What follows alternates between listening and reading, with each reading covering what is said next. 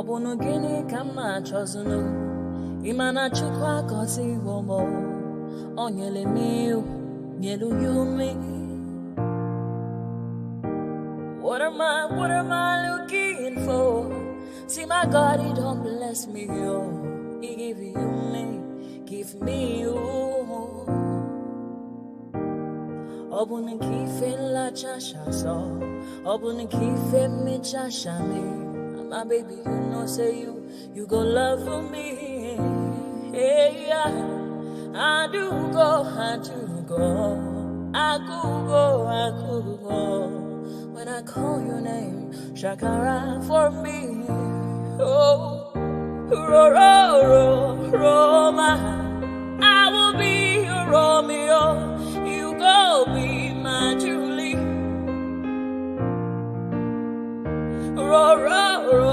Roma, I will be your Romeo. You go be my Julia. Oh, give me your love and I'll go run away. Show me your love and I'll go use you play. Carry me, go me, I go follow you way. Follow you, they go. Maka munagi, me and you. Okwa munagi, my baby, and me and you. Me and you. Okwa munagi, my baby, oh. Obuzi kife la chasha so. Obuni kife la chasha me, oh. My baby, you know, say you go love me. I do go. I could go. When I call your name, Shakara for me. Oh, Roma, I will be your Romeo. You go be my Julie. Yeah. Roma, I will be your Romeo. You will be my Julia. Oh, Roma, I will be your Romeo. You will be my Julia.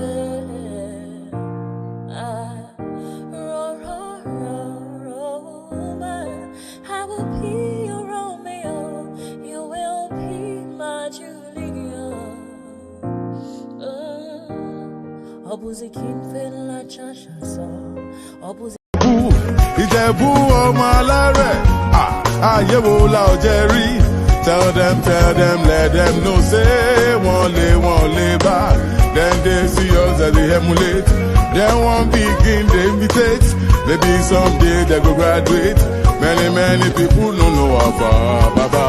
As they go. Owó lọmọ gbàgbé òṣì. Ìjẹ̀bú Àwùjalẹ̀. Ìjẹ̀bú ọmọ alárẹ̀. Kékeré Ìjẹ̀bú o. Àwọn tó mọ̀ wá o. Àgbà Ìjẹ̀bú o. Àwọn alábòsí o. Àríyá rẹpẹtẹ. Come on!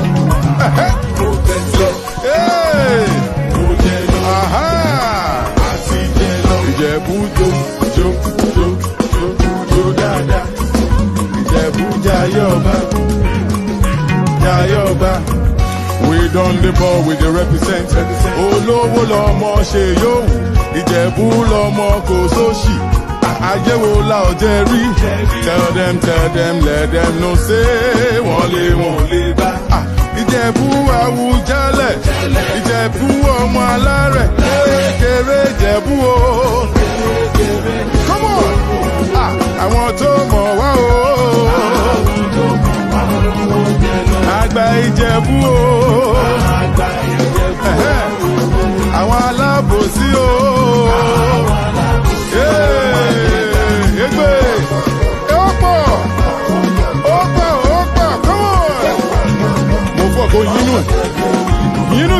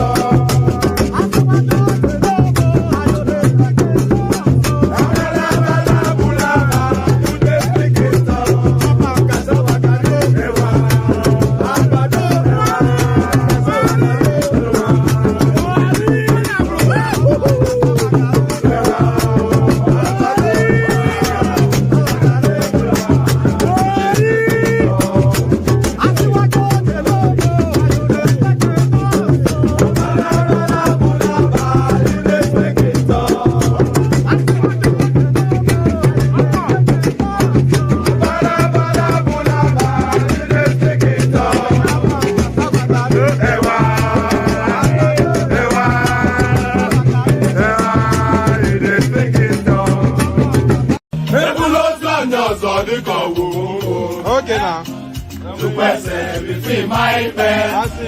Àti pátápátá ló wẹ́ ní ìfọ̀gẹ̀ mẹ́wọ́. Ọkọ̀ yẹn ló fi fíìmù. Ìdílé anya. Màmá mú sí na nwa m etogo kwa. Maka na nwa m jelu mba, o wee bute ike. Ọganiru na-ebute ilo nwanne m. Ọ na-agbawa nke ya dịka agba ya chọkwa.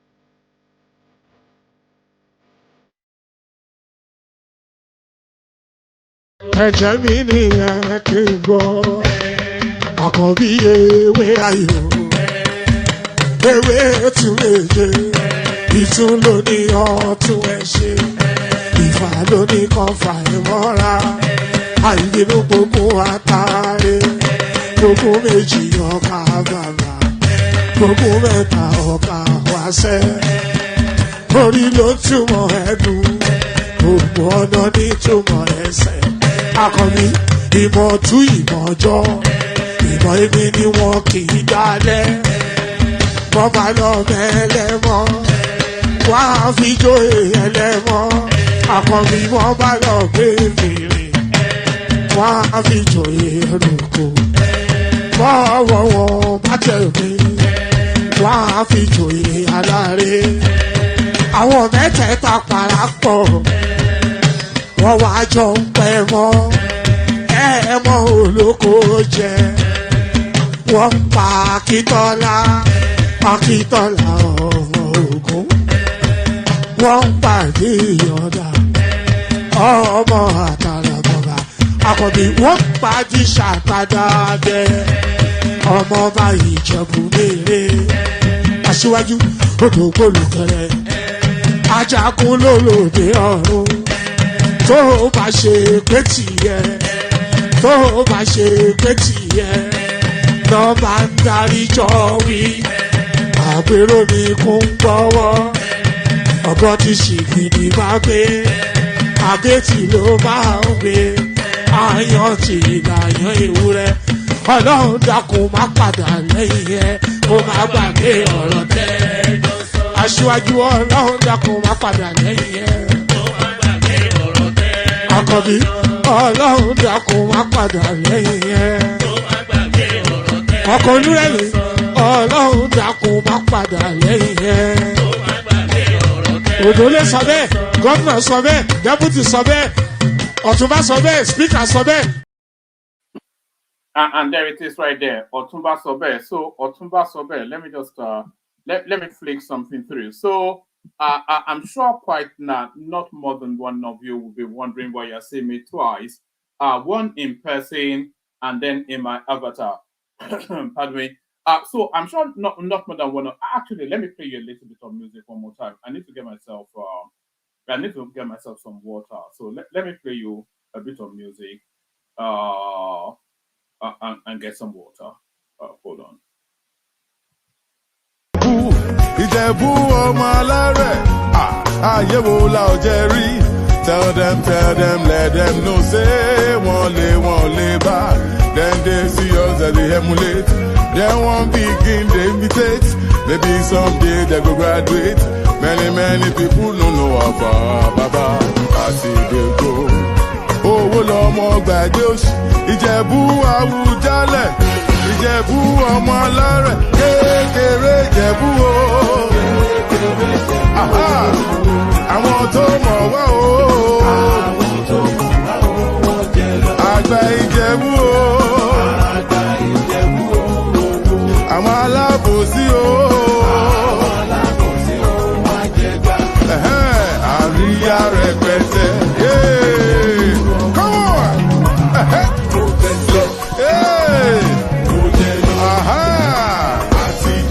Ìjẹ̀bú jó jó jó jó jó dáadáa.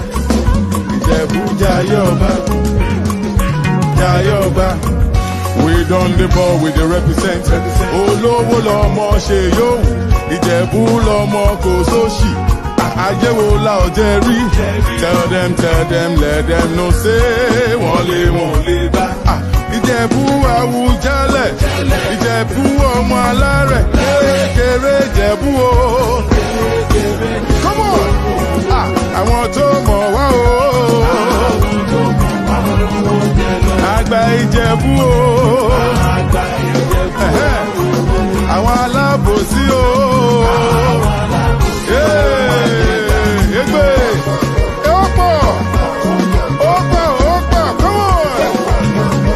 Go yinu, ebe, opo, Ìjẹ̀bú ọmọ alárẹ̀, ṣé o ń gbọ́ àwọn dà, see them. All right, so we go again. So, good day to you, good to be in your company, and how are you? So let me start first with what you're seeing me, both in person and the avatar that I usually go to after I've done the opening salvo. So I am transitioning between one system to another, but I've not yet crossed over all of the things I need from one system to the other. So this is the transition process right here. So I'm halfway into the other system, but I've not fully migrated all of my stuff into the other system yet. So I'm having to straddle both systems. That's why you're seeing me as a double dodge. So you don't need glasses. Maybe you do, but so you're seeing me double dodge. But a double dodge, buy one, get one free, as they say in Tesco. Buy one, get one free. So buy one, get one free. Good day to you, good to be in your company, and how are you? So we do that. Good day to you, good to be in your company, and how are you? Always a pleasure, never a chore. Always a delight to spend time in your company. So always a delight. I'm not even sure if it's actually what me saying every single day that people should click on like and subscribe. We don't see that reflected in the figures. The figures don't really move more than they traditionally are, even though I invite you every single day to click on the like and subscription button. So I'm not sure if it's worth that effort, but we continue to soldier on, never retreat, never surrender, and all that. So just for keep's sake, just for tradition's sake, I'll just carry on, because I know it's not having the desired impact, because I know categorically that quite a lot of people are watching the platform in spite, out of a tunnel. So there's a lot of tenuous viewership that we have. You invite them to click on like, they don't. You invite them to click on subscribe, they don't. So they are watching it out of some bitterness, especially those obedient elements. So yes. Now click on like, click on subscribe. If you are inclined to do it, if you're not inclined to, then that's fine as well. So I'm not going to overlabor it, but click on like and click on subscribe. That's the invitation. If you don't want to do it, then that's fair too. So if you have some eternal sort of element that is watching out of spite, then don't strain yourself too much. So yes, so click on like, click on subscribe. And then if you want to be an active participant, click on this. And by the way, apologies for the late start. It happens increasingly. It may surprise you that I have a life outside of this. So sometimes real life gets in the way. So that's usually why the ideal time to start will be round about we used to start, believe it or not, at 9:45, which at some point we might have to revert back to. But at the moment, so many activities that we're starting increasingly later than we usually do. But yes, click on like, click on subscribe, click on the hyperlink right here that says StreamYard if you want to come and be an active combatant. So click on that, and then click on the dollar sign at the bottom of the screen as well. Super chat, super sticker towards the stream. We have the anticipation of a minimum of 5 super chats per stream, which we hit fairly regularly. And I don't see why we wouldn't hit it in this instance as well. So you'll be the first to set us on the way. Click on the dollar sign, super chat, super sticker towards the stream. Like, share, subscribe. Click on the hyperlink that says StreamYards to come and be an active participant. Click on the dollar sign to super chat, super sticker towards the stream. Do all those. So do all those, and then your body will be subsumed with a glowing feeling of warmth. So your body will be subsumed with a glowing feeling of warmth. So let's just launch straight into it because we're starting so late. So we launch straight into it and we kick it off with this one. So they promised us that the Oronsaye report will be implemented within 6 weeks. So that was about 6 months ago. So now they revisit it only to tell you to forget it. No timeline yet for Oronsaye's report implementation. This is the federal government who gave a marching order for, was it 6 weeks, just as far back as 6 months ago. Femi Gbadapiamila, the chief of staff to President Bola Tinubu, has said that there is no timeline yet for the implementation of the Steve Oronsaye report. He stated this on Tuesday during an interview after an official visit to the headquarters of the Nigeria Extraction Industry Transparency Initiative in Abuja. So that's effectively a get lost. So as promise and fail indeed. Yes. Let's take it from the top again. No timeline yet for Oronsaye's report implementation, federal government. Femi Gbadapiamila, the chief of staff to President Bola Tinubu, has said there is no timeline yet for the implementation of Steve Oronsaye's report. He stated this on Tuesday during an interview after an official visit to the headquarters of the Nigeria Extractive Industries Transparency Initiative in Abuja. Gbadapiamila, a former Speaker of the House of Representatives, debunked claims of the report being stalled. He said the federal government is working out all necessary modalities to ensure a smooth run of the policy when implemented. So they did give a timeline, and that timeline was 6 weeks.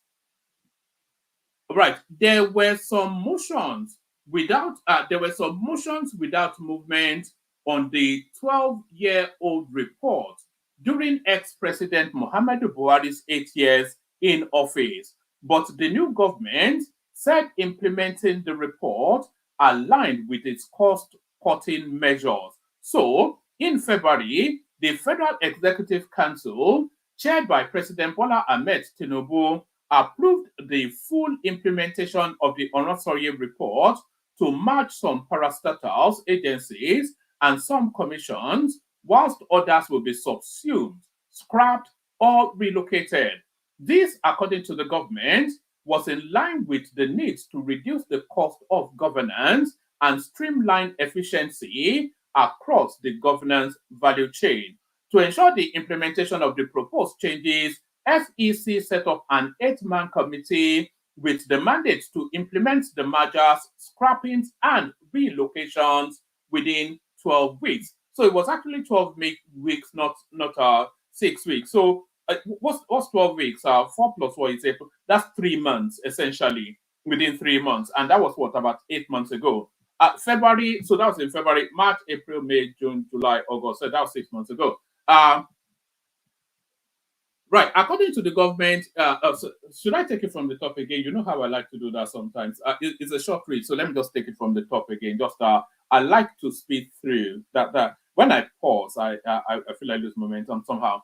Femi Gbadapiamila, the chief of staff to President Bola Tinubu, has said there is no timeline yet for the implementation of the Steve Oronsaye report. He stated this on Tuesday during an interview after an official visit to the headquarters of the Nigeria Extractive Industries Transparency Initiative in Abuja. But Piapia, a former Speaker of the House of Representatives, debunked claims of the report being stalled. He said the federal government is working out all necessary modalities to ensure a smooth run of the policy when implemented.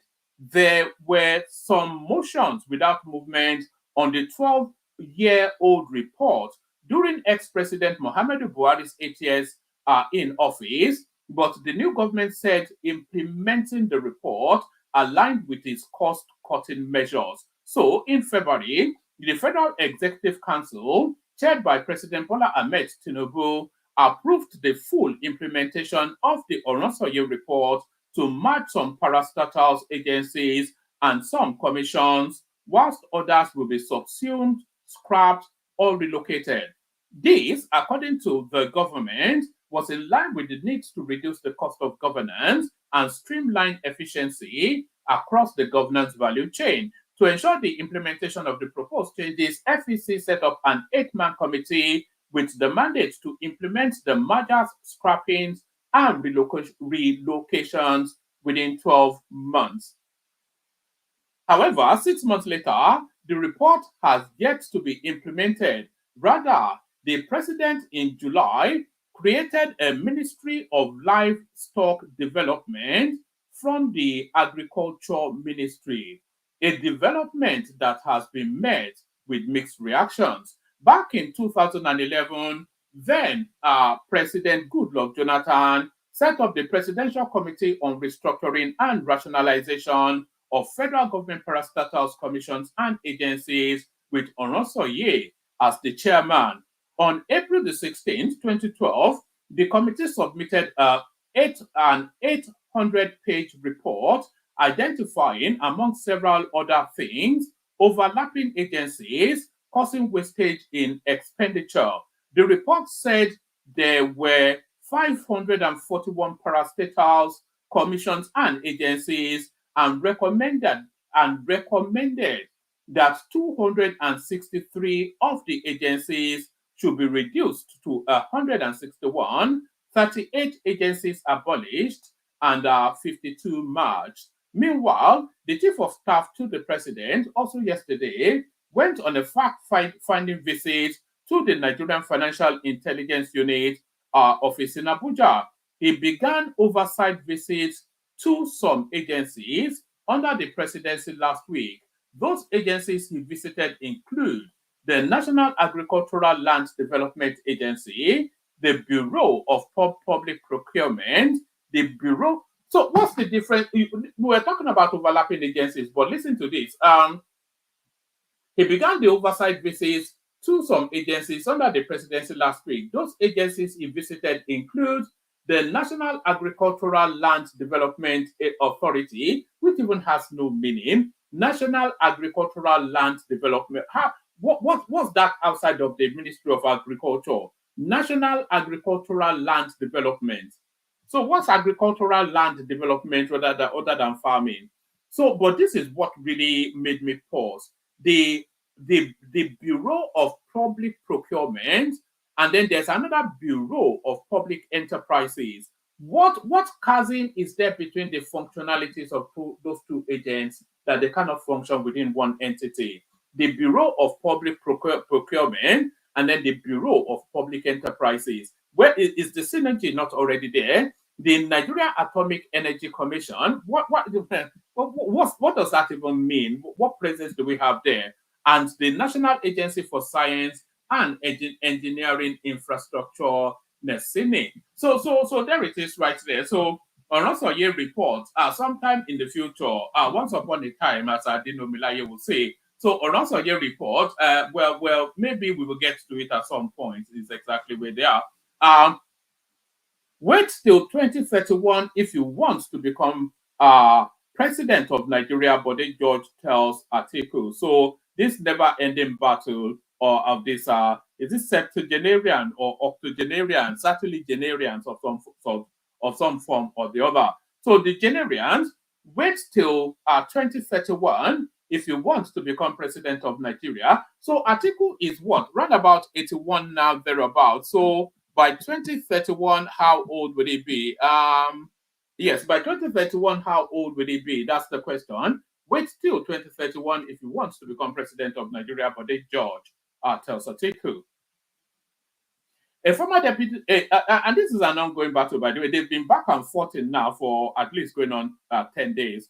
A former deputy national chairman of the People's Democratic Party, PDP, Bode George, has outlined reasons former Vice President Atiku Abubakar should not contest the 2027 presidential election. George, in a statement on Wednesday, submitted that it is not yet the turn of the North, according to the constitutions of Nigeria and the PDP, which supports rotational leadership. So the constitution of the PDP may support it, but the constitution of Nigeria does not. It is not embedded in the constitution. Otherwise, you know, a northerner would not be contesting. So that's a factual inexactitude.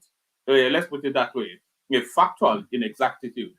George, in a statement on Wednesday, submitted that it is not yet the turn of the North, according to the constitutions of Nigeria and the PDP, which supports rotational leadership. He also called on Atiku to emulate the United States President Joe Biden by stepping down from the presidential race and allow the younger ones to take charge. The PDP stalwart added that he has nothing personal against Atiku, but based on the reality of Nigeria, if this guy has anything that is akin to nationalism or patriotism, Atiku that is, he will step down. Because Atiku served no further purpose for the Nigerian space. He's an 81-year-old man now. He'll be around about 83 the next cycle of election. By 2031, he'll be knocking 90. So are we going to have like a Cameroonian Paul Biya type situation on our hands? Now, he also called on Atiku to emulate the United States President Joe Biden by stepping down from the presidential race and allow the younger ones to take charge. The PDP stalwart added that he has nothing against Atiku, but based on the reality of Nigeria's polity, the former vice president should wait till 2031 if he wants to contest for the presidency again. The former Ogun State governor also stated that the PDP needs a southerner to dislodge the All Progressive Congress APC in the 2027 election. Even in 2027, Atiku will be 81. And this is the time for him to embrace the President Joe Biden concept of allowing the younger generation to run for the highest office in the land. I have nothing personal against Alhaji Atiku Abubakar. He is my friend, but the truth must be told. By 2027, by God's grace, I will also be in my 80s. So, what am I looking for in public office as an octogenarian? The same principle should apply to Alhaji Abubakar.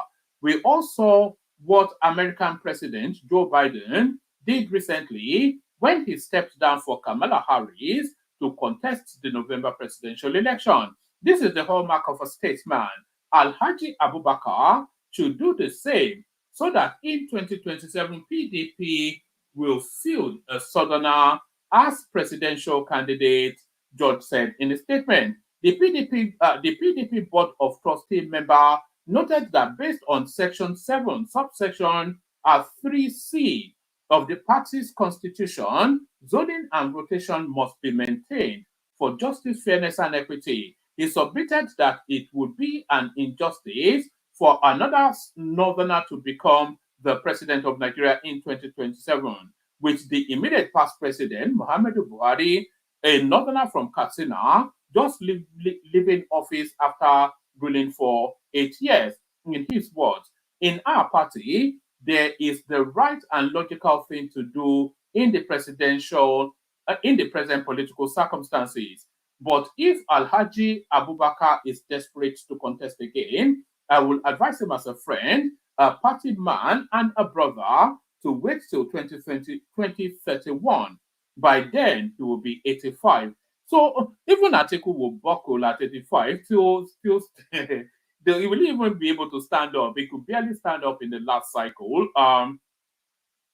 As as loyal party members, we must continue to respect the PDP's constitution. Fair is fair. I joined the PDP in 1998 and I have remained in this party since. He added that I have not defected to any other party. Whilst I was in Wadata Plaza, Alhaji Abubakar was in the villa as vice president. So we know ourselves, and the two of us know the principles guiding this party.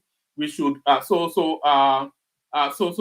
that's that. So it goes on and on. Article versus I suspect we'll visit that space again. I suspect we'll visit that space again. You can't contest for president under PDP in 2027. Bode George tells article. Let me bring you this one. This one is nothing to do with politics. It's a human life story which focuses on the abuse of power and privilege within the Nigerian space. So this is the narrative. Let me just bring you this. This is the narrative of this guy here who had the audacity to resign from his job and then summarily paid harsh and severe consequences.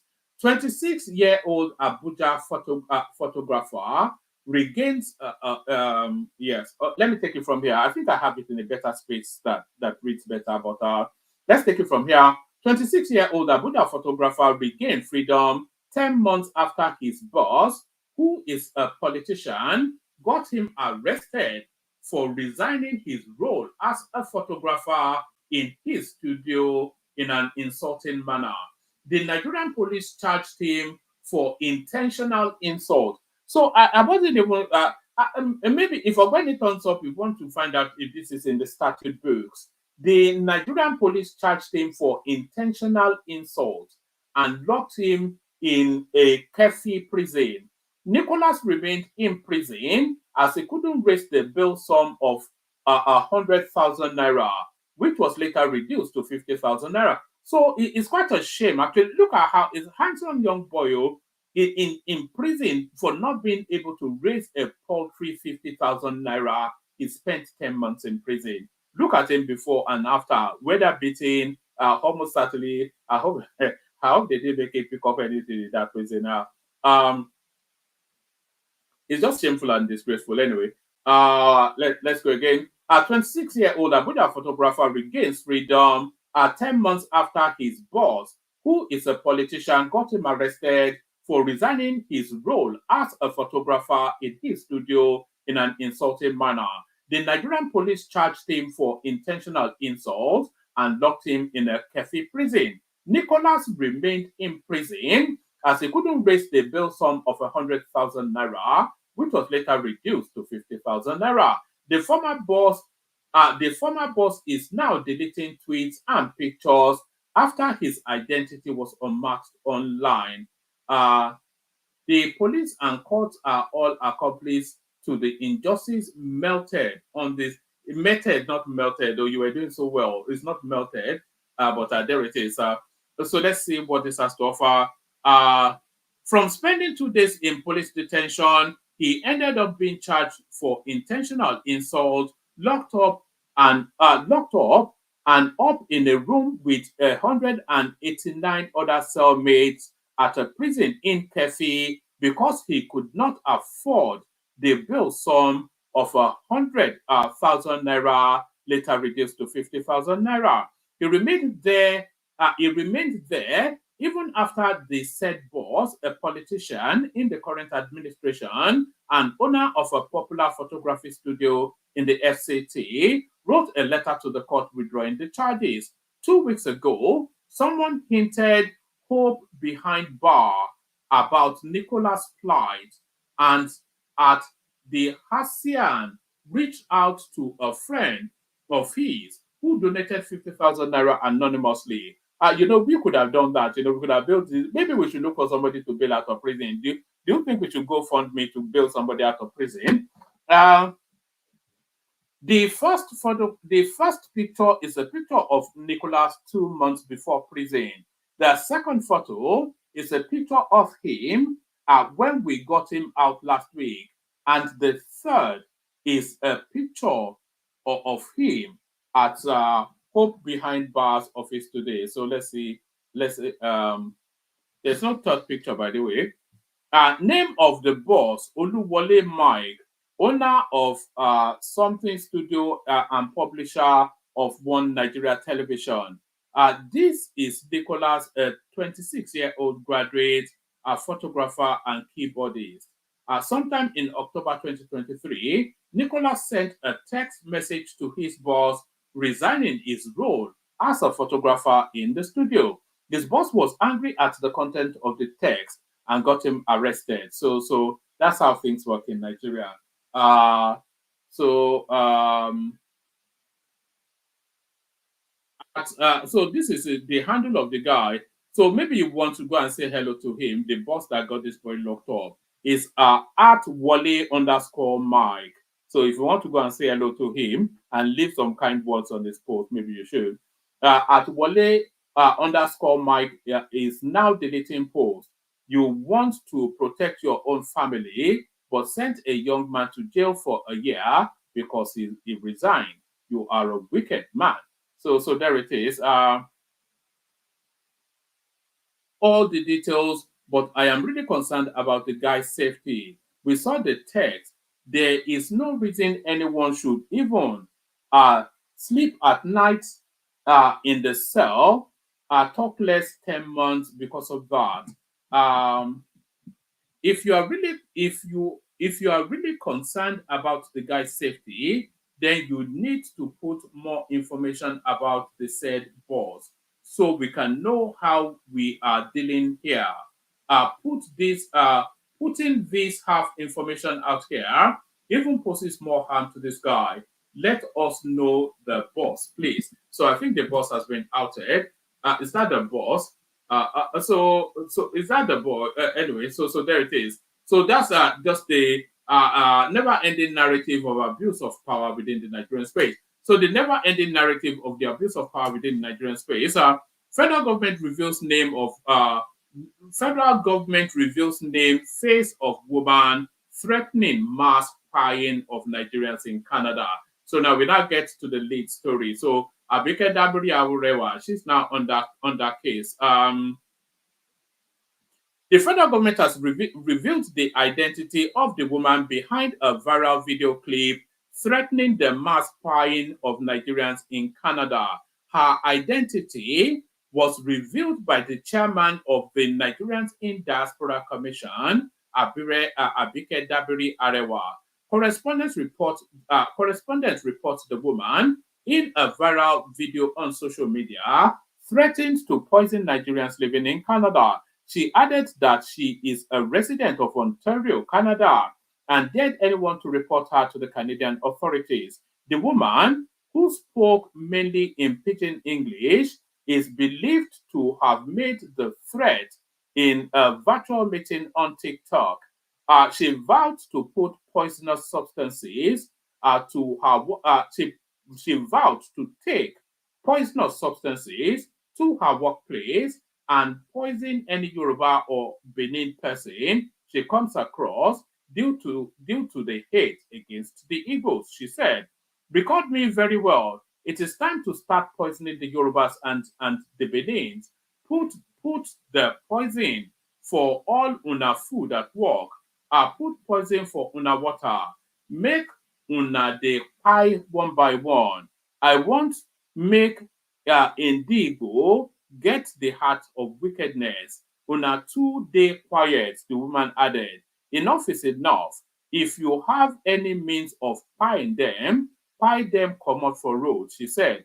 However, on Wednesday, 28th of August, Dabiri identified the woman as Amaka Patience Sundberger. So it looks as though she's married to a German or an Austrian. So, however, on Wednesday, the 28th of August, Dabiri identified the woman as Amaka Patience Sundberger.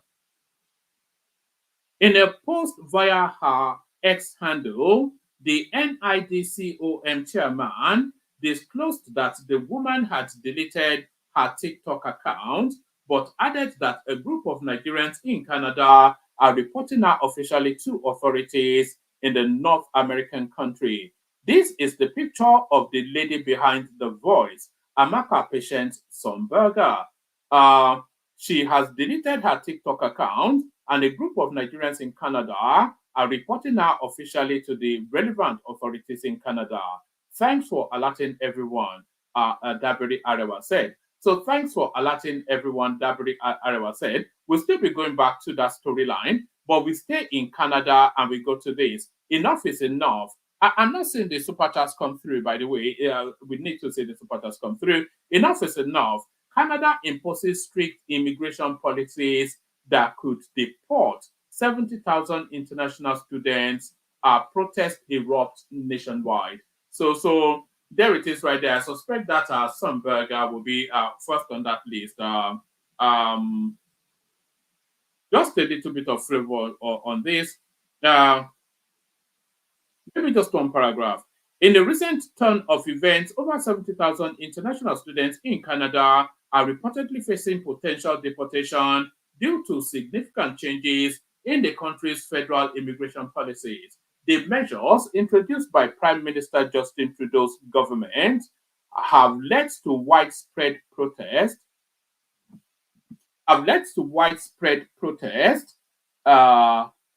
Across multiple provinces, including Ontario, Manitoba, British Columbia, and Prince Edward Island. So these people are still very much a colony. British Columbia and Prince Edward Island, they're still very much still in that colonial mindset.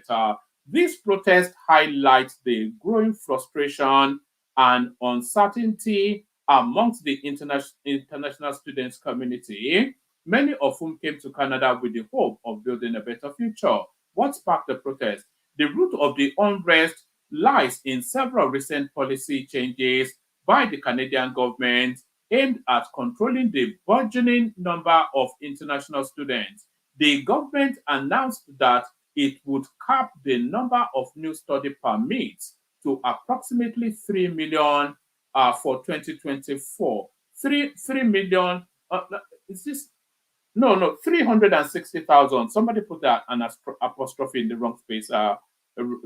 360,000 for 2024, representing a 35% reduction compared to the previous year. This move is part of a broader strategy to alleviate pressures on housing, healthcare, and other public services, which have been strained by the increasing influx of international students. Additionally, the government has introduced stricter eligibility criteria for the postgraduate work permit program, a crucial pathway for international students to gain work experience and potentially transition to permanent residency. Starting September 1st, 2024, students enrolled in certain programs at private colleges that operate under licensing arrangement with public institutions will no longer be eligible for this permit. This change has left many students who have invested years of their lives and significant financial resources in their education in a precarious position. So there it is right there, a precarious position. A precarious position. This same headline, protest erupts across Canada as 70,000 international students face deportation. So that we already covered. Canada-based Nigerian woman in disturbing video calls for mass poisoning of Southwesterners. So we're still not hearing Peter Obi speak on that, but he continues to speak on the Sokoto monarch that was killed. Was it a month or so ago? But he would never speak on this one, of course, because he's an Igbo person that he has to condemn. Yes. What did I want to give you? Hold on. Yes, let me bring you to this one. So I'll take you through this one again. It's still the headline storyline. NIGERIANS boss Abike Dabiri Arewa releases picture of a Nigerian woman who vowed to Kpai her compatriots in Canada. So we had a little bit of a flavor of this storyline yesterday, but now it's seizing the whole of the internet space. looked at that, they say sin is ugly. You may suggest that this woman is uglier than sin. Uglier than sin. Let's go to this. Hopefully you can hear this. Let me give it.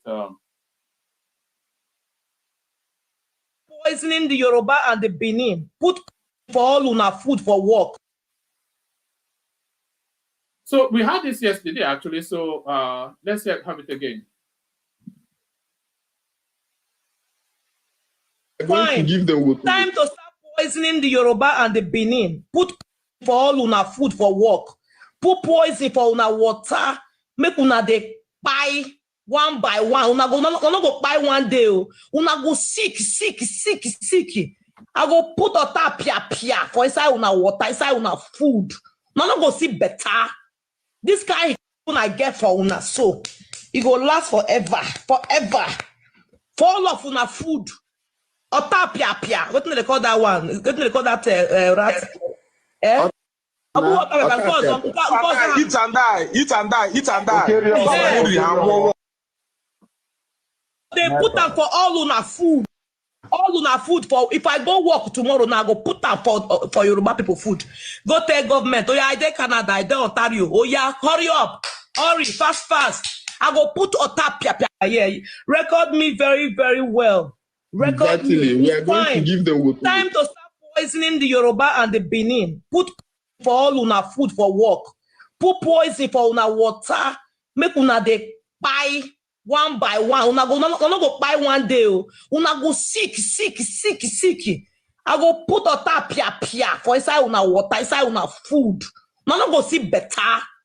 This guy I get for una so it go last forever. For all of una food. Ota Piapia. What do they call that one? What do they call that rat? Eat and die. Go put Ogbomosho everything for inside una food. Una go dey hear small. Yoruba don't die yo. Benin don't peme yo. Una go dey hear am. Na me talk am. And I go do am. South Africa platform. We don't care about South Africa. We don't care. We don't care about them. We don't care about them, but those boys where they wanted those assistants where they go there, but they know they go there. Those boys, that guy where they call sir, who be sir? That guy resembles sir. That guy where they talk to. I don't know why Igbos they go. I'm even ashamed of some of our Igbo people. I don't know why they go that platform. You guys need to grow that spirit of wickedness. They talk of South Africa where white they buy there every day. They don't buy two again. Carry and put pig, make pig chop. The day you they talk. South Africa better pass us. Make go put Ogbomosho everything for inside una food. Una go dey hear small. Yoruba don't die yo. Benin don't peme yo. Una go dey hear. Oku buy you. Vladimir wait Oku buy you for there. I want making the Igbo get that heart of wickedness. Una too dey quiet. Una too dey cool.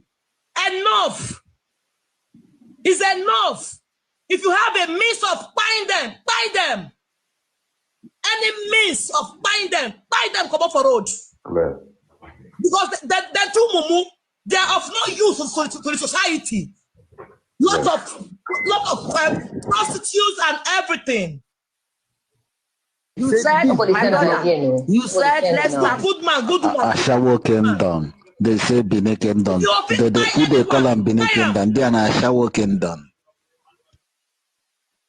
Because the way they talk about us is very irritating. Please, nobody. I beg, meet this guy. They say because one nigga about forever. I want to sleep. I want to sleep for night again.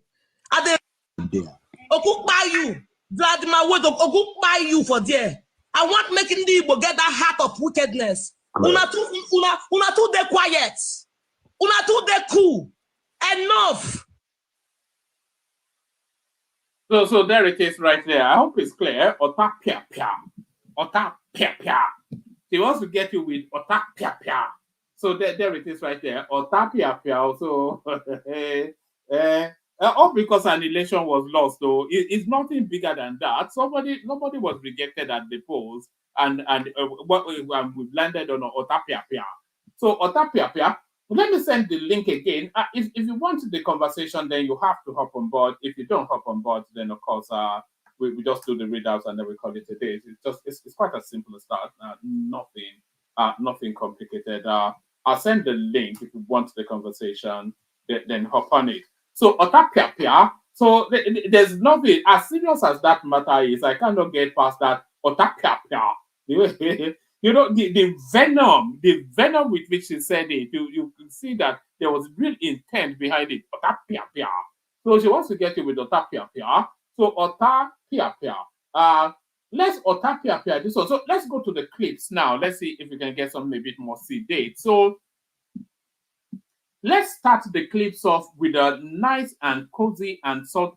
This is a universal storyline, and I suspect that all of the sympathy goes towards this boy that is the main protagonist in this piece. So this is the narrative of a boy, his mother, and a girl that the boy is toasting. So have that as the backdrop as you watch this clip. The narrative of a boy, his mother, and the girl that the boy is toasting. Watch this and have your heart churn for the boy. Your heart will churn for this boy. Watch this. This is a classic. Maximum capacity with the recently promoted candidates from Children's Department, thus leaving some people standing in service as there are no chairs for them to sit. We humbly appeal to you for your help in purchasing new sets of chairs. In conclusion, we thank God for making today successful and for all those He used to make this possible. We also thank you for honoring us with your presence. We pray for God's blessing to rest mightily upon your life as you patiently worship with us to the end of this service. I have been Make Penyo Chimlemuma, Team Secretary. Thank you and God bless you.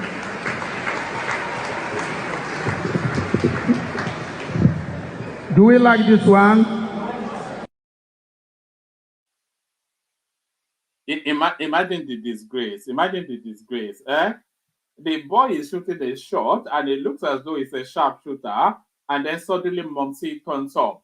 So suddenly Momsy turns up, but we're still staying on the theme of Mommy's boys. So we're still staying on the theme of Mommy's boys, but this now next Mommy's boy, I suspect you may not have any sympathy for him. This is a narrative of a man who makes his way to Europe, and then he ends up in the clutches of a woman that is more streetwise than him. Somebody to the rescue, but how does that rescue plan go? So listen again. This is a narrative of a youngish man who makes his way into Europe. He ends up in the clutches of a woman who is more streetwise than him. Somebody attempts a rescue, but how does that go? So watch this. This is as heart churning as that was. This one is just pathetic. This one is just pathetic. Wait, you yourself, you mumu, you still stay this kind of relationship. Where person I dey use money for your care. Mama, he put this money for my, he put this in my e-bank for your account. If they pay the money, we go from inside pay us rent. We go from inside feed. I go from inside since I go give you mama. So now you still dey say they give you mama. So this one I ask where you. Yeah, the one when you work, where do they do the money? Okay. Always turn as you dey pay. Okay, 8,000 you went for my account. You tell me say na you tell me say 500 how many? 8 months. Now you don't put my account. They pay 1,000 every month. I never even hold anyone for hand. They take us rent. They from there they take feed the money. They from there they pay people school fees. So when they fight, they say. They begin with the school fees. Not be you born. Not if not you born, you not paying school fees. Not be the marriage. Something they happen for this life. Oh, come, mumu, come. You. You too, mumu. That's your big. Now, some spoil you, so I've been waiting. There's bar for top of you. How you go they walk? You this woman go they collect the money. Is that your face the way you're be? Your talk not even normal. Are you child for you? Jesus. Are you child come for you? What you make you go face this kind of woman? You know, say it's strong past you. You don't go for your type. If you are something come by, you buy. No, you know, say me like I just see and say you they suffer this man. Anytime when they eat, if you never eat belly for me, you pour spit, you not go give her. You see they go. They cry. Jesus. You Jesus. They cry. You don't get family. family. You not get. How? Now you be family. Jesus. Now you want to see what they ask. Yes, the Nigerian person like me can rescue him. You want to I need your mama number. I need your mama number. Who's your mama number? Brother. You got phone? Come. You don't get phone. Now me hold the phone. Huh? You not too much. Now me brother, where your phone? Come on. Wait, you be Gambia, you be Nigeria, you be Ghana. No, you not be Nigeria. Where you from? Come from Nigeria? Your business, no, this will not be Nigeria. No, it can't be. You not be even come. You not come from Africa at all. You not be even Gambia and Ghana. You not come for them. You not. So there it is right there. So I don't even know. I don't feel I should slam the guy. Because not everybody is built for the robustness of life, and he's certainly not built for the robustness of life. So not built for the robustness of life. But what has been the ongoing theme that people have been chanting in Nigeria over is a politicized chant, by the way. But what has been the chant that has been ricocheting all over Nigeria over the last 6-12 months? So Ebin Power has been the thing, as though it was a new phenomenon. But were they saying anything differently in 1999? Were they saying anything differently in 1999? Watch this. Everybody need enjoyment. Yes. But we see and say, instead of medicine, they go up. They come down again. We come up Gary na wahala now. Before, if poor man they fight, because they do it to they drink Gary. But now, because the Gary can come. So, there is kind in human form. There is kind in our purse, and there is kind in our economy. So, make we pray, make the kind come out from the top, so that better will rob all of us. Have you not been so? No kind, we on the BDB, them this is kind.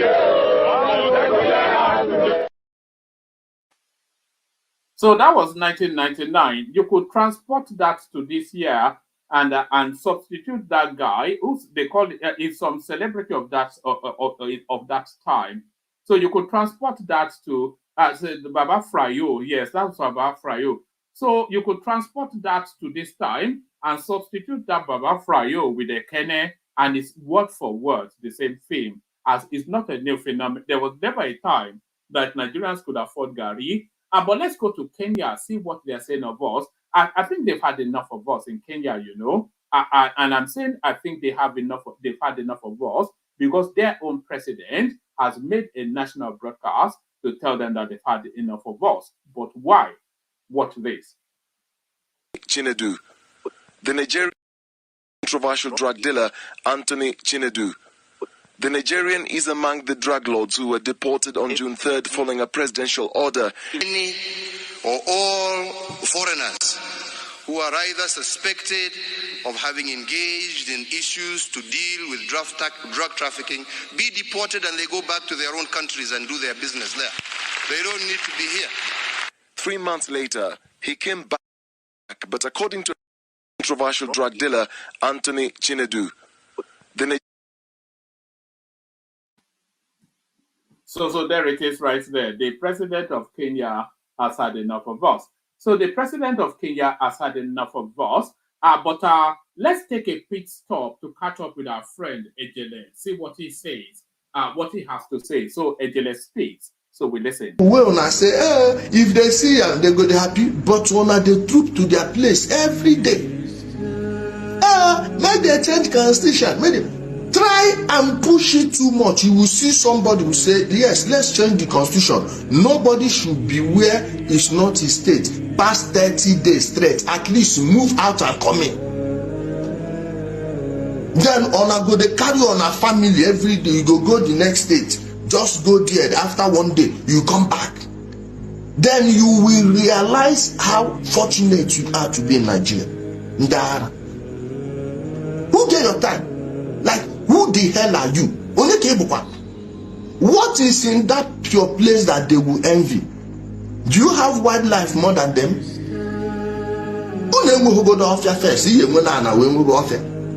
You don't have wildlife more than them.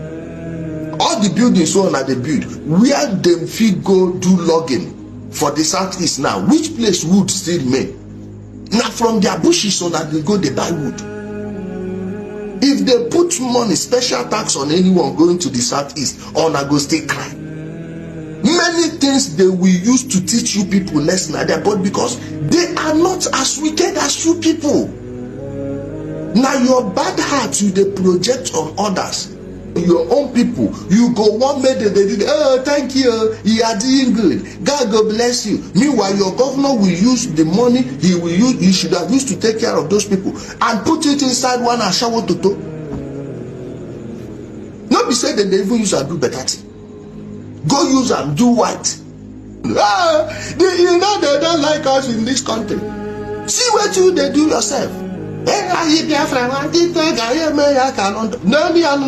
Then go begin sell on again.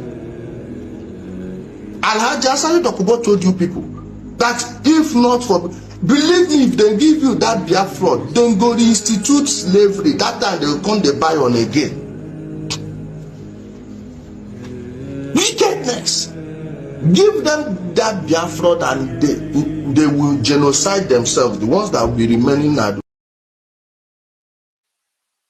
So that is the mighty Ejele Speaks, of course. So hopefully you are listening, Ejele. If you are listening, I've been trying to reach you, but your number no longer going through. You may have changed data, but reach out to me on Instagram if you've changed your number. But the one I have it doesn't seem to be functioning. So we'd like to have you back on the platform, Ejele. So if you're listening, reach out. So if you're listening, reach out. So that was Ejele giving it to them, water. So he speaks in his own inimitable, peculiar language, but in a highfalutin language to a wider audience. Here is a lady also giving it to them, water. Watch this. One thing that keeps me puzzled, despite having studied finance and economics at the world's best universities, the following question remains unanswered. Why is it that 5,000 units of our currency is worth 1 unit of your currency, where we are the ones with the actual gold reserves? It's quite evident that the aid is in fact not coming from the West to Africa, but from Africa to the Western world. The Western world depends on Africa in every possible way, since alternative resources are scarce out here. So how does the West ensure that the free aid keeps coming? By systematically destabilizing the wealthiest African nations and their systems, and all that backed by huge PR campaigns, leaving the entire world under the impression that Africa is poor and dying and merely surviving on the mercy of the West. Well done, Oxfam, UNICEF, Red Cross, Life Aid, and all the other organizations that continuously run multi-million-dollar advertisement campaigns depicting charity porn to sustain that image of Africa globally. Ad campaigns paid for by innocent people under the impression to help with their donations. While one hand gives under the flashing lights of cameras, the other takes in the shadows.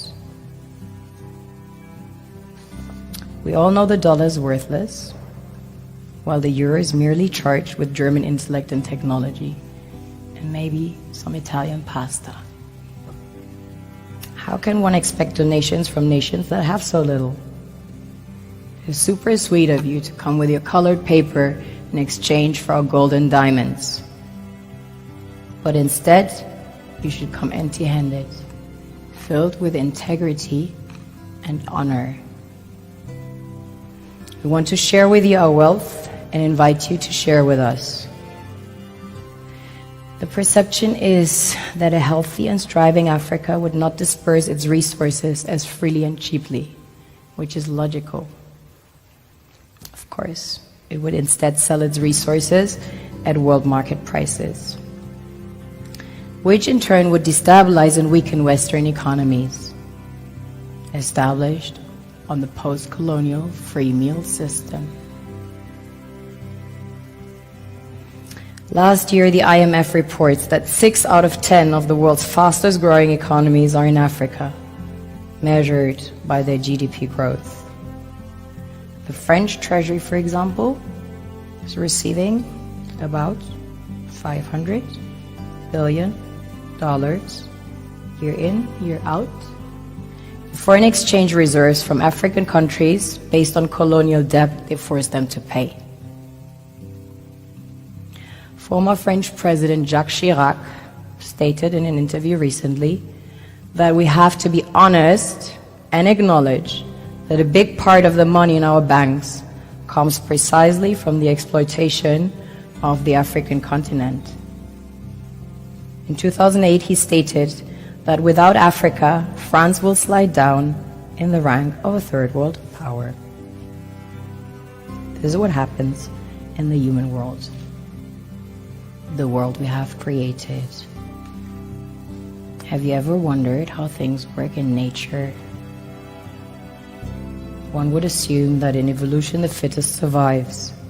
However, in nature, any species that is overhunting, overexploiting the resources they depend on as nourishment, natural selection would sooner or later take the predator out because it offsets the balance.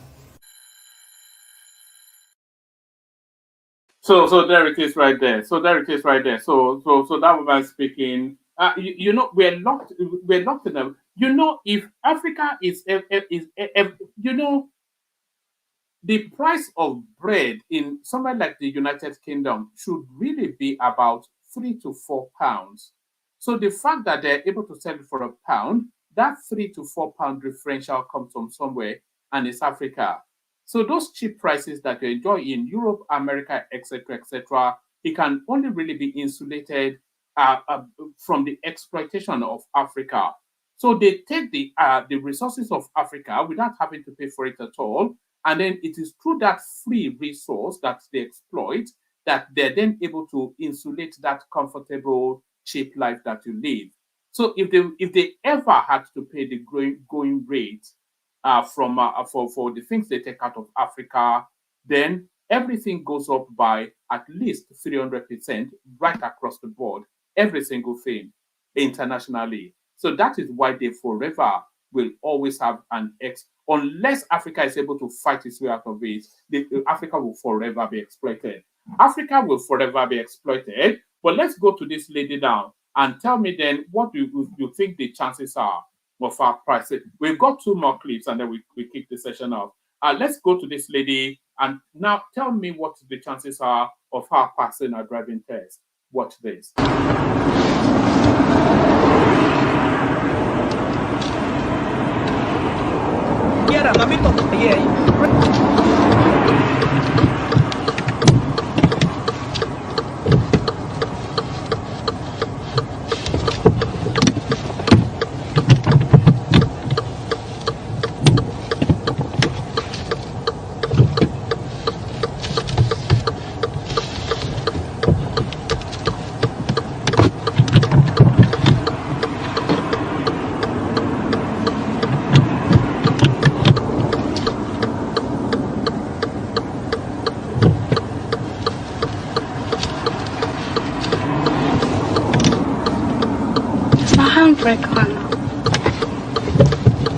Okay, is one of the cars still off? Oh, that's it. Makes sense. Thank you.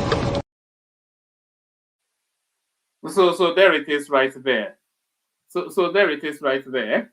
She's put it in gear or put on the indicator and whatnot, but she didn't even turn the engine off. I think for a car to move, that's the barest minimum that the engine should be turned on.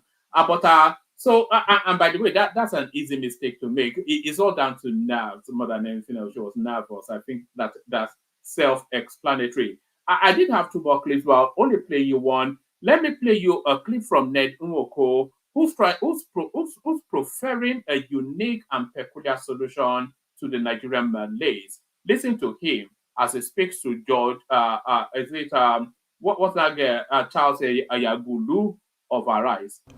People think that we don't have money in Nigeria, but we do have money in Nigeria. Yeah, but we don't have it. All for I'm people who are at the bottom of the- all I'm the talking run, about do is we? that there should be some redistribution Right. of this money. So if you're taking 5% from the first line charge from the federation account, where money is shared every month to the local government, states, and federal government, you just take 5% of that money at source and put into that particular fund. Then every worker across board, whoever you are, you also contribute 5% of your But isn't that income. already happening Listen to the in details. this country? Then all other businesses. I'm looking at some kind of a plan that is meant to solve some very, very difficult problems in Nigeria. No, I understand that. You know, so if we take those contributions and put in the fund, we are redistributing the funds, the money available in the system. Because if you let the money go to the local governments, go to the states, go to federal government, most of it are also... That's why you're recommending that it be under the presidency, basically. Yes. So if we have those steady income going into the fund that is managed not through any ministry, directly under the presidency, who wants to achieve some result, who wants to make a difference, the money will be there. And then people stop blaming chairmen, they stop blaming governors, they stop blaming the president, because the money will be there for those class of people that need money.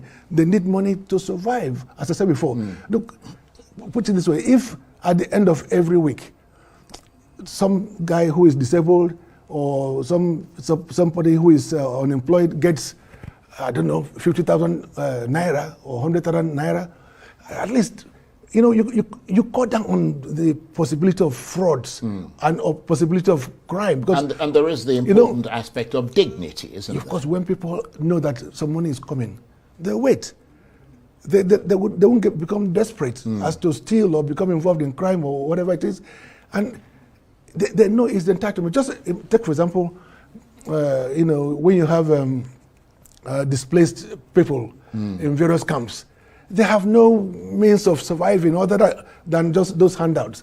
But if people have their expected income every week, and there's a problem in a particular area, you know, they can easily leave that area, go to another area, because they have their credit card, and they know that money is coming at the end of every week. They don't have to be clustered in somewhere where they are treated like animals. And this is what happens in the West, of course. I mean, if you lose your job, you don't kneel down and start praying to God. You go to the unemployment office, you sign on, they start to pay. Precisely, they'll pay you. You know, that's why those who are working should also be benevolent enough to say, okay, you know what, we're working, we can make 5% contribution towards this fund. And that also goes to them when they retire. Oh, of course. It goes to them so when it's they not retire. just them doing something. Or it goes for to other them people. if they become unemployed. Yeah. Do you understand that?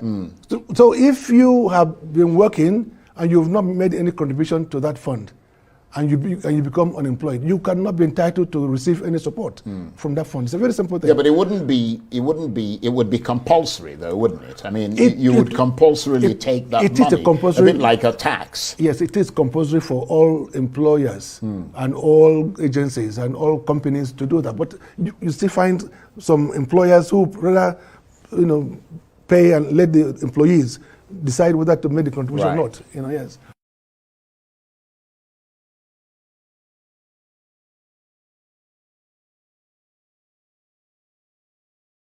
All right. So it sounds great in theory until we get another sort of Buhari article, Abubakar Malami sort of, and then they just come in and steal everything. So everything that Tinubu is putting together now, if it doesn't plan a proper succession plan, if it falls into that Buhari course, they will just steal everything again. So that's the way it goes. But let me just say this thing before I play the cake, guys. You know, yesterday the session started so shakily.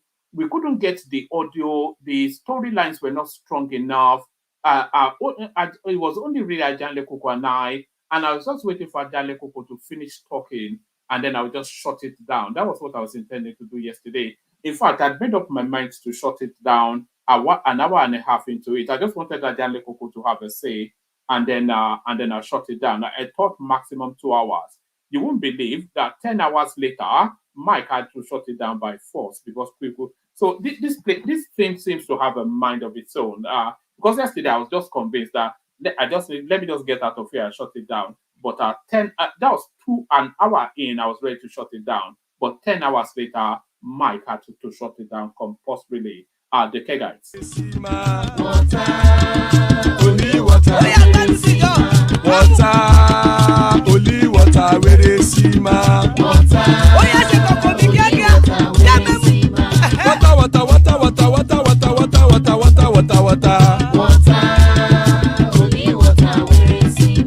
Hapa o naido.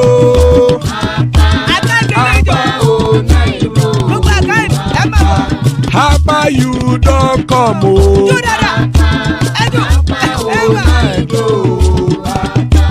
Hapa o naido.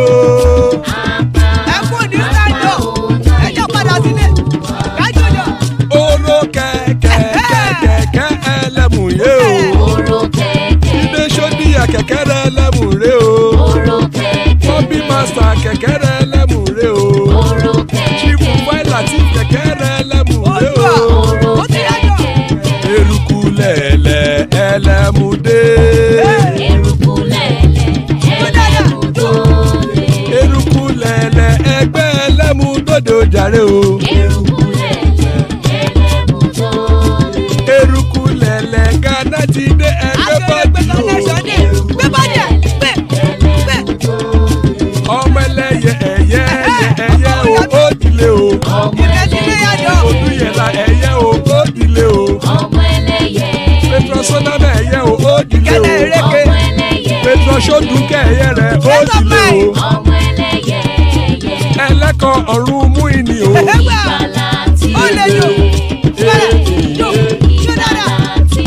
Àkùkọ ọ̀run méjìkọ.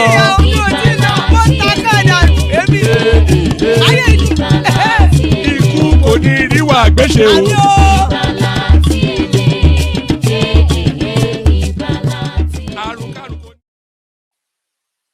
There it is right there. May death have nothing to do with us. Hold on.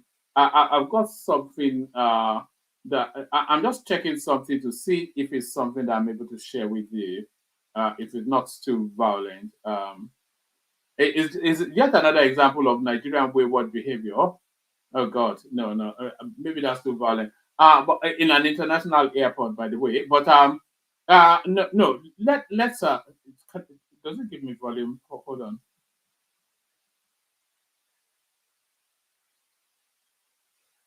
Yes, our people are zoo creatures, and the kind of was right.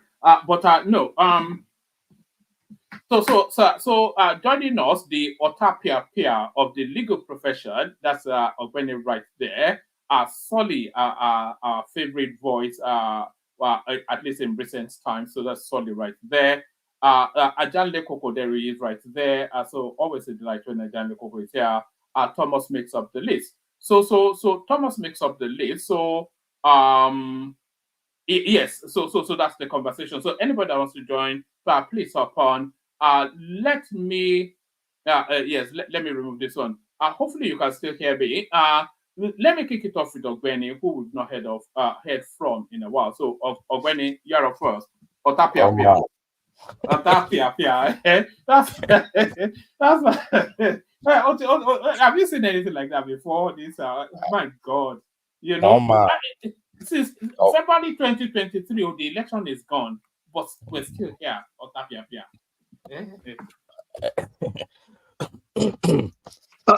One man, good evening. Do you know the meaning of Ota Pia? I don't even know, but it doesn't sound like something you want to order in a restaurant. One man is a poison. That is Ota Pia. For rats. Yes, I know you don't know. That's why I said, let me tell you, it's a poison to kill rats. Slang, actually. I thought it was a slang. No, it's not a slang. And he always say about sniper. Do you know sniper? I know sniper, but I didn't know. You know sniper? I thought of Tapia was just a slang, you know. But there it is. So when I thought we left this space, we had just barely a week ago the Edo King being drawn and quartered. So now they just want to wipe everybody out. Yes. we cannot leave this space. You know, I've said it severally. Let me greet everyone. Good morning from Scotland. I greet you all. Please like the page and subscribe. It's going global every day. Thank you. And I greet all panelists too. Sorry I've not been here for a while. I got a new job, so I'm trying to acclimatize myself to the new space. So, woman, you see, I've said it, and I think our brothers and sisters from the southeast, our southeastern brothers and sisters, should be taking things easy. Kada, small. They should be taking things easy. They are not the only one in that space called Nigeria, and they are not the only victim of Nigeria. We are all victim of Nigeria. Why? Because the Oyinbos put us together. Not everybody desired it. In fact, the majority never desired it. But our leaders, Obafemi Awolowo, Nnamdi Azikiwe, not even the Hausas leaders were never ready to have us being lumped together or lumped up together as a country. But the Nnamdi Azikiwe and the Awolowos, let's say the southern leaders, they were the one who practically begged the British colonialists to ensure that they merge us as a big country because they wanted to rule a bigger country or the biggest in Africa. So we have found ourselves in this mess. We're all victim of Nigeria. Nobody is more Nigerian than anybody, and nobody is more victim. When you now think your own tribe is the only victim in a space, it's called ethnocentrism. It means you are so greedy, you don't look at others, you think you are the only problem. I remember one of the guy we did page together back then, one of my brothers from the southeast would always complain. No scholarship from southeast, only all these people and blah, blah, blah. I just sat him down one day. I said, do you know Ekiti has the highest number of professors in Nigeria? Do you know we don't have any scholarship at all? None. Pick anyone, NDDC, PTD, there is no one focusing on Southwest in all the scholarships. After all, if you are an Igbo man and you are from Delta, you'll still be able to get NDDC. Nobody will say you are Igbo Delta. If you are an Igbo man and you claim to be Kwere, Rivers and everything, you still get NDDC. Niger Delta Development One. Nobody will say because you are Igbo, you are from Rivers and you will get it. And he started reasoning with me. So everybody is victim of that country. So don't think you are the only victim. Okay, the Bini guys, or is it Edo that this woman is talking about? How much does she really read, about those people? During Biafra, do you know those people, the Bini people? Biafra cornered them and forced them to be part of Biafra. You conquered them. You more like a conqueror. Conquered these people. In fact, Ojukwu declared them as an independent state and imposed a governor on them. How worse can you demean people to that extent? That is true. And it's there. It's a historical fact. These are the people today you think you're a victim, then you can talk to them also anyhow because you think some few people. And let me quickly say that this woman they put her face out is just one out of many. Okay, this one has face now. Lagospedia, who doesn't have any face at all. Somebody like Atiku can tweet all those his idiotic tweets everywhere. Has he said anything about it? What's Peter Obi saying about this? They won't.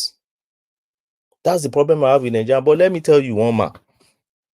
I see all these things coming. This is not new. Peter Obi is still lamenting about the emir killed in Sokoto 2 weeks ago. It's still there. In fact, tomorrow he can still talk about Lagospedia and tell you how Nigeria will crash if they fail to fish that guy out and go. But we'll never talk about this, or maybe we'll talk about it and just brush it over. But one man, what can we say? whoever say he doesn't see things like this coming, or he has never seen something like this before, is either the person is an hypocrite, or this person is trying to be deliberately, blind to some of the things we see in the media space. And that's why I keep saying media space has come to stay with us. We just need to learn how to manage it. Abike Dabiri that is calling this woman out, there are too many. How many can you? Even in the sister, can we call it station now or channel that we always refer to here? I don't want to be advertising them. Dr. Damages, or what do you call the Rudolph space? We have a lot of elements like this there. I've been there severally when there's a woman they call Mama Issue, or what do you call that woman? So embittered, so it will be who was calling coup d'etat in Nigeria, was calling soldiers. I've never seen a more hate-filled person than that woman. I thought she was anyway. So toxic. Not this woman is just a shy play beside somebody like Mama Issue, and Dr. Damji will just be there, just open his mouth and be putting that, his like smiling and be listening to the woman. What's the difference between that woman and this one? There is no difference. And I keep saying it. Freedom of expression is not a license to recklessness. But unfortunately, you have even lawyers in their space. In fact, what makes me give up eventually was when I realized that there are now lawyers that you are supposed to be well read, you are well educated. The way they speak, some lawyers speak sometimes, you feel like, so where do you put all your legal training? Or is it that you don't read history, or you don't understand human beings? So you just pick a whole tribe and you just generalize about them.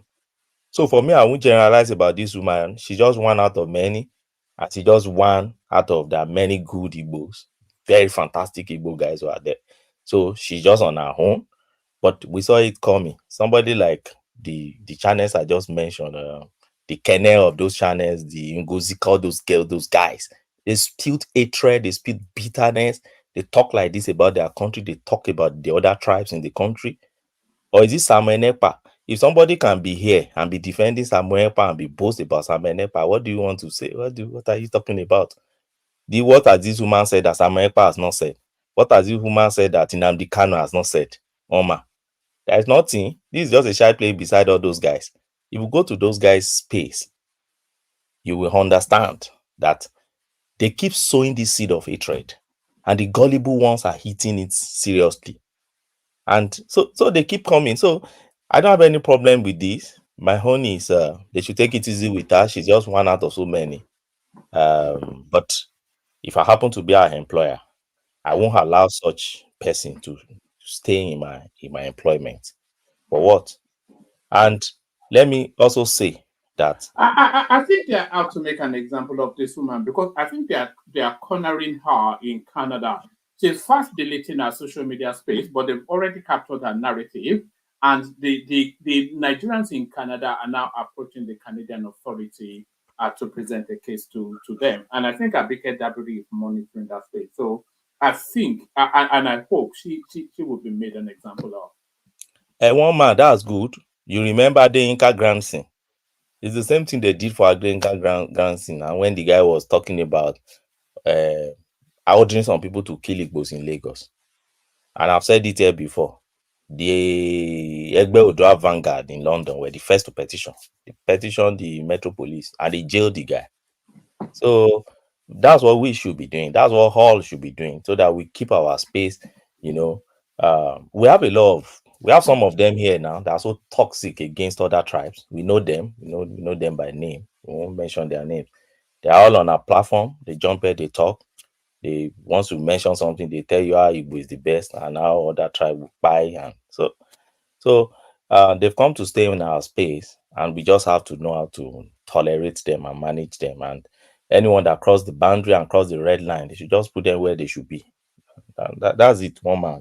She's not. We can't use this one to judge the entire Igbo nation. No, she's just one out of some gullible ones in that space that need to be, taught a lesson. She's not an Igbo woman. She's from Edo State. Okay. Here we go. Hold on. No, she's from Kaduna. She's from Kaduna. No, hold on. Can somebody be heard out sometime? Go on. She spoke Igbo now. She spoke Igbo, yeah. But it is from Anambra State now. Hold on. By our own admission. I'm an Igbo, and every Igbo person you can be a whatever it is. She's from Chad Republic. Let me land now. What are you afraid of? She's Chinese. Okay, I would bet money now. By tomorrow, you're gonna find. But go and watch Mayegu's show today. That woman has been identified. Her name. Of course. No, it's true. Hold on. Was it not Mayegu that identified the ones that are insulted the exactly, and that's but right. Listen to this. No. Igbos, when you speak Igbo, we know from your accent if you're Igbo or not. You stupid. Yeah, thank you. All right, carry on now, Ogweni. I don't know why he does that, but carry on, Ogweni. Yeah, one man I've told you. We have some of them here too. They will tell you we are stupid because we belong to a particular tribe. They will tell you why Fulani and Hausa should be this. They will tell you the best. They put up ethnic superiority every day. And for me, when you claim, I don't actually mind ethnic because it's a form of arrogance, and I don't mind arrogance if it's based on substance, but I can't see the basis of any superiority. So one man, let me tell you, where ethnic superiority is an ideology that is a means to an end. It has its consequential effects. So when somebody starts, breeding such a thing within you, that your ethnic is the best, there's no other ethnic that can have what you are, instead of that you are the best, you can achieve whatever you can achieve. Instead of saying you, not your ethnicity. But when you see somebody pushing the agenda or the ideology of your ethnic is better, do you know where it leads to? So where it leads to is when you now start seeing people from probably other ethnic or other tribe doing better than you, it breeds hatred. Because you have been configured to believe that your ethnic is the best. So by virtue of you being in that group, you should be the best. Not knowing that it is about personality. It is about training. Do you know? So you think because you belong to a tribe, then you should be the best. But you see another tribe now getting to be the best. It breeds hatred. It breeds bitterness. So whatever story anybody wants to tell you now, why you are not doing the best, why your people are not now doing the best and those ones are doing the best, you just eat it to clean and sinker, and you believe it will run with it. And that is what breeds hatred. And that is why I don't like ethnic superiority idea or ideology. It's not good. Talk about me, Ogbeni. You can be the best you can be. Have a vision, have a big picture, take your own destiny by your hand and push it. If you push it and then you succeed, you'll be a pride. There's an hypothesis on it. It's called the no truth Scotsman fallacy. So maybe people can go look that up. No true Scotsman fallacy. If people go look that up, then you'll understand what Ogweni is saying. No true Scotsman fallacy. Yeah.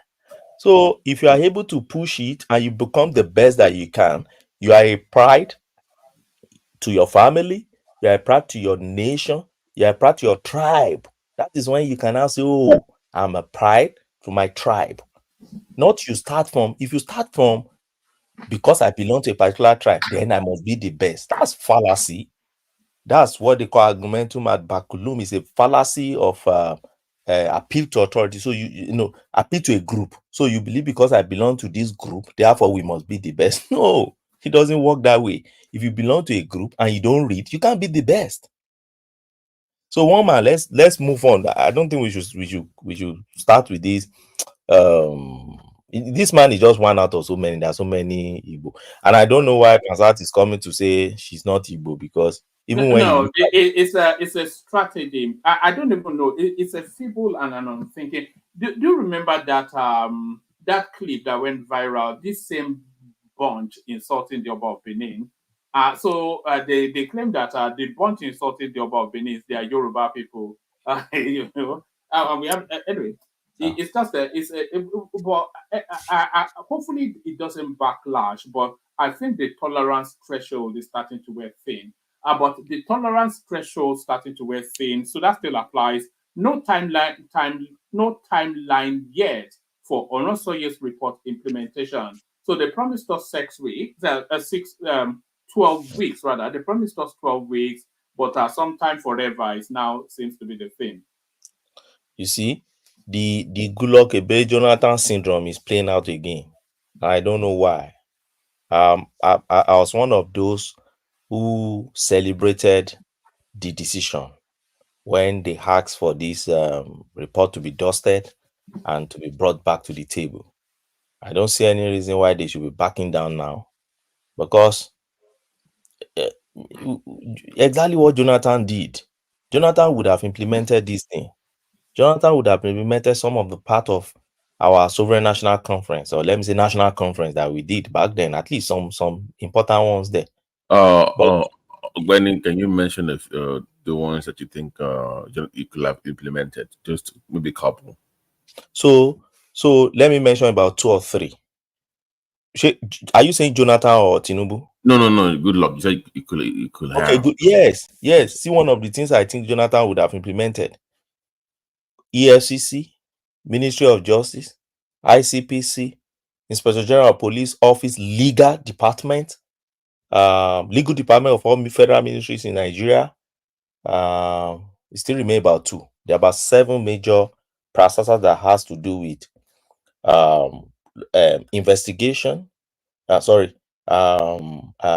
enforcement, maintenance of law and order, apart from military, policing now, police service, let's say police service, investigation, prosecution, and execution of judgment. Now, these 5 major key, they are very key. They are integral to the justice system of any country in the world. In Nigeria, we proliferate it. We have about 7 different bodies that are even independent of one another. So during Jonathan's time, you see, Adoke was the Attorney General back then. Adoke tried his best to snatch EFCC back under his wing, so that whatever you are prosecuting in EFCC or whatever you are investigating, by the time you are concluding your investigation, I should be able to know whether Ministry of Justice should go and prosecute it or EFCC should be led to prosecute it. But it became a serious issue. They started fighting each other. Adoke and that one in EFCC, ICPC also, that Baba, they scattered everything around until the guy. So when Oronsaye report came, part of Oronsaye report was that, look, collapse all these things, let them be departments, and then have your Ministry of Justice. So your Ministry of Justice regulate all activities in those departments, which I think is a very good thing.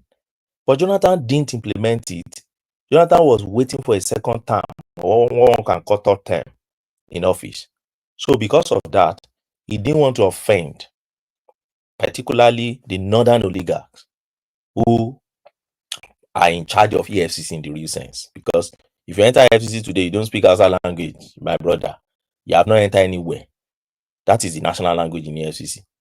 When Baba, this man from Ilorin, was in ICPC, if you enter ICPC and you don't speak Yoruba, you are just wasting your time. That's the way we tribalize our department, government departments in Nigeria.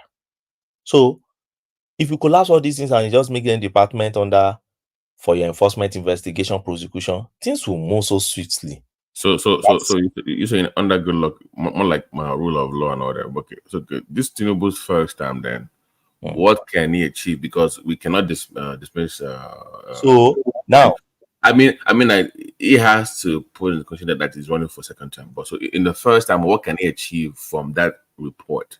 For the first time, I know second time he might go radical to resource control, but for the first time, what can he achieve? What I just mentioned now, why can't he achieve that one? That's a good Why question. can't he bring? He can, because look at it from this angle.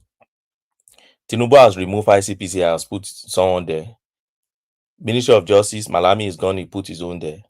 EFCC has removed, he put his own there, and all those departments I mentioned. So as it is now, they are all Tinubu's appointees. So what's making it difficult for him to readjust and restructure those departments and then put them under the wing of the Ministry of Justice and Minister of Justice and Attorney General? I don't know. Maybe it's a big deal. I don't know. Maybe I'm not involved in government to that level where I can now see the clear picture that this thing is not that easy as I pictured it. Can you speculate? Why do you think that's appears to be like a no-go area for the Goodluck and now the Tinubu? What do you think it is? So for Goodluck, I've told you, my reason I think why Goodluck did not achieve that thing was because he was looking at second term, and EFCC was food for the northern boys under Jonathan, while RCPC was food for the western guys under Jonathan, and the NIGP, the northerner. That was how Jonathan cut the cake for them.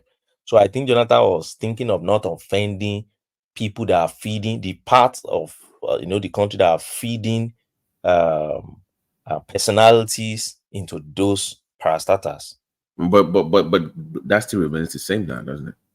And it remained the same, and that's why I'm saying. Yeah, so why do you? Is Tinubu also considering a second term bid? That's one of the reasons why he won't want to reform that sector. And he is, but who is suffering? The country is suffering.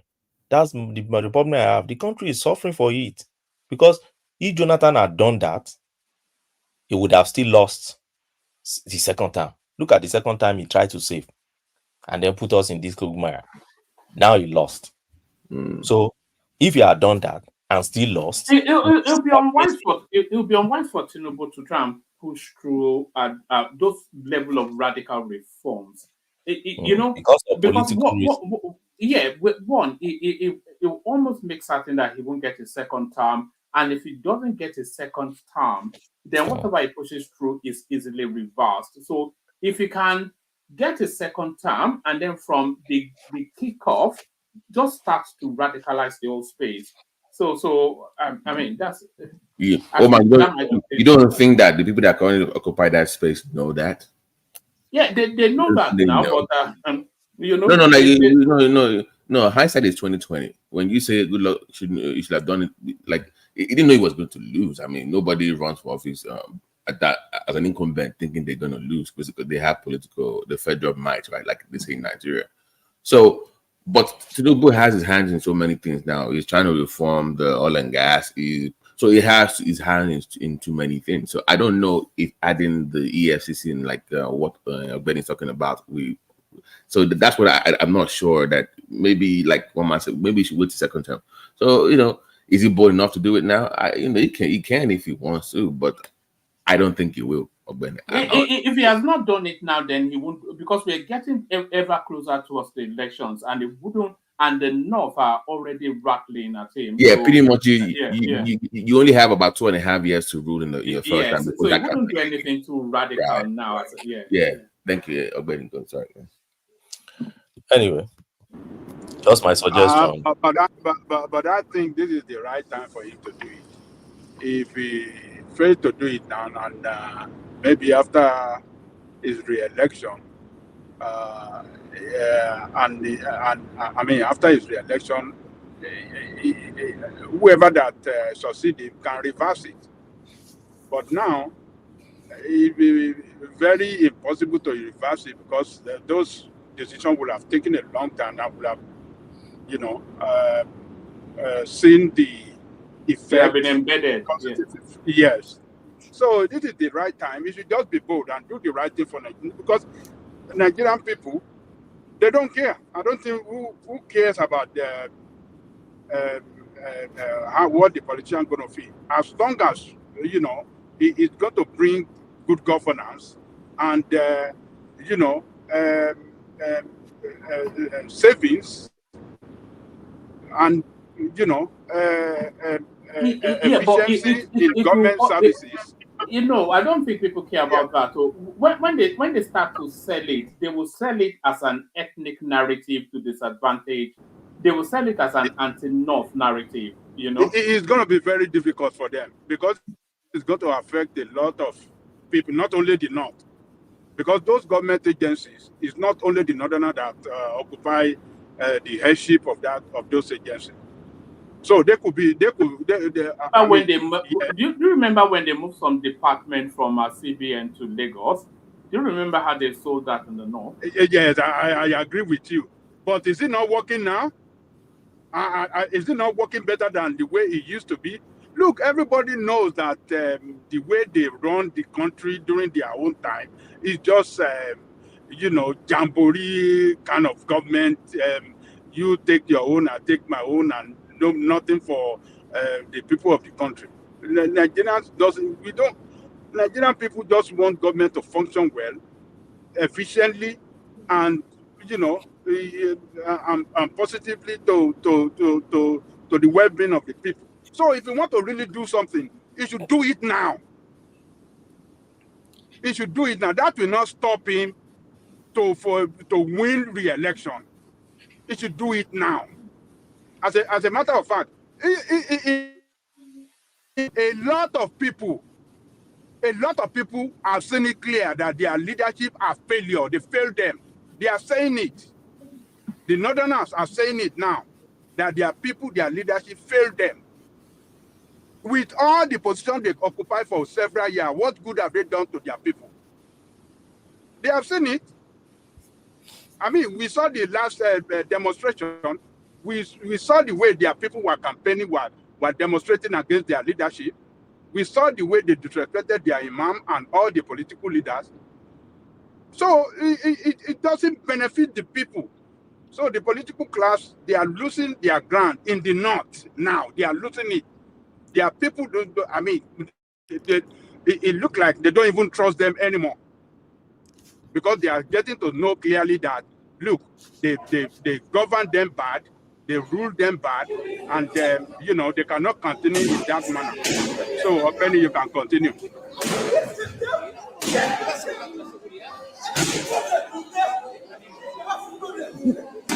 Thank you.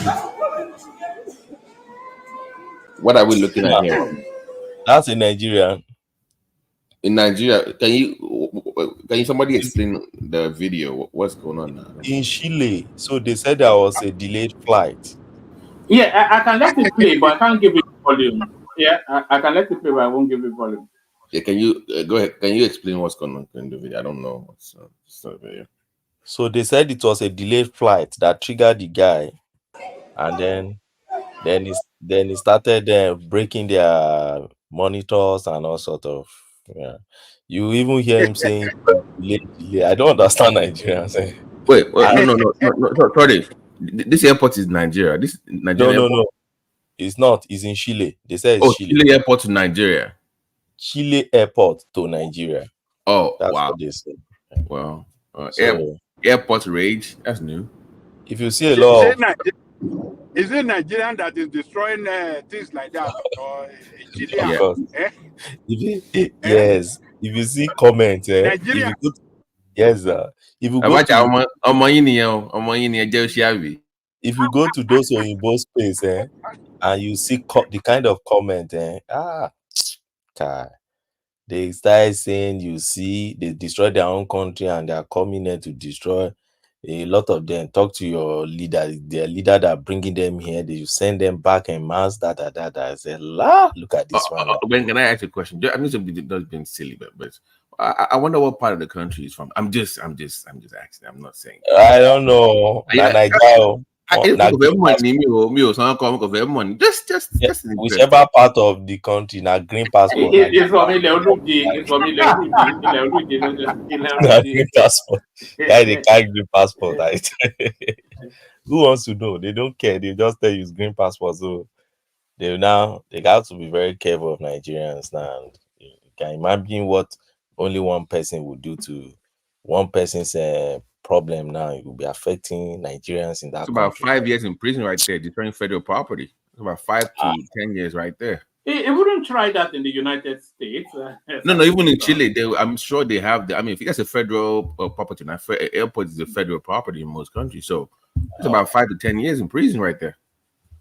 So that's crazy. So what will possess anybody to do something like that? I just don't get it sometimes, One man, what's the issue between Bode George and Atiku? Oh, because it's octogenarians backing and forth. I think he wants to see the end of Atiku. But I don't know why Atiku also will be talking about Bode George as if Bode George was nobody. Bode George was military administrator far before Atiku could even be thinking of political office in Nigeria now. So why will he be talking of Bode George as if Bode George is nobody? It's just no now. And I don't know. But they don't retire as a general now. Is it is Commodore not or what is his I think Commodore. Commodore should be in the rank of to general. Yeah. But Commodore is Brigadier General. Brigadier General. Yeah. Okay, Brigadier General. And yeah. Was it like a was it a governor? Custom. Governor, right? It was a governor of Ondo. Ondo that includes today's Ekiti. Oh, okay. The old Ondo. Okay. Yeah. Was the mission of old Ondo now. So why would and Atiku just spoke about him as if he's just nobody, he's just one of those military boys that no. But the joy is not like that. I don't know their problem. I think their problem system from this issue of that Atiku should allow Southerners to contest that thing to fly PDP ticket or PDP flag the last time. So do you think Atiku will, for the sake of the party, choose not to run in the primary this time around? This time around, I'm only asking the question. I don't think so. Okay. I don't think so. Atiku has sworn. Atiku has told everybody that he will continue running.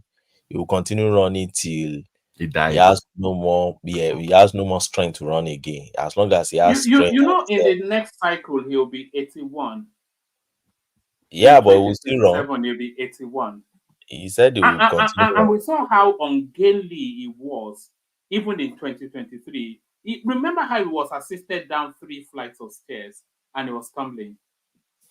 Yeah, so but Tinubu also going to campaign. Yes, Tinubu also was assisted severally now, and he still campaign. Yeah, but Tinubu is president now, so I think But anyway, I don't know what Atiku wants to.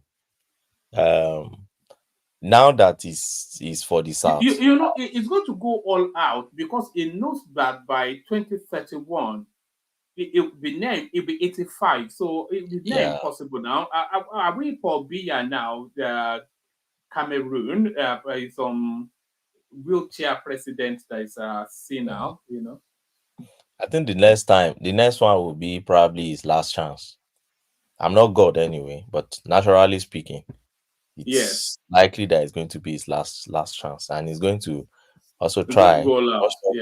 Yeah, I'm not sure he's going to seek that place for anybody. And okay, sorry, one more question. Let's say he can't secure the ticket on that PDP. Do you think he will be that desperate to go join another party just for that ambition? I don't think so. I think so because it's the last crop of the dice, isn't it? It's the last crop of the dice now, especially if the PDP ticket goes to the south. Then he will want to present a northern alternative. Yes. So you think he's desperate enough to say, you know what, I'm going to go join somebody else, a different party. It's his last chance now. This guy has been contesting since Abiola, you know. Atiku will get that PDP ticket, and I think don't let him say we. I'm not God. I strongly believe that Atiku will get that ticket, and I think it will be better for Tinubu to ensure that Atiku gets PDP ticket, and Peter Obi still gets his Labour ticket too. Okay, this time around, if he gets the PDP ticket, where if you had to advise him, let's say you were a political advisor to Atiku, where would you advise him to pick his vice president? Because he speaks from the southeast, right? He speaks from the south. So where would you advise him to pick his vice president from this time around? I will advise him to go south again. Still again. Yes. Did you have any? I'll advise him to go southwest. You know, one man. I will advise him to go southwest. No matter what Tinubu does now, Tinubu will have southwest for now. But Oshun is still kind of the PDP leaning in a way. I mean, they've always been leaning. They are working on Oshun now. Working. Only they are working. They are politicians now. You think a few 100,000 of them they crossed over to APC just as early as yesterday. They are working on. Do you have any? If you have to put it, do you have any names from that region that you think from the south? It will not be Okowa again, of course, but anybody that you think can actually win votes. Why not Tony Cole? I don't think so. But when are you on board with that? I don't think so. I don't even know. I don't have anyone in my head now, but I don't Wiki. want. About Wiki. I'm kidding. Wiki to do what? PDP and I'm strong. kidding. Vice president. It cannot Never. either be Tonye Cole or Fubara now. There's who is Fubara strong ke, Agumelo. who is strong in the South in the PDP? No, when he brought that up, so maybe you should give us some names. It can't be Wiki to start with. The reason why it can't be Wiki, I know Wiki will be targeting 2031 as vice presidency for any northerner that is going under APC. That's what I'm thinking. So I think Wiki would rather wait another 4 years than to leave Ashwaju, go there and start doing vice president with who? With Atiku? No. So for me, Wike will be crossing. Do you think Wike will cross to APC in 2027? it will eventually cross. It may not after the elections. Yeah. It may not be after next election. If gospel is live, it will surely cross because. But how can it cross without it needs to have control over the rivers too, because you need to bring something to the table, right? You cannot, if you cross to APC and your state is being run by PDP. I don't think that will work for him in the APC if he crosses over. So Fubara will lose the next election. Then he can then cross, but he needs to control rivers. He needs to control that part. Fubara is not likely to win the next election. Let's understand that. So do you think? But one more thing before. Sorry, I'm kind of jumping in. Do you think that Fubara gets the Ambode treatment where he loses the primaries, or they wait for him in the generals? Both can happen to him. Okay. I don't think he will lose the primaries because he can lose the primaries. So like the Ambode treatment. What I'm saying, the Wike boys are still holding the party structure as it stands now in the state. So, but if he's able to buy his way through and win them to his side, and he wins that, he may fail the primary because Wike will not leave that state alone. That's the problem. And many of his structures, that structure is still there intact. Yeah. So that's the way I see it. Just where you will know is the next local government election. Let them just conduct that election in their state. Once they conduct that local government election, that's when I will know whether. Do you know when? Do they have a time? Of course, they're already planning. Is it November? I think they've set a date.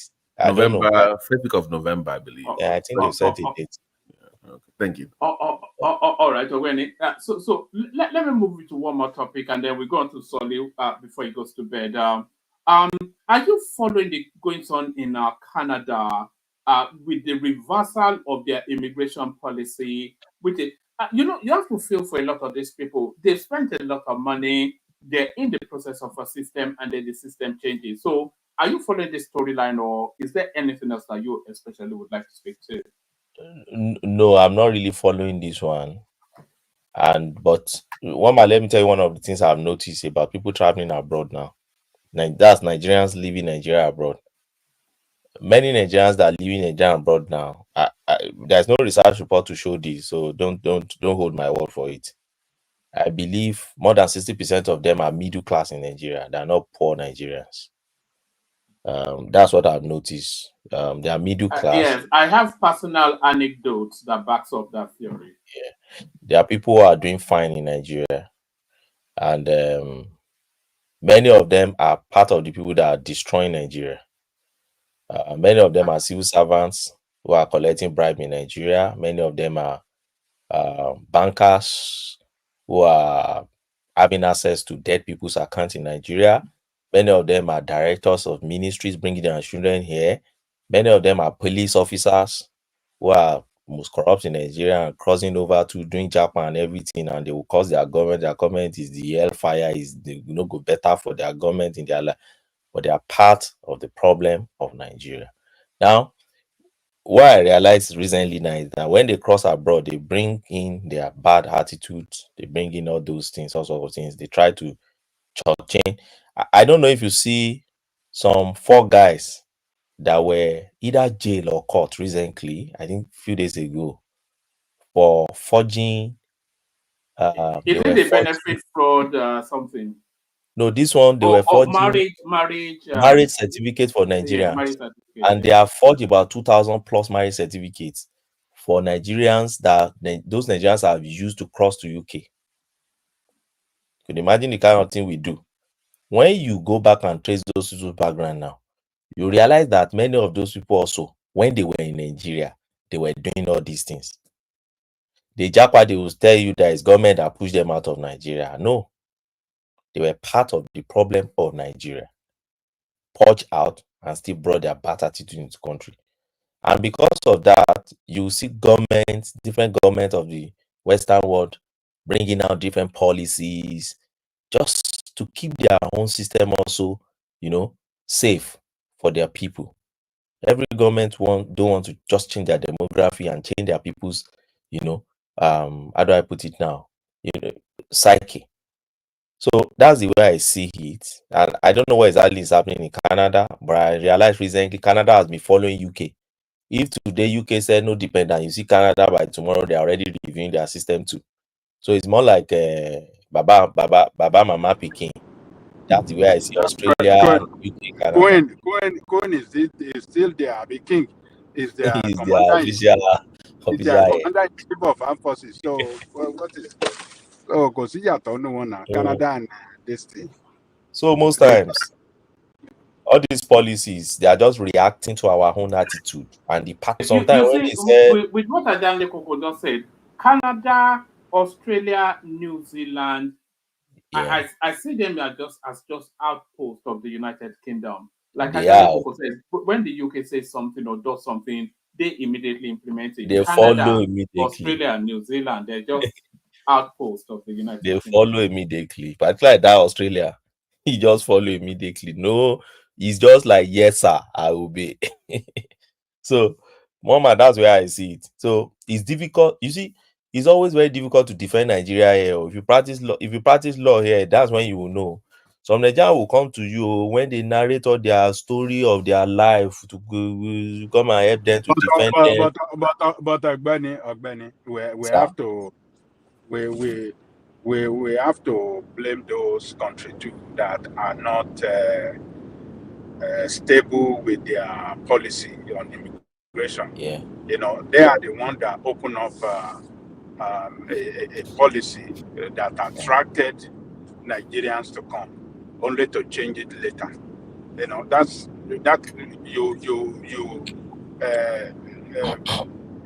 open up a policy that if you are a teacher,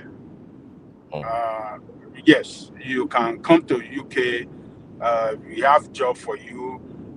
You can bring your family as well, and only to get there 2 years, you change that policy and make them, illegal alien in your country, destabilize. We have to blame. We cannot totally blame all Nigerians. Yeah, we have some of us that are, criminal minded, but that country too, for a policy that, they roll out, and through that policy, a lot of people came into your country, they got job, and then you change the policy. It's not good. It's not that is not good. It's not. They are not immigrant friendly country. We have to look at that. So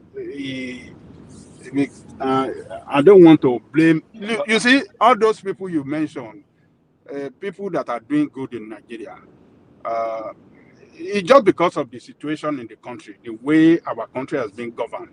So they're scared to death. They're scared of their future. They're scared of their children's future. That is what pushed them out of the country. If our country is a stable country, why would they leave their country when they have a good job in their country? Why would they want to live there to go to another person's country to start all over from the beginning? So, Ogbeni, I agree with you. I'm not saying they are not scared of. What I'm saying is this: some of them and many of them are part of the problem. They are part of what created the problem we have in Nigeria. Let me give you an example of a man I met here. That man is a deputy director in the ministry, somewhere ministry, don't let me mention, one ministry in Benue State, I guess.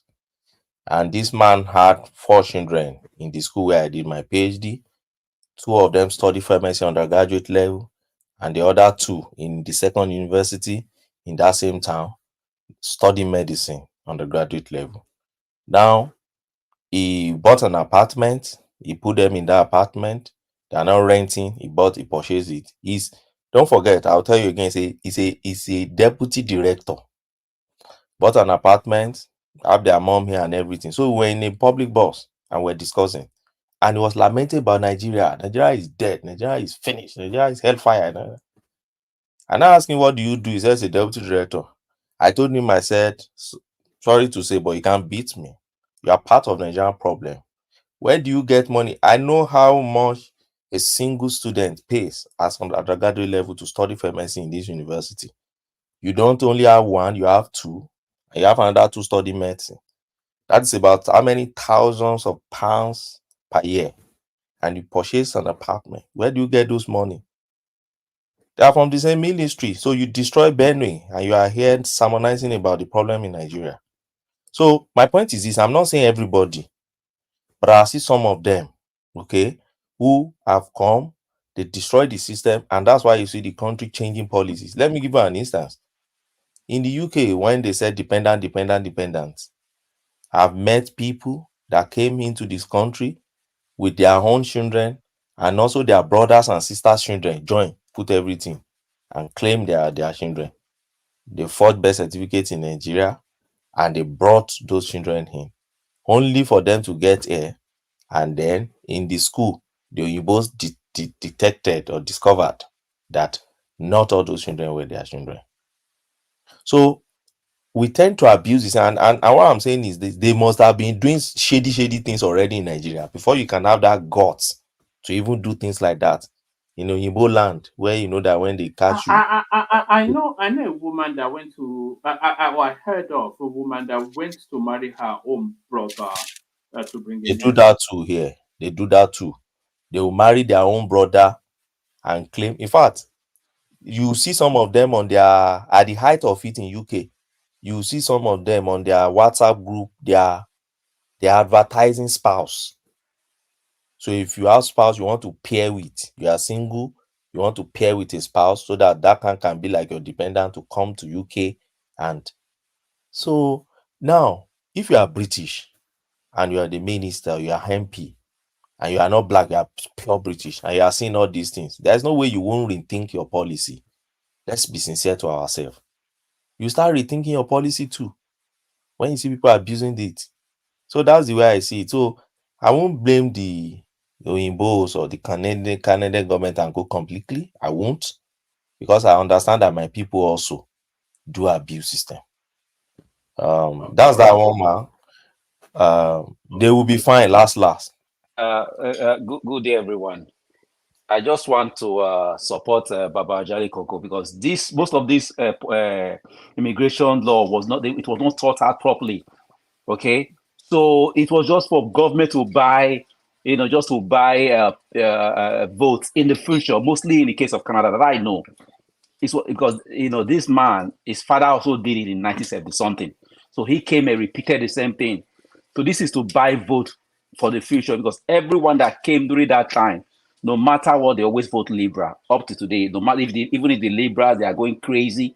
Those parents, because they are not grandparents, most of them, they always vote Libra. Because I know some of them that are, I know some of their children that I say, Dad, why are you still voting these people? Say, oh, because they brought us here. But their policies are not good for us. Oh, they don't care. You understand? So these are the things they do for the future. So now it wasn't thought out properly. They didn't prepare for these people. Some of them are sleeping in the street, and I feel sorry for these new immigrants that are coming. You understand? Because if you look at the age they are coming with, they are coming at this time. Most of them are 40 something, 50 with their children. I don't know why anyone want to come, at that time, to this part of the world that is just everybody want to run away from. It's cold, so if they had come when they were 20 something years old and stuff, what I'm saying is that we have to put all the blame on that, or on this Canadian government. I don't know about Australia. All right, brilliant. Let me move the conversation on from Ogbeni to Solly, and let's start doing a 10-minute monologue just to get through to people quickly. Thank you, Ogbeni. Stay with us. But on our way to Solly, a lot of people are actually saying the person in that clip is not a Nigerian but from Haiti. So we take that.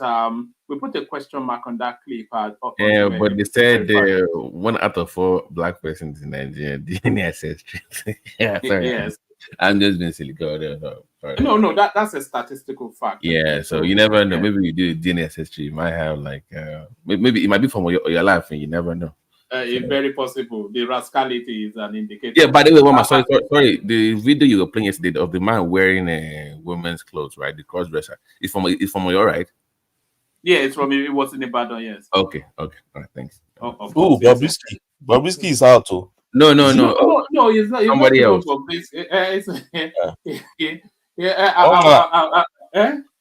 Do you know they did party for Bobrisky? No, you know, people they were donating money to him, all manners of. I Can you imagine? He must have gotten about 50 million pounds and naira, and people are angry. People are angry. So what is wrong? What is wrong with that? So what is the problem? They look fresh. I will look fresh for me. Don't look fresh. Do which is what I love you. Wow. He says he wants to go back. He says I listened to that interview now. He said she enjoys he or she. I don't even know what to use for her or him. Anyway,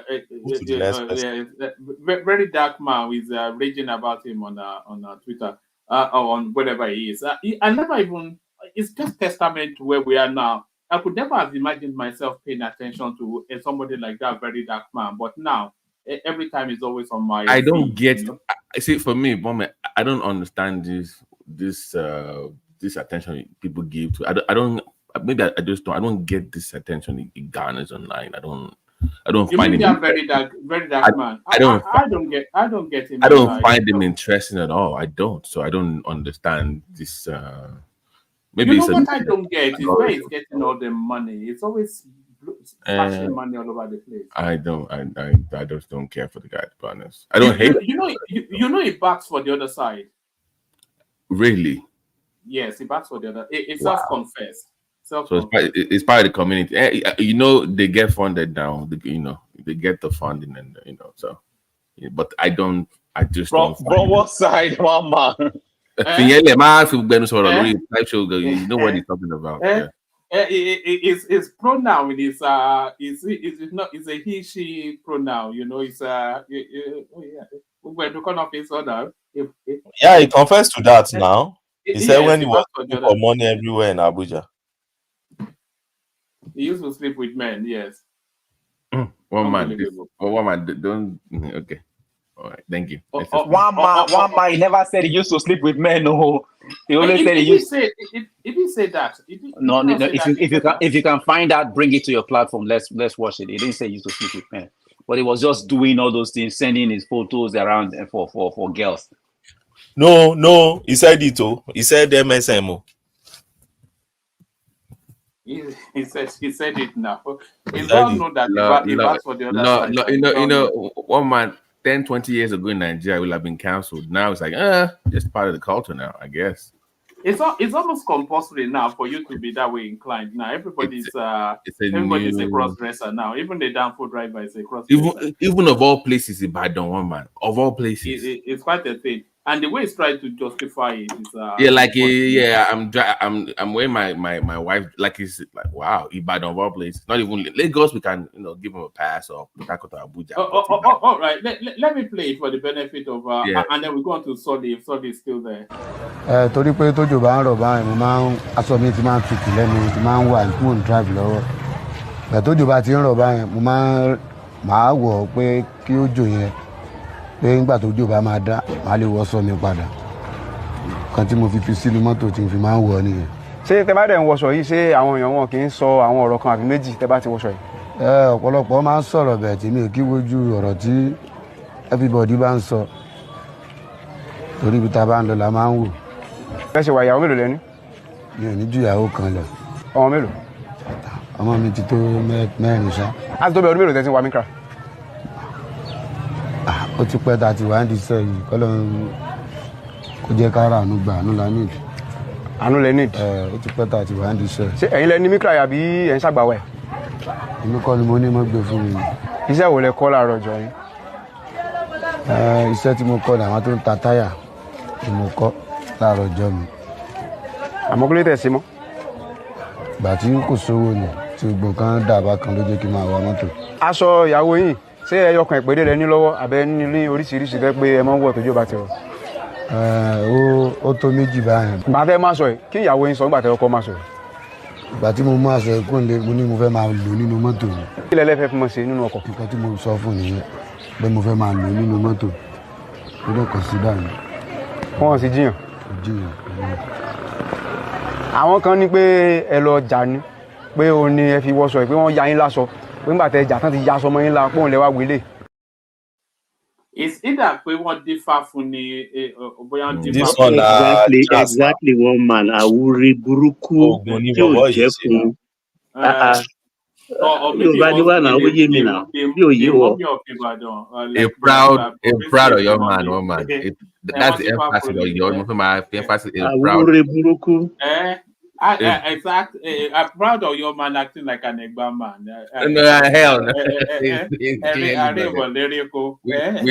We love we love women too much. It's a cultural thing for us, so we don't play this. But yes, like you said, Exactly. No, I think ó sì ń ṣiṣẹ́ yẹn lọ́wọ́ ni.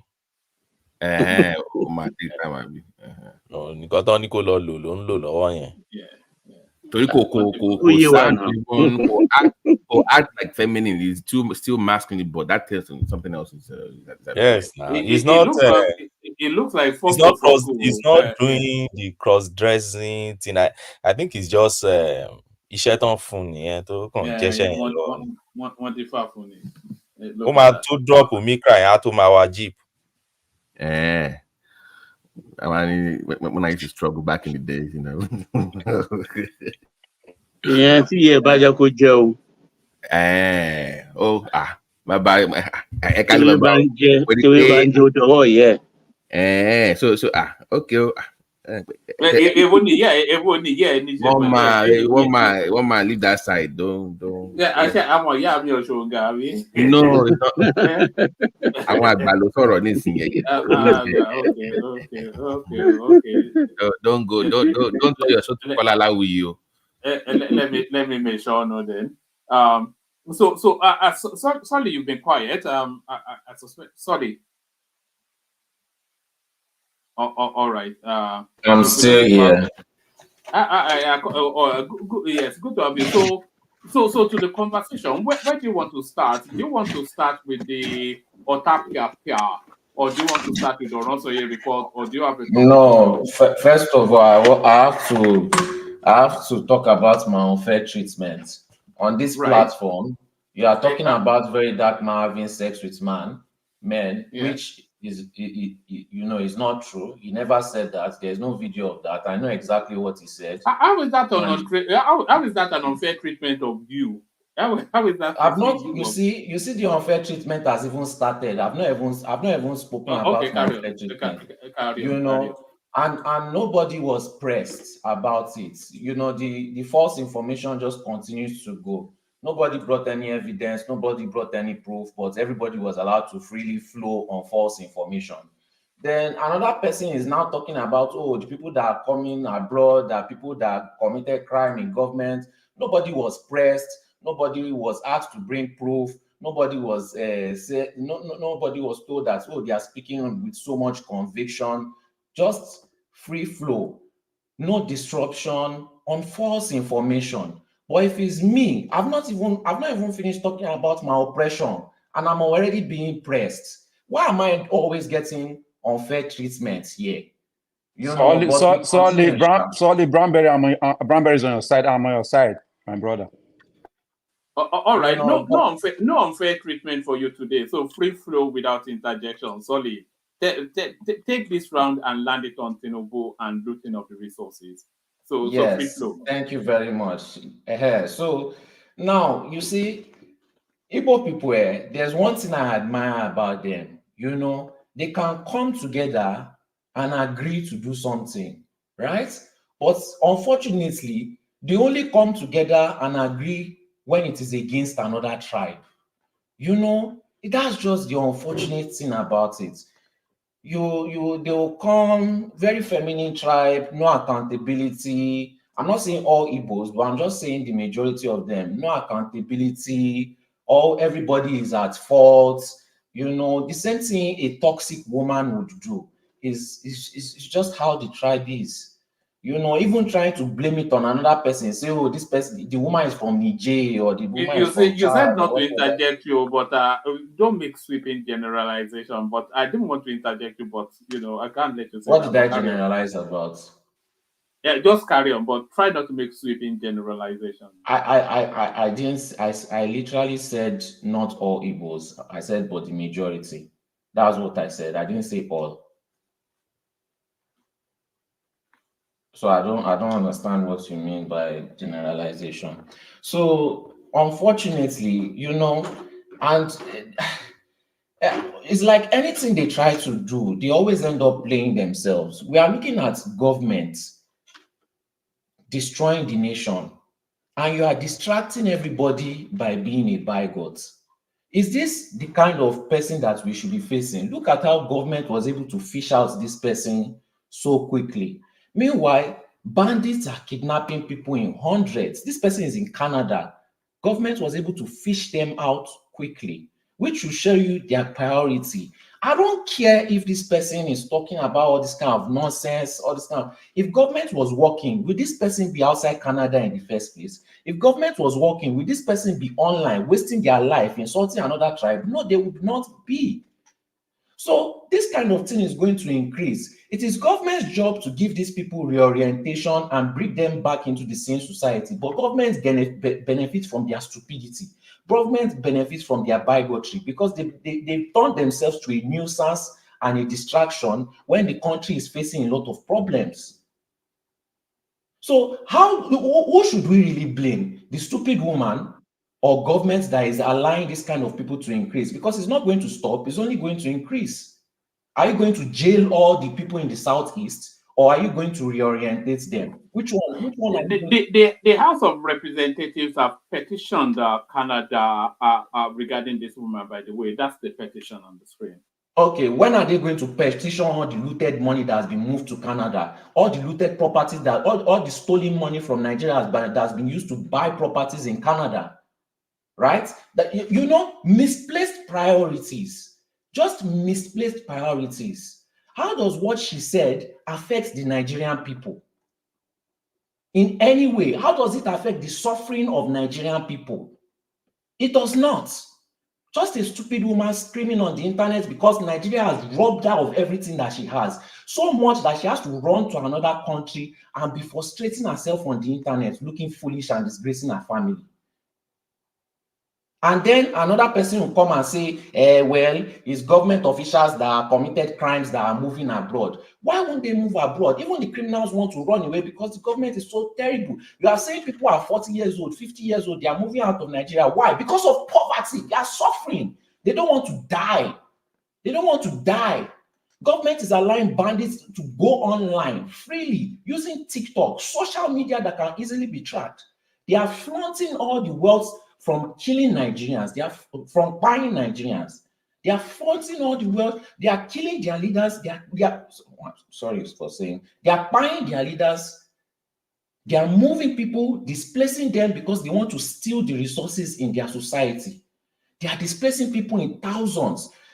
Woman, there's this place in the south of Holland with refugees. I didn't even know. Do you know how many Nigerians are there? But we come here, you know, once some Nigerians leave Nigeria, they start earning minimum wage. They start saying insensitive things like, oh, Nigerians, have they not been suffering before? If the government that you are in, especially if you are not in Nigeria, was saying that same thing, you would never go to that country. You know, you start collecting small change, small minimum wage. You start talking about Nigerians in Nigeria anyhow. Talking about them anyhow, just because you were lucky to become a privileged refugee, because that's what you are. I don't care if you have their foreign passport. I don't care if you have their citizenship. I don't care if you have their permanent. You are a privileged refugee. That is what you are. There's no difference between you and those people that are in refugee camp, just that they are forced to be in a certain area. You are all refugees. So when we come here and we're talking down on Nigerians, we're just talking about them anyhow, it disgusts me. It just totally disgusts me. Because if these people's governments decides to put you in those refugee camps, there's nothing you are going to do about it. All those passports that you have can be taken back at any day, any time, for any reason. But Nigerians always have this attitude of, it will never happen to me, or it can never happen to me. People are buying.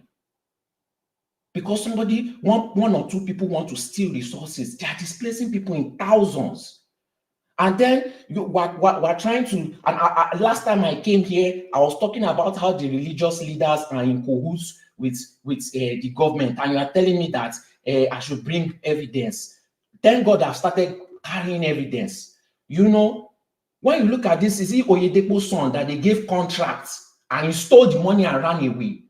I bet you will see some religious people that are even here on this platform that will still talk about defending the church.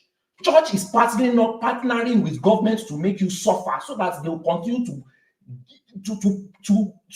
build their wealth on top of your head, and you are here defending them. Nigerians are cowards. Don't tell me that Nigerians is because they are in Nigeria that they are scared. It's a lie. When I was in university, I met a lot of cowardly Nigerians. You are out of the country, you have everything, and you are still a coward. And one thing I notice is when it comes to a black man or a Nigerian, they are so bold. They will insult you with their full chest. But when a white man is oppressing them, even if I insulting them on top, they will not say anything, even though they have the ability to set themselves free. Pure cowards. That's what Nigerians are. Every time in university, I always have to fight for their stupid rights, and they will still go up and down and betray me. It's very stupid, cowardly Nigerians. You know, just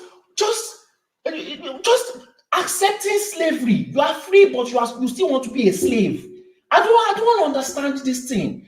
And I ask myself, am I the same as these Nigerians? Am I? Then that dirty, I don't like insulting her. Everything is a joke to her. Everything is a joke because she's not the one suffering. Very insensitive. Very insensitive. You see your own people suffering, you are laughing, you are joking about it. You say you don't like hearing somebody's voice, you don't like the way somebody is trying to lead you, this one and that one. So you just continue suffering. You know, I don't understand this madness. It's just pure madness. I don't care what that Ipob woman said. I've said it. My priority is, why is she saying it? Why is she there in the first place to say all those kind of nonsense? You have even military people are saying it with their own mouths that the government is the one telling them not to attack bandits. The government, they have better weapons than the bandits. They have more intelligence than the bandits. But anytime they want to go and attack, the government tells them to stop. A country that is allowing bandits to buy you. I keep on saying it. Look at all these things. I don't know what military governments say. I guess I'm ignorant to that. But from what I've seen these people do, they are just worse. Total impunity. They are just worse. They are terrible. They are not even human. You know? And you keep on talking about, oh, you want to defend them because they are using legal systems to fool you. So you come online to defend their legal mumbo-jumbo rubbish. These people deserve jungle justice. They don't deserve any. What's the difference between Anini and these people? These people, they are responsible for more ended lives than any Anini, than 100 Aninis would have cost. They are more responsible for more theft than 1,000 Aninis would have cost. And you see them, you smile with them. You know, I don't respect them anymore. I went to school with all these people. I saw them growing up. I don't respect them anymore. I don't smile with them anymore. You can't be making people suffer and be expecting me to smile with you. I don't even, they disgust me at this point. They disgust me. And the only reason why Nigerians smile with them is because you know that the country is so hard that this might be your last and only hope. You know, and that's the only reason why people back them. But in a working system, should you be depending on another person? Where you are living abroad, are you depending on another human being? You're only depending on yourself and government. Plain and simple. That is how it should be. Why can't we have it? What pains me is I know we have the money. I know, even on a monthly basis, the amount of money that these people are getting in a month can change the lives of the whole country. And we are talking about Lagos Calabar Road, so much money being spent on it just to loot. Just to loot. And you are telling me road is going to benefit people. What about the inner roads? What about the inner roads? Do you know how much people are spending on mechanic to fix their car because the road is bad? Public transport is little to nothing, nowhere. Rickety buses. Look at the bus. We're laughing at the man talking about his sexual preference or the way he's dressing. Look at the car. Look at the road. Is that the priority of what we should be talking about? We just want to entertain ourselves like animals, like monkeys, you know, like chimpanzees. We just want to laugh. And look at the roads that the guy is driving on. Look at the car. Just ignoring, because it's not our problem. You know, we have no pride as a people. We have no pride as a race. You know, just in the individual, you know, glory. Sorry, Solly. Nothing. Sorry, Solly. Can I ask people to please push up the like number? So click on the like button if you haven't already subscribed, if you are not already subscribed. So like and subscribe. So do that as you continue to listen to Solly. Solly. Now they've come and increase the age limit of going to school, and they are backing it up with in America. Another way to oppress the children of the country that you are not even caring for. You've stolen everything from them. You now want to systematically use the law, criminals in power, use the law to oppress them more. Why? When somebody is evil, they are not satisfied. They've stolen from you, they've oppressed you, they oppressed your father, they oppressed your grandfather, they are now coming for your generation. And they are using law to back themselves up. These people are just criminals in power. Criminals, thieves, 419, scammers, fraudsters. They've taken over Nigeria. We have no politician, none out of every single one of them that is benefiting any Nigerian. All of them just thieves. All of them just stealing. No saints. None of them. Not even one of them. And if you say the truth, they throw you in jail. You know, if you try to fight for the people, they throw you in jail. All they are doing is they are just breeding, because how many people went to UK this year alone? About 500,000 that we know of. Maybe it's even up to 600 or 700,000 now. You are just breeding more Nnamdi Kanus. That's what you are doing. You are just breeding them. Because God forbid, you know, you are just going to, maybe the next one is going to be from the north, maybe the next one is going to be from the southwest, maybe you just repeated recycle and repeated recycle and repeated recycle. And when nobody is doing anything about it, they will just feel invincible. And they will just continue and continue and continue. Church that their banks are going to meet church to go and give them 3 billion naira loan. And I was talking about the protests, how they came to come and do is it Jesus walk or some nonsense religious walk. Coincidentally, when people are trying to protest about suffering of the country, if Jesus came to Nigeria, do you think that he will support those pastors? Do you think Jesus will support what those pastors did? Do you think those pastors are going to heaven? They've been going to hell. So they've been doing that for years. The work has been over 30. But it wasn't that exact day. They did it on different days. They did it on different days. It's a weak event. I mean, if you're a former RCG member, you will know this. It's got nothing to do with them trying to outshine that. That's been done by RCG for over 30 years. You can use that one as a defense, right? I'm not defending them.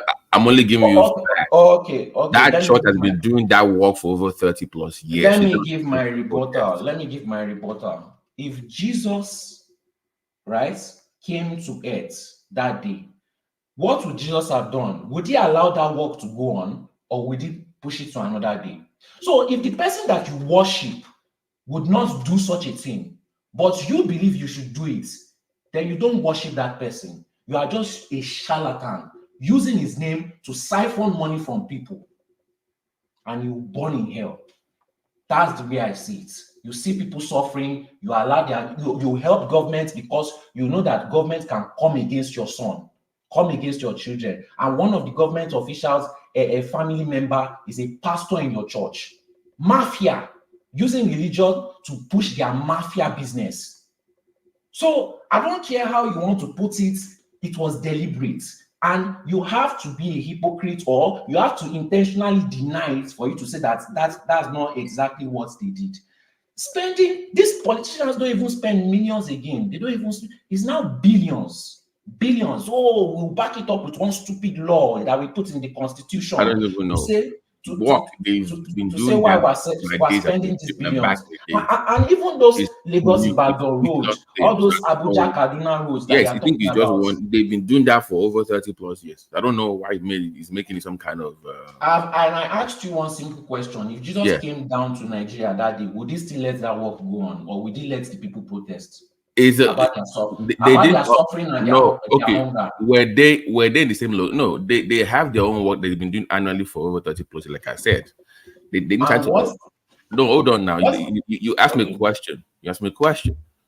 It's a church tradition that they've done for over 30 plus years. They didn't stop you from doing yours. They didn't stop you from doing. There was no point to upstage anybody protesting. I think the people were like, it's because of the crowd that people saw online. They say, look at all this crowd. How can't we have this crowd doing the same thing that we are doing, protesting? You can have the argument, but the event itself was not designed or meant to upstage the protest, because that's to do what you're saying, like, they are doing a Jesus walk to. No, they've always done that week. It's a week-long event. So that week is for them to do their thing. Doesn't stop you from protesting if you want to. That's their own church belief that they do every year. You can call your friends and family members and you can go protest, but you can't force people that are doing their own Jesus work to join you. And if they don't join you, not say because they are supporting the government. No, that is their own religious beliefs. That's my point. So don't make it look like that was done on purpose to just upstage to protest, because that's the way you sound like right now, which is not true. All right. Anyways, you can choose to believe that if you want. It is a choice. I know, because I used to be a member. Yes, obviously, a member says that. Obviously. No. I said I used to be a member in the late 80s, early 90s, so I know for a fact what it is. So I'm telling you what it is. So if you don't know, just say you don't know, but don't try to make it look like that they tend to go against the protest, which is not true. That's my point. And next time an Igbo person says that, the person that is insulting what other people, has that got to do with tribe? Don't you have Igbo RCC members? I'm just giving another alternative example. That is irrelevant. That was irrelevant. Don't criticize the Igbo person for saying that other person is not Igbo also, because they may not be Igbo too. Solely, you have Igbo. Solely, hold on. Don't you have Igbo RCC members too? So why are you making it look like it's a tribal? No, don't you have Igbo, Fulani, Nupe RCC members? That work was not just for Yoruba people only. It's a church event across the country. I don't know why you can't make it. It's a yearly event. It's a yearly event now. It's planned already. So it's a Igbo. Why do you think Igbo? This is why I always say.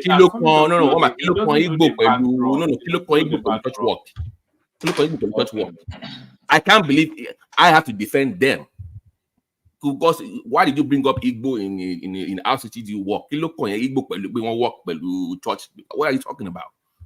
I didn't bring Igbo in RCC. You just said Igbo. Come on now, you said Igbo right now. You look on Igbo, I see you are getting into your emotions about it because it's your emotion. church. Because you're not even listening to what I said. You are not even listening Babati, let's though I disagree with you solely on that particular ROCCG. Okay, and I've heard you. Yeah, go ahead. That's my only point. Let him flow. I know, but that's my only point. I've heard you. And I've heard you. I don't believe that nonsense because I know the government that we're dealing with. I grew up with these people. I slept in these people's houses. I know how they play you civilians. And it's always shocking when I hear them discuss their strategy against civilians like you. And I'll come out thinking that the civilian is smarter than them, but the civilian will even defend the kind of plans and plots. That has always, been something that has always been strange to me. I grew up watching these politicians plot against you. I come out to meet the civilians. You will see the civilians defending the plot every single time. But believe what you want to believe, and I'll believe what I want to believe. Now you have people moving to the UK, selling their properties en masse. Who is chasing them? Is it not the government? You have situations will come online, will criticize them, will say, the woman left her family, they fought, they did. If the country was working, would these people be outside going through all these situations? They would not. We just want to make fun of them. We just want to laugh at them because it's not our situation and we believe that it will never happen to us. Just sickening. Very, very sickening. If these white people were doing all these things, you will not go to their country. You would not. You envy everything they have, but you don't want to implement and follow the way of life and everything that they value to get those things. You just want to benefit from everything that they've worked for. You don't want to put in the work or put in the kind of values for it. It's just sickening. That's just the way I see it. And you are telling me that, they are giving subsidy to farmers, they are giving fertilizers to farmers. Farmers can't afford it anymore. Prices have gone up. You'll see people making some stupid propaganda video because they want to collect small chicken change from government. But the reality on ground is we are going into food scarcity. Farmers cannot afford the fertilizers, even with subsidy. And most of the people benefiting from it is either government or government officials. Every time they plot something, they say they want to benefit they're being given the fertilizers for free. Not all of them. All of them. Some people are still taking the fertilizer and selling it. Some people are still taking the fertilizer and using it for their own personal business. So the little that is being given out to them. And how is that the fault of the government when they give you for free and you go sell it? When a police shoots an unarmed black woman, and is it not the government that comes to your aid to defend that person and make sure that he faces the law? Or you are not answering the question. They're being given seeds for free as well. It is the government that is supposed to enforce these things that are implemented in society. You can't just say you put out the rule there and you are not going to follow it up. If it was your business, if it was your family, you would implement it, you would follow it up. So don't tell me that most of the farmers are getting those fertilizers for free. So I'm not sure. There might be the anecdotes of some being sold, but most of those fertilizers are getting it for free. Some? Yes, some. We all know it's majority. We all know it's majority. No, don't keep saying we all know. Don't just say things you don't know. Most of the farmers are getting those fertilizers for free, and they are also getting seed for free. And Niger State, including poultry feed. I just sent you. Just carry on. Yes. I'm ready. What you just spoke about, I just sent you a video on it. You can decide to play it or not. See, everything. I was waiting for you to challenge me on everything that I was saying, so that I'll send you proof, because you did that to me. When every other person is talking, you don't challenge them, you don't tell them to bring proof. I've seen that when I'm talking, I always have to bring proof. So I have not been sending it to you. I've been archiving it. So I just sent you one on what you just challenged me on. And if you decide to play it or not, it's your just choice. carry on, sorry, carry on. Exactly. So they don't challenge any other person except me. So anytime I come to this platform, I always have to come with my proof as usual. So insecurity is on the rise, and I'll send you another video where people are so tired. You are even telling me, is it government that is support? People are tired. People are taking matters to their own hand. Since government chooses that the only time that they want to enforce and put their power and show that their government is when it's time to steal and loot, right? The people are in the north. That's why I like the north. Not too much talk, not too much complaining. If government does not want to do the work, they take matters into their own hand. I sent you another video, one man. I sent you another video of people in Sokoto being kidnapped, being taken by these bandits. And the people in the community said they are tired. They are going out together and they are trying to find these bandits in the forest. Since government has told the military, right? It's government, the government is not supposed to do anything. Why are you calling government? Government is not supposed to protect the citizens now. That's why you ran away from the country. Since government is not supposed to do that, the people have taken it into their own hands. That's how terrible the situation is. They've come together and they are entering the forest to look for the bandits. What a shame. What a shame. Government that controls all the military personnel, controls all the police, is not protecting the citizens. The citizens have to go out in thousands. You ran away from that country for a reason. And you come online here to defend the rubbish because you are collecting a little bit of trinkets and minimum wage. It's just sad and disgusting. It's just a big shame. I hope that wasn't aimed at me. I hope that wasn't aimed at me, because everybody in general that situation fits into. Yes. So and people one man is collecting minimum wage. And people, one man is what minimum wage earner. I don't know. One man is minimum wage earner, 30,000. Are you collecting minimum wage yourself? Because I see you riding around in a hold on. I see you riding around in a Lamborghini. So are you collecting minimum wage? No, but what I noticed is that so you are the exception. The rest of us are minimum wage. All right.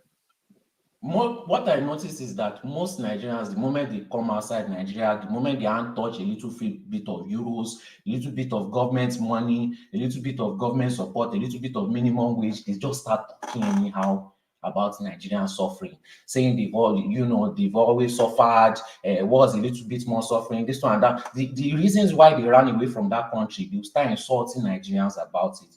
So, anyways, I'll just end it like this. No, you have to move your mind away from people running. Anyway, just carry on. There's no point. Bring it on. How will I move my mind away when I know that people are doing anything to leave that country? They are crossing deserts.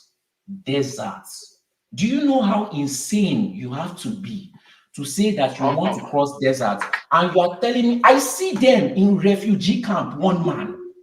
My own people, I see them in refugee camp here, and you are telling me I should take my mind away from it? No,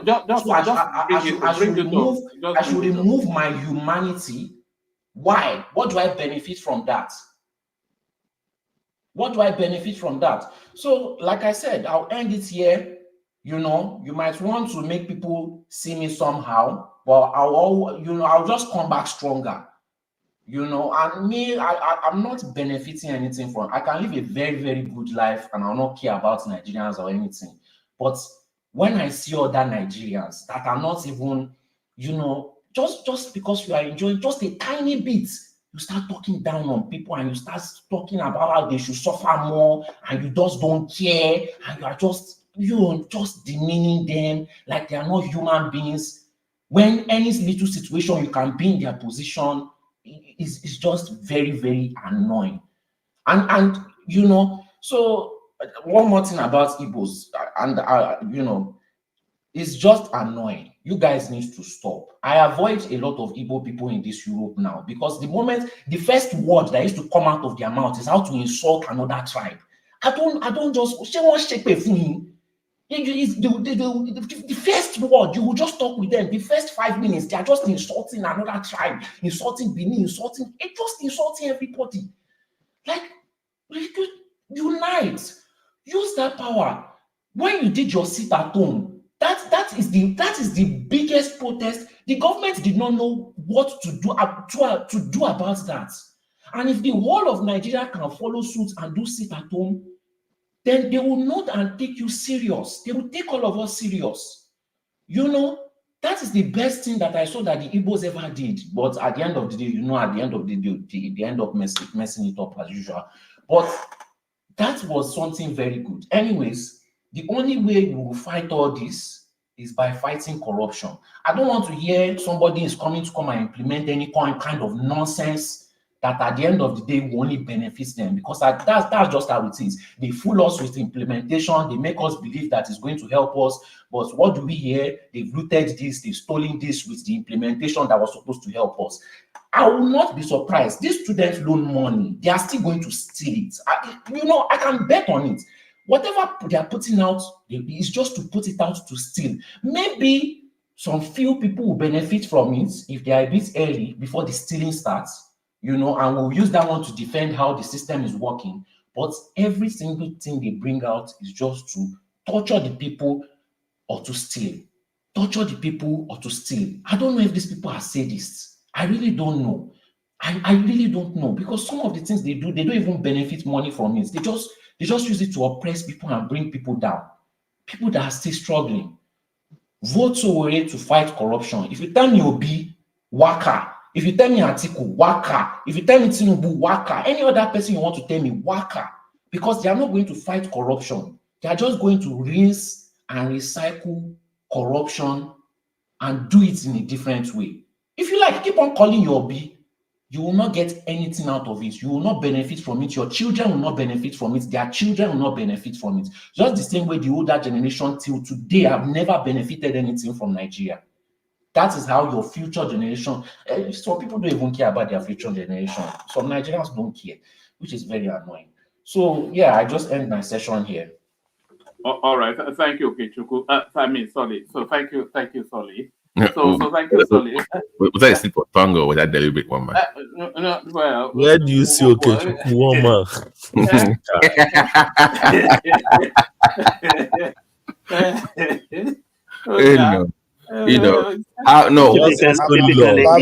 Babati, our Okechukwu. No, I mean, Sheshuku do and Sheshuku divide. Solely log, give me solely log. One man is the most annoying.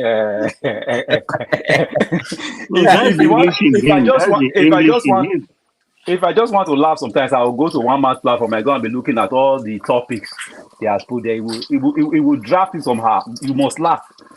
One man, you got to be very careful, because if you don't know one man, like you will get angry, like the way it's very. They say no to drugs. I'm not sure that's entirely always a good idea. I don't know, one man, how you able to link. How are you able to link somebody's bigotry in Canada to some bad governments in Nigeria? Like, you're almost absolving them, and it's because they were pushed to Canada and therefore they are there. I don't know how that happened. Did you let it rest? That's only for you. I think Solly thinks he has reached some sort of epiphany, but I think the moment he has happened upon, the lights have bedazzled him somewhat, and is somewhat discombobulated. So that is a discombobulated Solly. Sorry. I just have one comment to make, is that I wonder how Solly will condemn us for talking down on Nigerians and things like that. But you still be the same person that will call Nigerians gullible. You tell Nigerians wants to entertain themselves like monkeys, all sorts of names. So same those Nigerians. But if you say it, Solly will tell you, you're talking down on Nigerians. I don't understand how this thing really is. There's a difference between what I say. When something is the fault of the government, because they use legal law to do it and oppress the people, you will stand there to defend the oppression. No, don't worry, Solly. I'm not joining you with you. I'm just I I won't even join issues with you. I'm just making Just a making an observation. Let's move into the next person. I won't join you with you. Trust me. All right, we'll still open it up. So Sonny, don't go away. It was that better now, Sonny? You had your moment to do your whatever it was that you intended to do. So is that the better way to do it? Just let you you see that there it is. So sorry. So sorry. One more thing. How is the journey going? You coming off the weed? How's that going? Sorry. It's going good. Are you fully off it now? No. Are you experiencing some withdrawal symptoms? You're not fully off it. I know that's where you're going, man. All right. Okay. Can I ask him just one question? Solely, what made you decide to go off the weed? Like, did something happen to you, or did you just what changed your mind about weed? Because I wasn't able to express myself, vocally well. I wasn't able to, for example, when one man attacks me, right? Maybe because I'm high, I'm not able to gather all my information, and one man thinks he has the advantage and spins the narrative, makes me look somehow. So I have to be off that weed, right? To arrange all the proof that I need, because I'm a very competent person, right? But I've set up my life in a way where I don't really need to be that competent, and I'll still be okay, But when I am trying to say something and you are trying to play me for a fool, like I'm stupid or I don't know what I'm saying, when I know it's true, then I have to come off the weed and I have to make myself presentable and show you my true real self. Because I studied architecture, I'm not a fool, I'm not stupid. I started my own business. I've been making money before I even moved to Europe. So I'm not an idiot. Maybe because I laugh and I play and I'm high, I'm living a very good life. I'm smart. I don't have any problem, but I cannot just watch and see my people suffer on this. No. So what I'm saying, because I thought when they said you went off the weed, like you made a complete life change. Apparently, it's just no. Compared to what I used to do before, in Holland, weed is legal. So one man is making positive impact indirectly, right? By putting pressure on you, at least for a few days, cut back in half what you're. Okay. No, I know how drugs work. You can't stop any drug code. In fact, anything you do in life, you can't stop cold talking. It will affect you psychologically. I've seen it affect a lot of people. It doesn't matter what you do. You cut down little by little. So I'm at the point where there's barely any weed in anything I smoke. So yeah, that's just how I do it. Same thing with alcohol, same thing with anything you do. Do you plan? What about skunk? Are you on? No, I don't know. Tony, do you plan to give it up, like to give up the whole thing? Like, do you? Yeah, I plan to totally give it up. Okay, that's the goal. The only reason why I continue to take it is because there was nothing stopping me from taking it. Does it help with any like anxiety or any issues like that or anything like that? No, it just why you were taking in the first place. Do you have the shake? Do you have the shake? One man, hold on. One man, hold on. I'm going somewhere. Was there a reason? It just makes me very creative. It makes my process. You're more relaxed, right? You're more focused, right? When you take it opens my mind to, because when I came from Nigeria, right, I'm studying architecture. I'm competing with these white people. They are very creative. They've seen a lot of things. They have open mind. I'm coming from Nigeria, where we have the worst of the worst. We don't really have anything creative, no creative building. So I in order to compete with them, I started taking weed, opened my mind, getting different thoughts from everywhere and applying it. And that's how it started. So did you struggle for a while and you had to, or you always, like, I'm saying that when you came in and you found out, oh man, I have to compete with these people. Were you struggling academically prior to taking weed? Yes, I was. Okay. Because I couldn't bring up creative ideas. Right. For them it was just easy. All of them have traveled. All of them have seen different places. Even where they live, they see different creative things. I mean, I don't know all these things. And you believe that, and with the weed, that improved your that improved your academic. You believe that happened, that helped you focus in. Yes, because it's a course of creativity. Okay. You have to be creative to pass. There's no other way. You can't just build what you see in Nigeria and pass. Okay, so if that helped you in school and in your what you're doing for a living, and you want to cut back, would you have any concern that you might regress back to your old self, or you think you'll be okay without it now?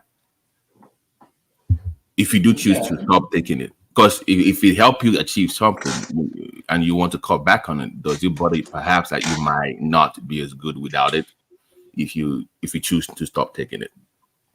No, I'm more competent. We could have a poll on that. No. Sunday pre. No. One man. Stay with me. I'm going. One man. Let's not do this. It says you can't post somebody's personal feelings or opinions about themselves. That is them. That is him.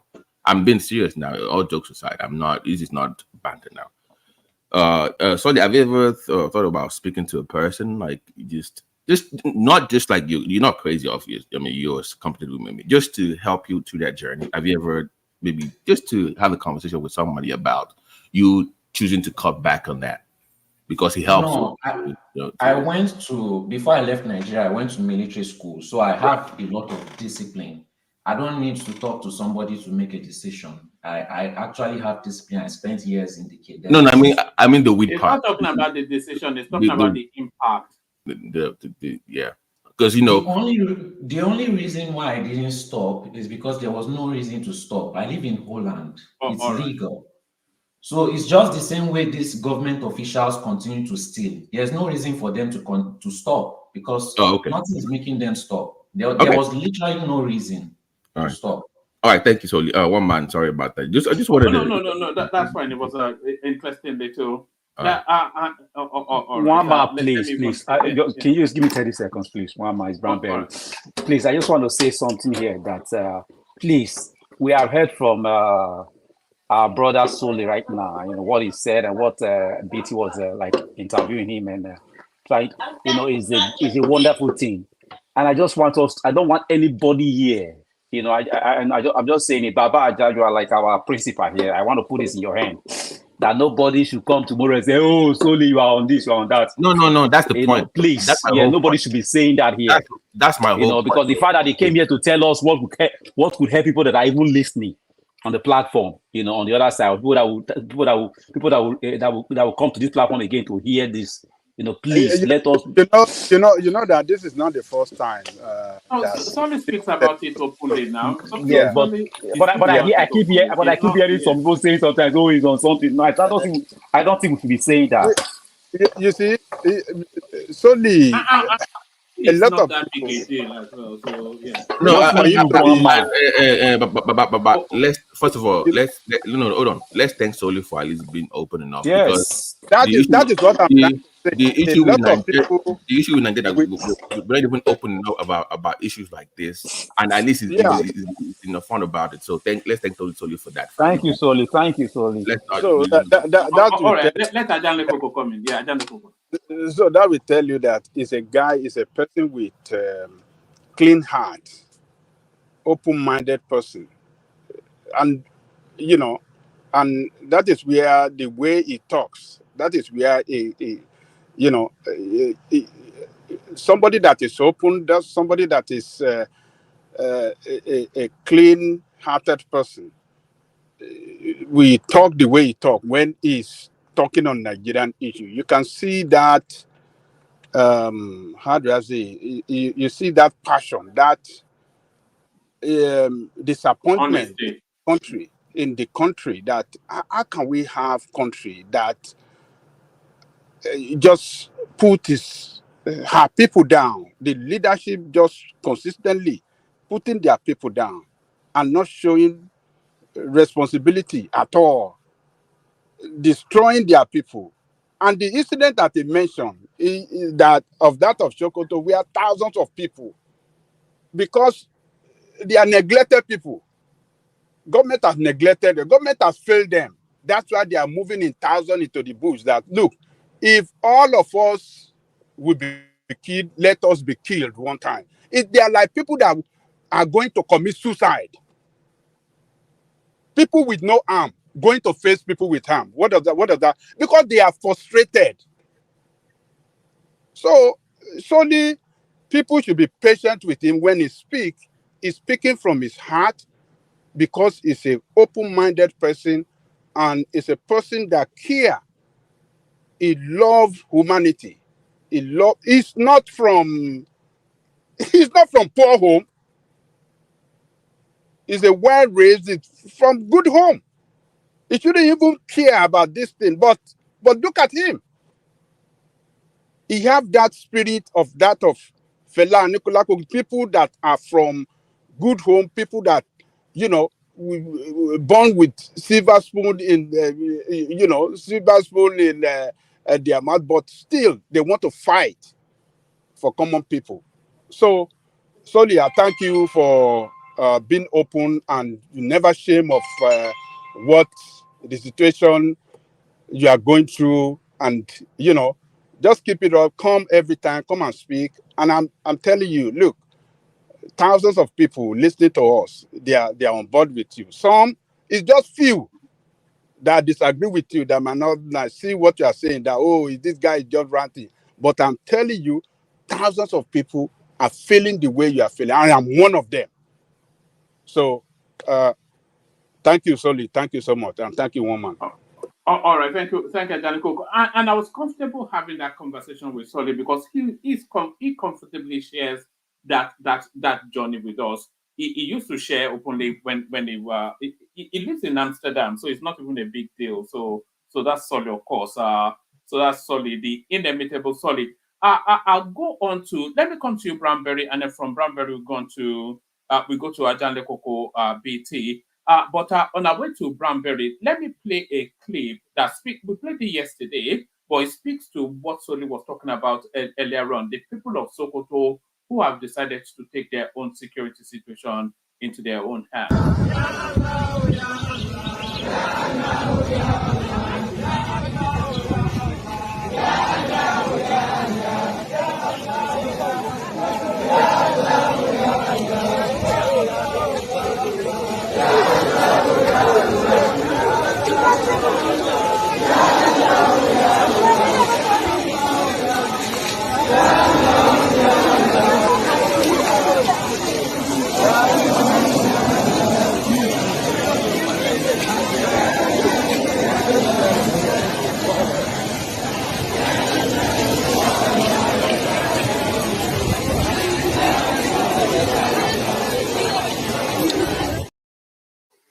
So those were the people of Sokoto State are coming to the realization that the state cannot secure them. So they were not on any religious or any sort of procession. They were going to the den of the bandits to go and confront them en masse. So there it is now.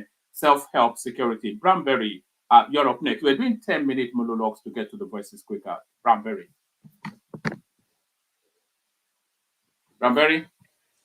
I was speaking, I didn't have no myself. Yeah, I say for Nigeria, they say John Godon Mature. John Godon Mature for there. You know, so now here we die. We all die. Yeah, now here we die. We all die here. Yes. So that's where we are right now. Everybody fighting for themselves right now because there is no local government, no state government, mostly in that part of the world, in that part of Nigeria. So I commend them. Because we from the south, we don't have heart like that. It's a enjoyment day tomorrow, party day tomorrow. What you say? I want to go kill myself. So and things are happening. A lot of kidnapping. And it's poverty that makes people to do this heinous crime. Why some those Fulani? It's not just poverty. They like crime. They were born with crime. It's just who they are. Even if they are educated, look at what the educated ones are doing. Look at what they're even saying, So, and those people, they are not all Fulani. Please, we have criminals in all tribes. Yeah, that's what I'm saying. That's what I was going to say. You can't say that it's born in them. Oh, no. Those people, sorry to say. You can't. I don't know. They were not like this before. There are probably millions of Fulani in that country. If it is born in them, all of them will be committing crime. Well, they are committing crimes in different ways, whether in the government or trying to bring proof of all of them. Bring proof. You have to bring proof. You can't say that and then get offended when someone insults your tribe. No, I'm not insulting them, but what I'm just saying is that It is an insult. Yes, it's an insult, but there's a fact. You know, there are some. Would you feel if a white person tells you that all blacks are criminals and is born in them? Yeah, I will feel offended too, but that does not mean that it depends on where that person is speaking from. If he's been attacked, I've seen someone. I was somewhere, and this person. Immediately I introduced myself as a Nigerian. He started going crazy. Started going crazy. You know, he was so angry. I don't know what Nigeria did to him before. He's a white man. I mean, there was something that Nigeria did to him. That wasn't even here. That was in Europe long ago. You know, like maybe 16, 17 years ago or thereabout or more. You know, so maybe there's something that Nigeria did to him, but because of the reason why I'm saying it is that when you see so much damage that these people have done, ran a lot of people out of their farms and stuff. So that's why people just keep, because most of the investigations that has even come out, even the outside people, the outside themselves, they keep saying these are the people that are chasing us. So that's just the reason. If they don't want us to be mentioning their name often, they should desist from it. No. You know what people recall from is this because I stood I took it up with Solly Eleron as well. It's just the sweeping generalization. Even amongst the Fulanis, there's a particular stock amongst them that is especially bothersome. They are the Bororo. The Bororo ones are the real ones of concern amongst that ethnic group, the Bororo Fulanis. But let me rattle you through the headlines that we're speaking to, and then you can go at them as you will. No timeline yet for Oronsaye report implementation. So that's the federal government going back on their words. They promised us 12 weeks, which was about 6 months ago. Wait till 2031 if you want to become president of Nigeria. But they judge telling. What's going on? Can anyone hear one man? One man, we can't hear you again. No. Okay. So and I go say that UK and I get better internet. No, he has two systems he's working with at the same time. So it's time to switch over to the other system. Yeah, I just a teaser. My brother, I'll go on with the topic. He has already given. Yeah, let me quickly talk about this. This was the reason I called for our Papa Tinubu. Don't try. It was Baba Ajali Koko that was saying it. Don't try to fall into the trap that Jonathan fell into and say, "Oh, when I win, I will implement these things." Just do what, because these people also know that if you win, you will do worse. If you win, you will implement all these things. So they are waiting for you. They don't mind to do the same thing they did to Jonathan by rally, bringing other people together. If you see 2023 election, they didn't come together. It was ANPP on their own, PDP on their own, LP on their own, this on their own. Once they know that is what you want to do, how those Fulani, let me not mention the other name that goes with them. You know how they will do. They will rally people around, come and join us. Let's fight this bad government. Let's fight this bad government. And when you are gone, they will come with their own. And somebody also said that what if the other government scrap it? If you do it now, it will be very difficult for the other government to scrap. And if the other government scrap it, if the other government come from the north and it scraps it, it's very easy. That will just be the disintegration of Nigeria. That will be it. Because most people from the south will not say, even the politicians and all of them will not say, okay, you know what? It has not done at us. It's not done on us that these people, they are not ready to change. So that's when the country, we will all be happy anyway for that. So that's what I see. He has to do something right now, and he has to do it. He has to do it now. He has to do it fast. Don't think of tomorrow. Nobody knows tomorrow. Even the Bible says nobody knows tomorrow. We can't think about tomorrow. Do it now to save your people. That's what I say about that. Okay, I'm going to go to the Bode George. I think, can anyone still hear me? Go on, my brother. Okay, Yeah, I'm going to go think, to the... hold on, please. I think Wama was shut down, maybe by the network. He'll be back very soon. Just go on with the next topic. Okay. I'm going to Yeah, go to Bode George. Can I reply you on that previous topic that you were talking about? Go ahead, Soli. All right. So, yes, we may have majority of the Fulani causing mayhem. Oh, you are going to Fulani. I thought no, we are done with that. I thought you want to go to the government. Okay. Yeah, let's leave Fulani. Thank you. So I'm gonna go to the Bode George, and I think Bode George is still angry, and and rightfully so. And most of the PDP, most of the real PDP, the intelligent one, not the mumu ones that was following Atiku up and down, thinking that because of the crumbs they are going to get, they were supporting him when they were not supposed to, when it was not their turn. Another northerner to another, not even just northerner, another Fulani to another Fulani. They say, oh, this one is different. This one is not Buhari. I hear you. It's not Buhari. So as far as I'm concerned, I don't see Atiku will never be Nigeria president. He has missed it. 2019, he missed it. That was his chance. So he's gone. No party is going to allow him to come. Sorry, can you hear me? We can hear you now. Yeah.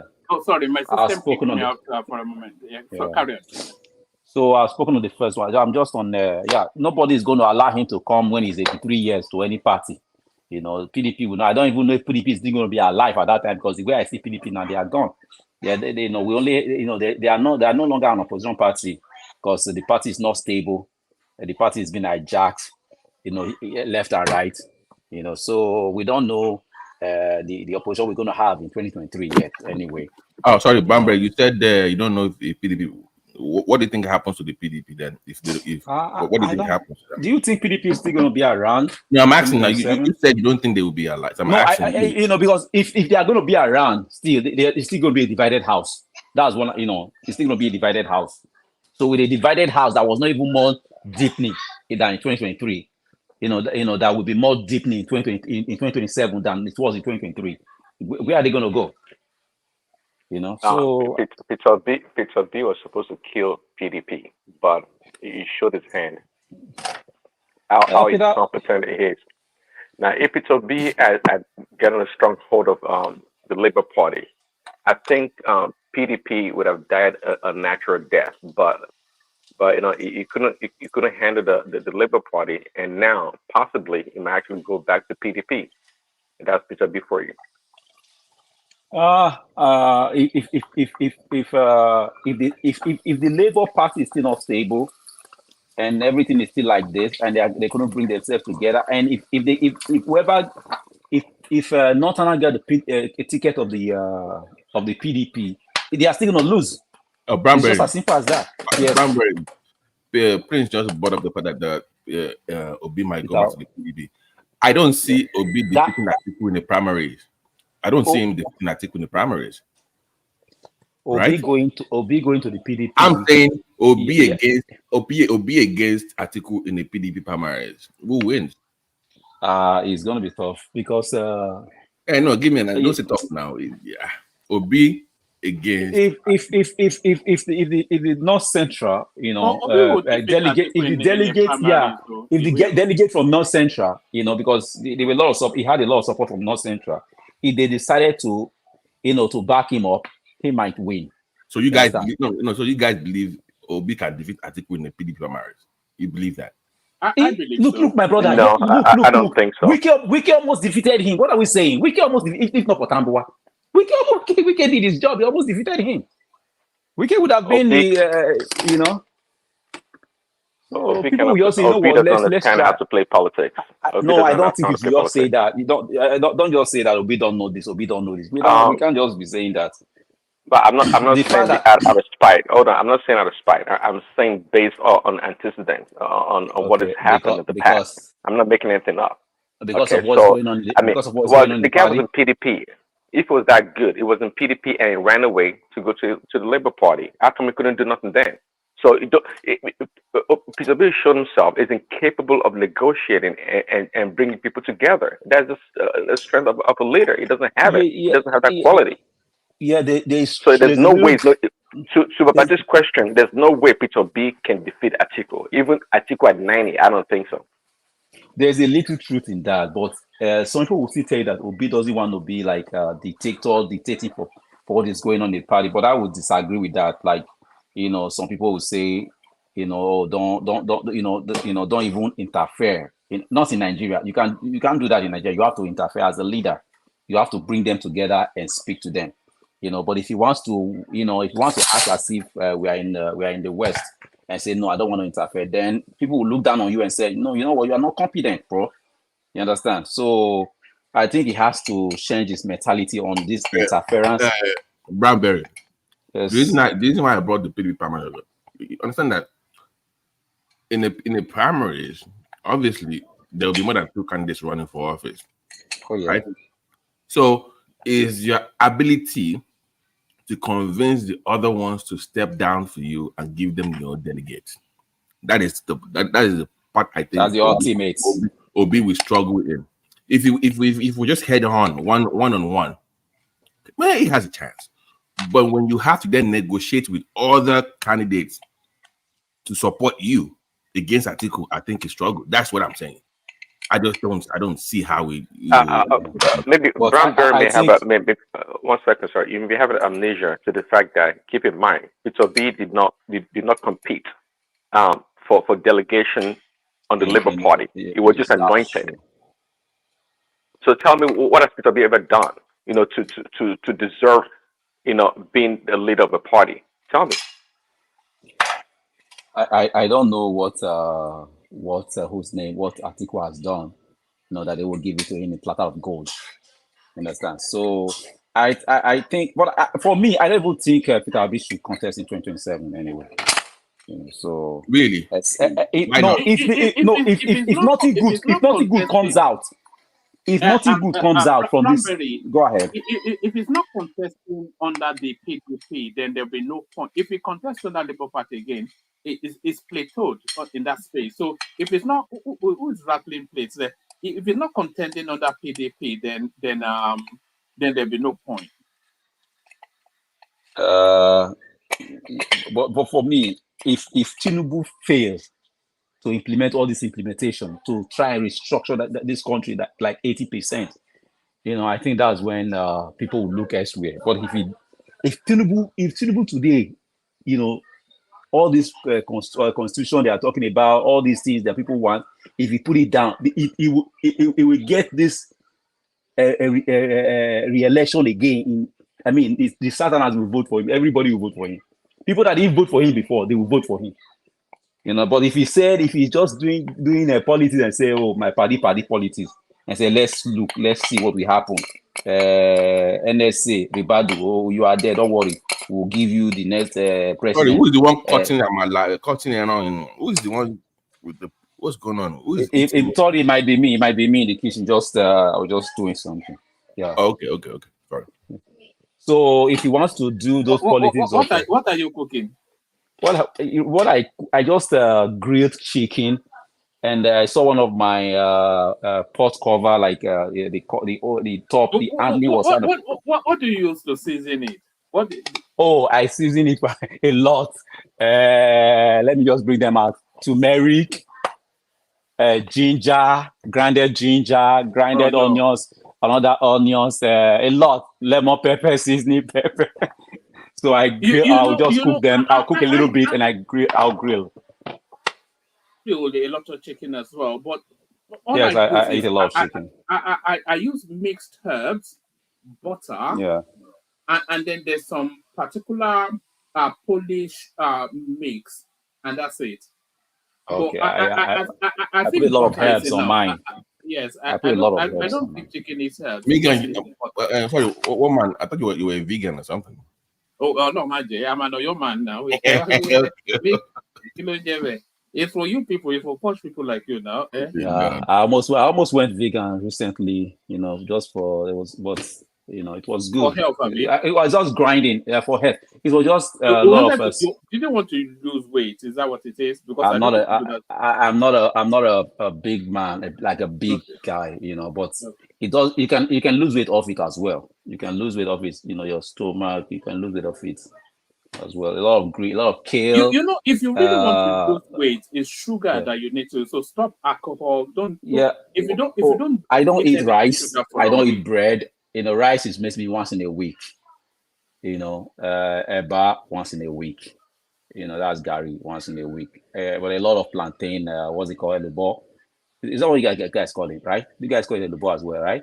Yeah. Amala. Okay, amala. Okay, you guys call it amala. Yeah, a lot of amala. Not a lot really.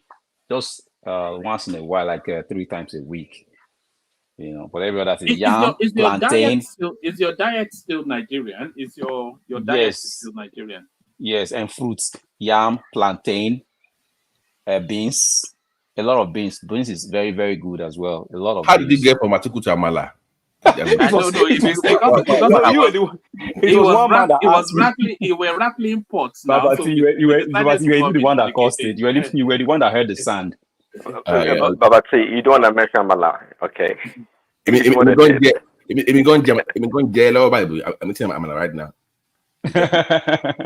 With what stew? Egusi. Oh God. Egusi. I can't eat Amala with Egusi. Sorry. Legal. That's not legal. That's illegal. Amala and Egusi is illegal. Stay away. All right. Back to Atiku. Okay. That's good to haunt my dreams now. You know, Amala and Egusi. But yes, carry on, primary. I think Amala. Sorry. I was going to say. No, you can sit Amala. I think Atiku. Sorry. I think Atiku can never. Atiku is never going to be a president in that country. I'm sorry. You know, because even Buhari wasn't supposed to be president. Remember that during 2014, right, 2014 to 2015, the Northerners were pushing Kwankwaso. It was the Southerners that pushed Buhari. You know, the Northerners pushed Kwankwaso. Remember, it was Kwankwaso that came out second in that. I think it was held in Lagos, right? That primaries. You know. So because the Northerners, they know Buhari very well, but you know, our people didn't know him. They thought he's a man with integrity. Buhari is the man that came to Nigeria and just destroyed the word integrity. The word integrity is no longer existing in Nigeria. So you think Obi plays a spoiler again for Tinubu to win second term? Yes. If Obi is not going to get the Obi is not. I mean, if they give Obi vice president and they accepted vice presidency, nobody's going to support him. Nobody's going to support him. No, I'm saying that I think it'll be hard for Obi to accept the VP slot. He knows. So because he's going to lose a lot. Okay, let's even say he stays in the Labour Party now, and we have an Atiku gets PDP ticket again. So the same people running again. I think that would be foolish for him to even go again and say, except a lot of things have been put in place. Electoral reform or voting electronically, but we know that's not going to happen. I'm saying that this time around, he can get a better VP than the useless one he got that couldn't even win his own award. You can get a better VP that can actually win. Who's the VP that is going to get? Because you know these people, they are very pompous. They are very prideful. That is where Obi does not have that. Doesn't have it in him. If I was him, I would go to North Central to get a VP. I wouldn't mind going to the Northwest or Northeast. I wouldn't mind. Give me a name. I will go to. Give me a name. Who are those? I don't know. I don't know strong people from the Plateau or Benue. I mean, no. God forbid. El-Rufai will never be our leader. El-Rufai ticket. You don't see it. No. El-Rufai, they have so much on El-Rufai, so he can never. El-Rufai own is done. Just forget. El-Rufai can never be a governor. If we are supposed to be a governor again, he can never be a governor again. No. But what? Okay, let's even say El-Rufai agrees. So El-Rufai, P2B. I can't even debate on that. I can't even talk about El-Rufai because No. He's not going to win. He's not going to win. No, they're not. We're not going to vote for him from in the south. We just ignore them. Because they won't like him anyway. How is it going to happen? A powerful ticket, but not a winning ticket. Not a winning ticket at all. The only winning ticket is Tima Tinubu now. if you had El Rufai, Peter Obi in Labour Party, Cats and rats, people that hate. And then you had good old Jonathan Fintiri in PDP, and then against Tinubu Shetima. It's going to be Good Lord Jonathan is not going to run. They are just playing. Northerners are just fooling themselves. He's not going to go into their mess. Look like the guy has an interest to run, or he's being pushed to run. He's not. Come on, I don't know why people think that guy is dumb. He's not. He knows what they did to him, so he knows what they are looking for. It's not going to fall. It's not going to fall. It's not going to fall into their trap. They come and run. They will now put everything behind you, and when you run after it, except if it comes, if Tinubu, I mean, they might be talking. I know for fact, not for fact, but I know that with the person that Jonathan has already spoken to Tinubu. He's trying to do these things and stuff. If Tinubu does them, then he Jonathan is not going to run. Jonathan is just not. It's not just going to run. But here's the question, though. Here's the question. Since Obasanjo, right? The same names have always reoccurred. Circulate.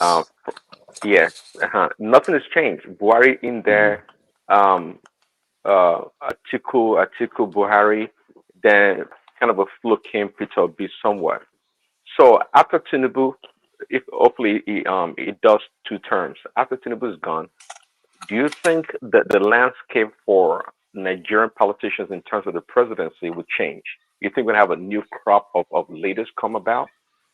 For me, I wish Showore can take over the obedient disobedient people.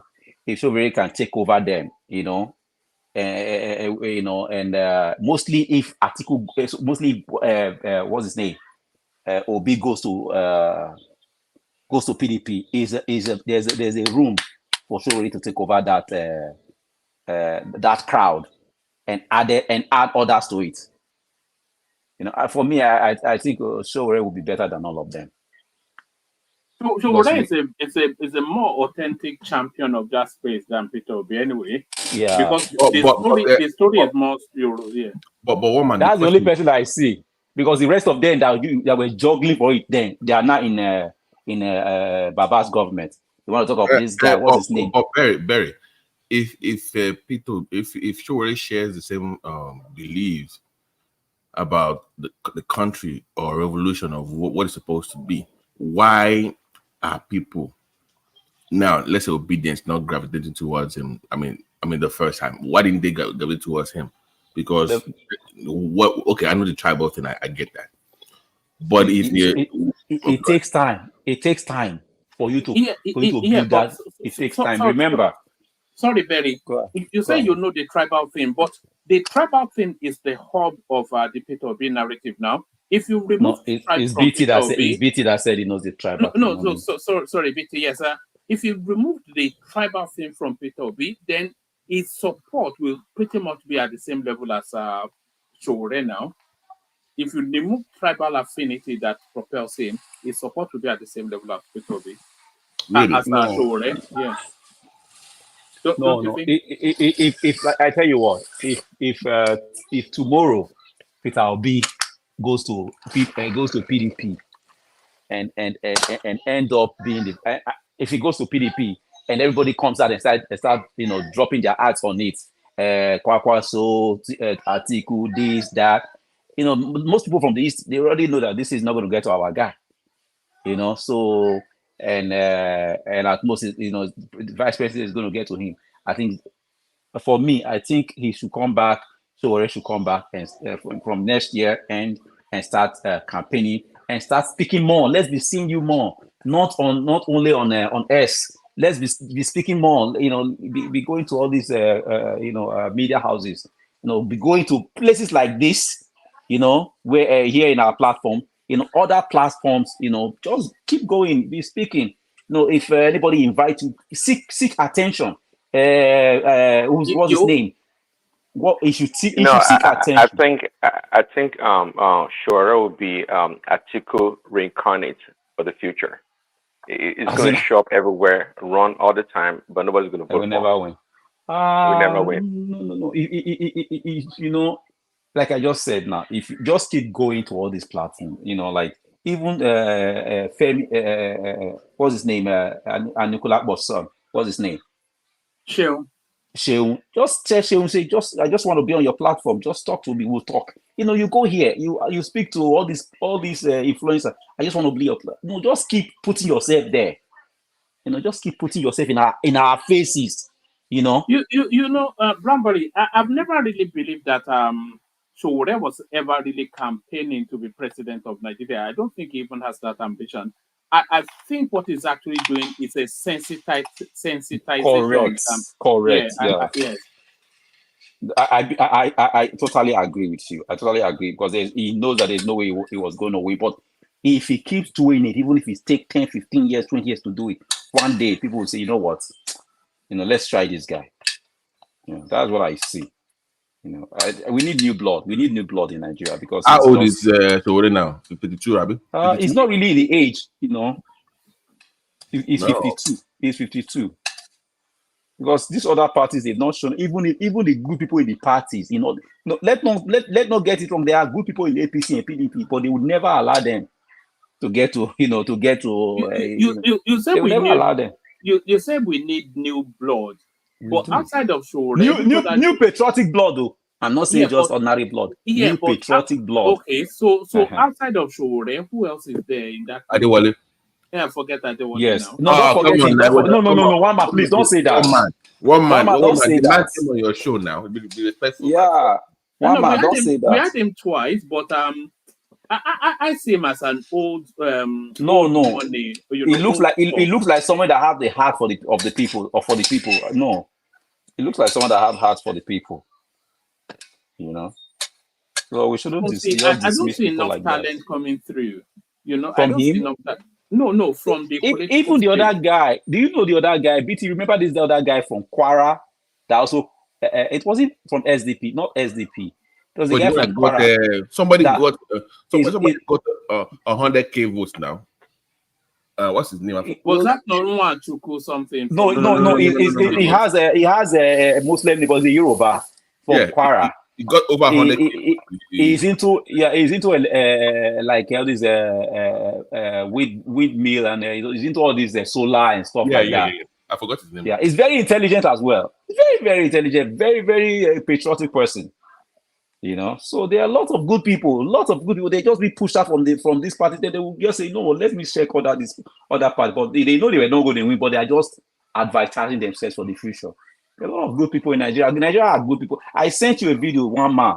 I couldn't send it on your Instagram. I don't know what's going on, but I went to your Facebook. I sent it to your Facebook. You know, and I always say, like when I was talking yesterday about the Igbos, I was just saying that Nigerians are good in general. Igbo people, they are good. Yoruba, everybody. You know, you watch that video, see what Nigerians were doing. You shed tears. You know that Nigerians are good people. But I don't know where these bad leaders, where they came from. And these are the people that were eating free meal during their time when they were in school. You know, enjoying life. Now you are now oppressing and you don't want people to enjoy life. You know, not that we don't have money, we have the money. Look at that senator speaking today. He said Nigeria have the money. And Ned won't go. You know? So I don't know what's going on. All right, brilliant. So thank you, Brambury. So Brambury, just to manage the time, let's go from, stay with us still. Let's come from you to Ajane Koko, from Ajane Koko to Baba. So Ajane Koko, you're up next. I think it's Abdul Maliki from Okene is who people think you meant for that Kwara guy. Correct. Oh, did that Ajane Koko drop? Oh. I think Ajane Koko dropped. So let's go to Baba then. Ajane Koko is back. So Ajane Koko, you're up next. So to the conversation. They're telling us to whistle. One man is BT. Is BT there? BT is here. Mr. Interrogator. He comes to interrogate everybody here. Baba Legba. Just take over. Go. Let BT go. Let me yield for BT. You know, he's been coming. Just come to interrogate. He never speak to any issue. Let him speak. No. Kill Angelo, right? No, you know, like a day before yesterday, one man was calling you. He was calling BT. I think it was yesterday. One man. When was it? Was it yesterday or a day before yesterday? When his camera was on. Disappeared from the screen. Yes. Yeah. What happened yesterday was kind of a weird. I don't know what happened to the show at the beginning. You know, yesterday was probably the weirdest show yet. It was just me and Ajanle Koko, and I was just saying, I was just waiting for Ajanle Koko to speak for a moment, and I was just going to shut it down. You know, it was because we had an Ipob lady here. Oh. No, when we first started, you know, my audio wasn't working. The stories were not strong enough. Ajanle Koko was trying to hold on to the session. I was just waiting for Ajanle Koko and I were trying to hold on to the session. And then after an hour and a half, I thought, okay, I'll just give it up. And then I said, Ajanle Koko, we shut it down after 2 hours. And then suddenly Chioma came in. And then 10 hours later, Mike just shut it down because it had enough. I didn't even think it was going to last. Yeah, I'm like, Ajanle Koko, you were here now. I went back to look at it. I'm like, yesterday was. And then 10 hours later. 10 hours later, really. So, BT that have been coming, he just come to it. They never speak to any issue. Let him speak. Let us hear from him. I want to hear from you. I want to hear where you belong. God bless Nigeria. God bless Nigeria. One man, take him. Okay. Take it on with it. Yeah. All right. Kick us off with Ota Piapia. Do you want to start with Ota Piapia? Well, good evening to all Nigerians. Okay, anniversary. Yeah, but this issue, they said that Dabiri is taking it up with the Canadian government, right? The House of Reps, actually, they break into the Canadian House of Reps. Well, man, this, you know, we banter online, we bash bulls and all this, but I don't think any group, even the Edos or even people in the Ipob, I don't think they've taken it this far. This is the first time we hear somebody talk about to unalive people, right? I've never, maybe just me. Anybody heard anything like this before? No, I've never heard it yet. No, I've not heard it before. This is pretty much the first time we're hearing somebody advocate for unaliving other tribes. And you know, I'm gonna go and leave. She's probably a nurse that works in healthcare. I'm gonna just jump out of the limp. So how she's not even she works in the healthcare. She's not even exactly. There you go. You know, yesterday when I was here, now do you know I've seen this woman before? I know him. He saw me. I know how I need to say. You live in Canada? Yeah, I live in Ontario. Yeah. At that time, I used to live in Toronto before I moved out of Toronto, but I still live in Ontario. You know, this woman, I know her. I don't know her, but I know her, you know, like my wife know her very well. Oh. You know, so it was something strange, you know, that I don't remember. It was this woman that said she saw you and called me and said, I saw your husband because I see you on my wife's status or on your wife's status every time. That's how I know you. You know, she hasn't seen me before because she sees me on my wife's status. She recognized me. You know, so woman, you know, because if I work in that, she's an Ipob. She's been brainwashed. Yeah, but not to the point where you want to unalive people now. I mean, even if you don't make that public. I mean, they are on her now. They are on her. The Yoruba group here, the Edo group here, the Nigerian Association here. No, they were the one that first reported it to the OPP and the ROCMP. So yeah, those ones have already invited him before the Nigerian government started writing. They've already invited her. I mean to say. So she has now shut down all her social media, and she said, "Come and meet me, come." Now she's not running. I think they've gotten her already. Okay, now if she's boss, I don't know what she has in a degree in healthcare. I don't know. You say she's in healthcare. We don't know. Like, but probably off. Even the school she went to. You know, they came out. He works with. She works with disabled people. Oh, let me mute you for a moment, Bramber, because of background noise. But if she has any formal education, then whatever body is in charge of that, she'll probably be struck off when she be have it. Yeah, can you repeat that one, man? I missed the part. Can you repeat? No, sorry. I said if she has any formal sort of education like nursing, then she will belong to some association. I think she might well get struck off. Yeah, but that's my point. If she has any board certification, people can actually challenge that certification, and they can. I mean, I can speak for Canada, but in America, especially if you're working with disabilities and in any acute setting, if you this can jeopardize certification, whatever, maybe nursing degree, whatever, career. Or medical. BT is he said, yeah, her own is finished. She's done. You know, because you can't get any. Okay, if I'm from a different tribe in Nigeria, if I see in any hospital, I'll just go to HR. She cannot even walk anywhere. She can't even walk anywhere. You know, I'm telling you the fact. She can't even walk anywhere. You know, maybe she can walk for herself because wherever she goes, I mean, they're gonna throw her out.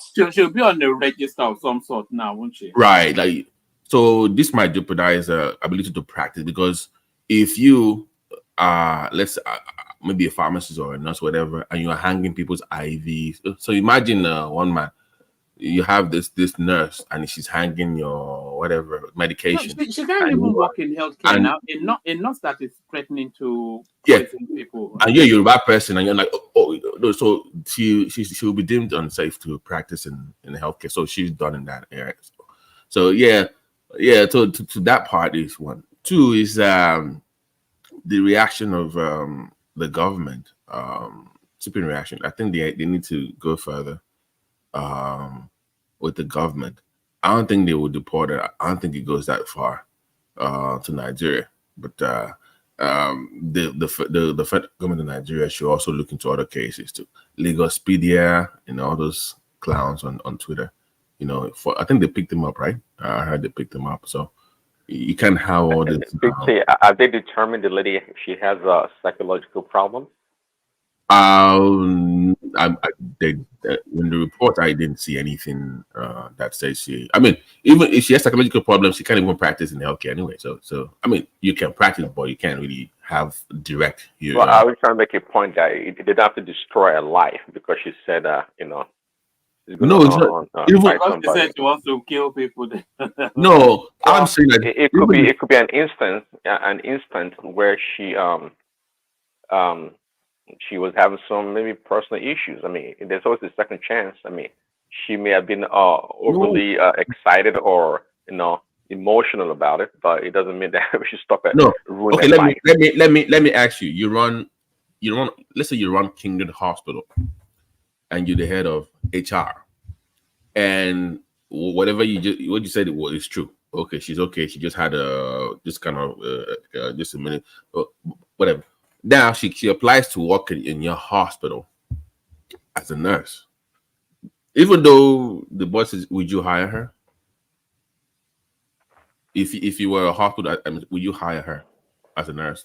Well, because in America, because I know her background, that may be a little bit harder. No. My point here is that they shouldn't make a record public and try to ruin her life. That's my point. So somebody can pick her up. It's not them. Let me just say something, please. Okay. In this country, if you do anything, if you do what's it called, like all this cybercrime, God forbid, you do all those things, and you do some. If it's not life threatening, they will not. You have no issue.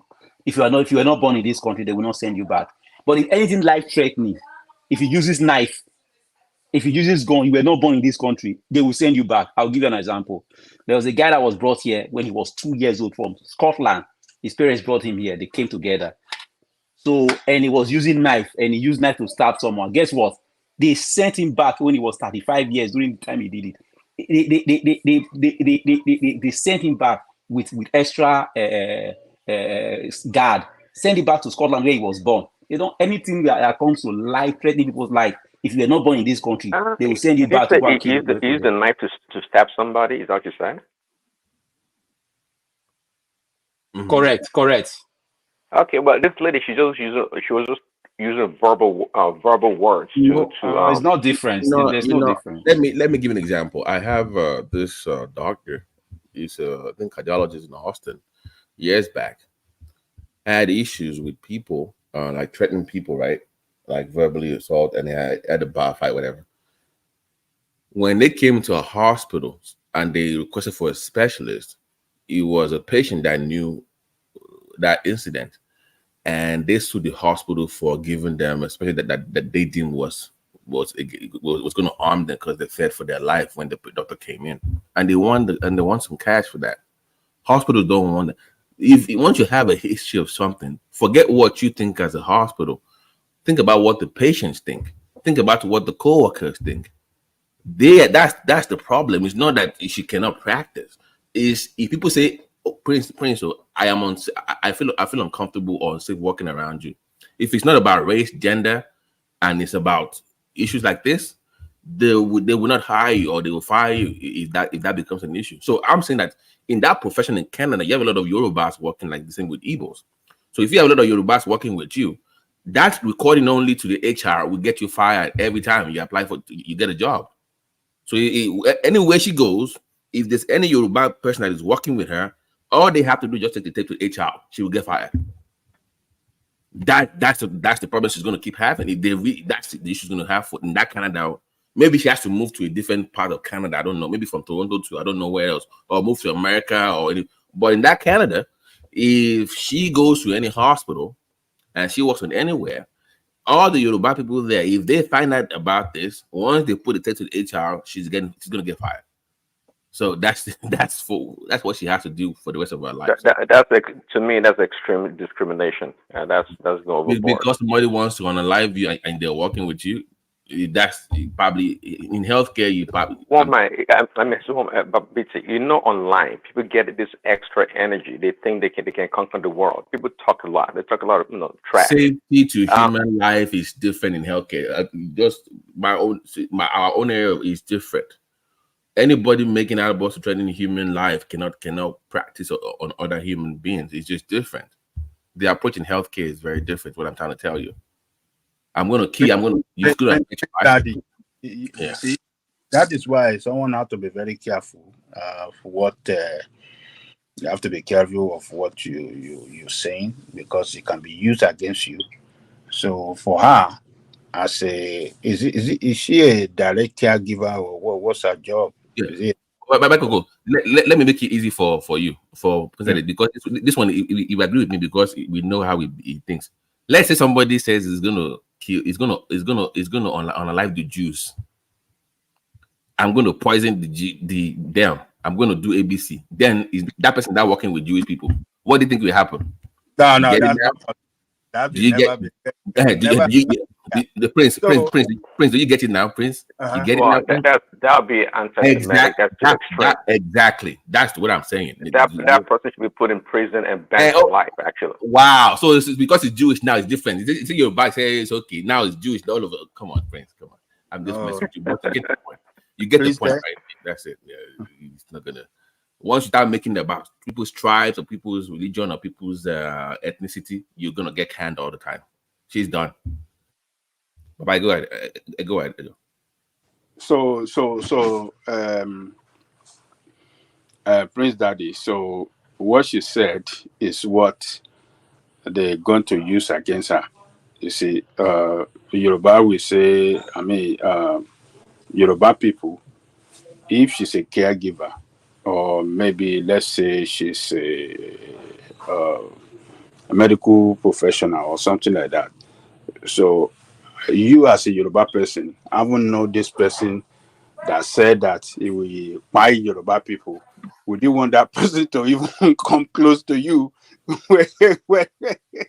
Anytime you visit the medical center or whatsoever, you won't want that person to get close to you now. Well, because see, maybe because it's in Canada. Here, you can be strapped. You can carry your own gun, and protect yourself. Maybe in Canada, they don't have that luxury. No, when you are a professional, I don't know whether she's just a caregiver that those they call Gbeya or something like that. If she's that, yeah, she can still get a job, but because that job they're looking for a lot of people to do it, so she might not. Bye. Even they are looking for a lot of people to do it. Yeah, they are not looking for her. Yeah, so our own is finished. They can wait. They might not care that way. Because guess what, Baba? She work with people that don't even know anything they are doing. These are children that that are disabled. So that's the area she works. So they are not. She can't even if she does. If she's working in a long-term home or retirement home, whatever, she's not going to get any job. That's a big problem for her, particularly if there's if some maybe in the past some incident that happened where she worked where some people just mysteriously died and something like that. They might want to say, okay, is she the one that been buying them something like that? So you don't talk and finish. Oh God. To be very, very careful the way we talk online. She was just too emotional, and but for me, I think they can sit her down. They can what do you call these people that cancel? They can cancel her. I think she was just emotional, tribal, and stuff like that. I don't think it's that easy to just buy people like that. So yeah, but I'm saying that in healthcare, if you train the life, if our co-workers are like Yorubas, they will get. They wouldn't hire her. Yeah. Just that it's just America. Like they're not gonna put you in a situation where they will sue. Okay, somebody you work with somebody now that online says he wants to acquire your tribe or ethnicity. Then somebody gets sick. They say, no. See, they don't want that headache. Healthcare nurses they don't want that headache at all. Yeah, they don't want that headache. They don't want to deal with that. Like, no, sorry, we like you, but we can't afford. So she can just end up. Baba Aja, you already said it now. When these people now know those families that she was working with the children, when they now know if anyone has passed away in some mysterious way, and they now realize that something is going on, if this thing blows out and the media is not carrying it, and they will come and say, no, we need to look what Yes. She's in big trouble.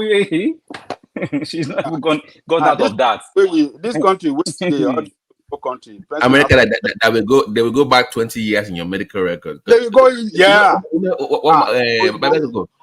you know I have been to the courts for about 6 times in the last 10 years? 6 times. 6 times because of what I signed maybe a while back. That I was just a consult to a patient. I meet people that also consult for most of the part. They will call you to a case that you signed off on it like 6-7 years ago, and somebody brought up, and you have to come with evidence and lawyers and everything. Yes, they will still go back. That's America for you. They go back in medical records. Oh yes. Anybody thinking that I was just a witness, but I have to explain my own part. When you are working in medical field, you have to be very, very careful. But don't think because they can go as far back as 10, 20 years, 30 years. Oh yes, if it comes up. Yeah, I've had to go to court. I have the hospital, they'll provide their lawyers and all that stuff. It's part of. I have insurance that covers me. I have to get medical insurance to practice. That covers those. You all carry it, don't you? Yeah, we do. Yeah, no. For medical provider, you need to get insurance that covers you in case of lawsuits and all that kind of thing. So yeah, so that's just the way the system. She never thought this situation. I mean, what she said can turn out very bad against her like that. Maybe she just she thought of just She was thought carried away in the moment. she That's was what happened. carried away, just say something, like some people in the comment section too. Yes. Say something and go, yeah, just like that. But the way it's a whim thing, and a whim just. I think I believe she'll be regretting what she did or what she said now. Can you imagine where her whole family will be querying her now, which obviously should have lost her job already. So we expect that. That thing would have consumed her life as we're speaking now. She's messed herself up. Just one moment of madness. Just one moment. Oh yes. The husband, if she's married, the husband will be going crazy against her now. That look, the children are asking her mommy why, She's married to a foreigner, I think some Belgian, so that's in. Yes, it sounds German, doesn't it? Yeah. So yeah, but that was we need to be careful what we say online. If you're gonna put your face online, you got to be careful of what you spill. You just have to be careful. So that's the lesson. What we learn. We learn every day, right, woman? We learn every day. So. You want to take us to Oronsaye and yes. Let's move on from kicking the can down the road permanently. Yes, Remember how excited we were when I wasn't. I wasn't excited. They are first politicians, right, woman? They're politicians, so they will do what is best for their own bottom line. So the best option would be wait to second term. Promise you they will do something, then tease you for the person they're gonna have. So this is what's gonna happen. They will promise that if you vote for them the second time, they will get it done right. Then you vote them in. Then they will do maybe one or two things. Then they will tell you, well, if you just vote for the next guy that comes after me that I'm going to hand over to, I'm telling you, and they're gonna that's the way it is. It's not gonna unless they because every government in Nigeria wants it to be what they came up with. It has to be their own idea. It has to be their own person that came up with the reforms. So unless you're going to force Tinubu to come up with his own report or form a committee again or have his own what is it called, conference, and he also finds a way to implement it during his time, that's the only way. Now the way Nigeria is, nobody likes implementing other people's ideas in government. That's just unfortunately that's the kind of country we have. So I don't see this happening. Like Ogbeni said earlier, in judiciary and I think was it judiciary, right? The judiciary and it was EFCC and law and whatever it was talking about. Yeah, that would be a teaser for the second term. So maybe towards the end of this first term, last few months to the end of the first term, they will put some things in there, tease you with it. You vote, you're all excited like you were the last time, and they give you some crumbs again. Then they promise you to wait in the next 4 years again, and that's just the way it's going to be. Unfortunately, One man, Babati. I think we are not serious in that country with the way we, created a lot of ministerial position and government agency. As big as United States, we only have 15. Secretaries, which is a position similar to that of a ministerial appointment in Nigeria. 15. As big as this country, as wealthy as this country.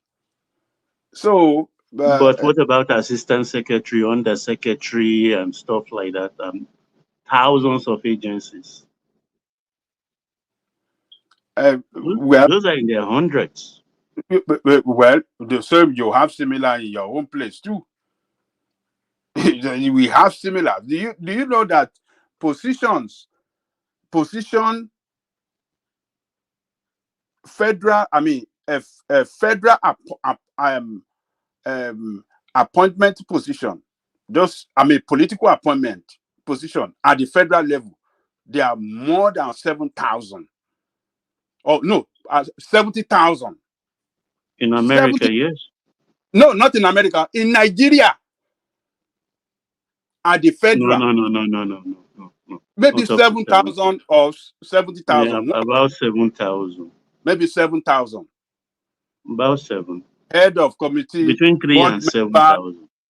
For 7,000 plus board members, this, that is too much now.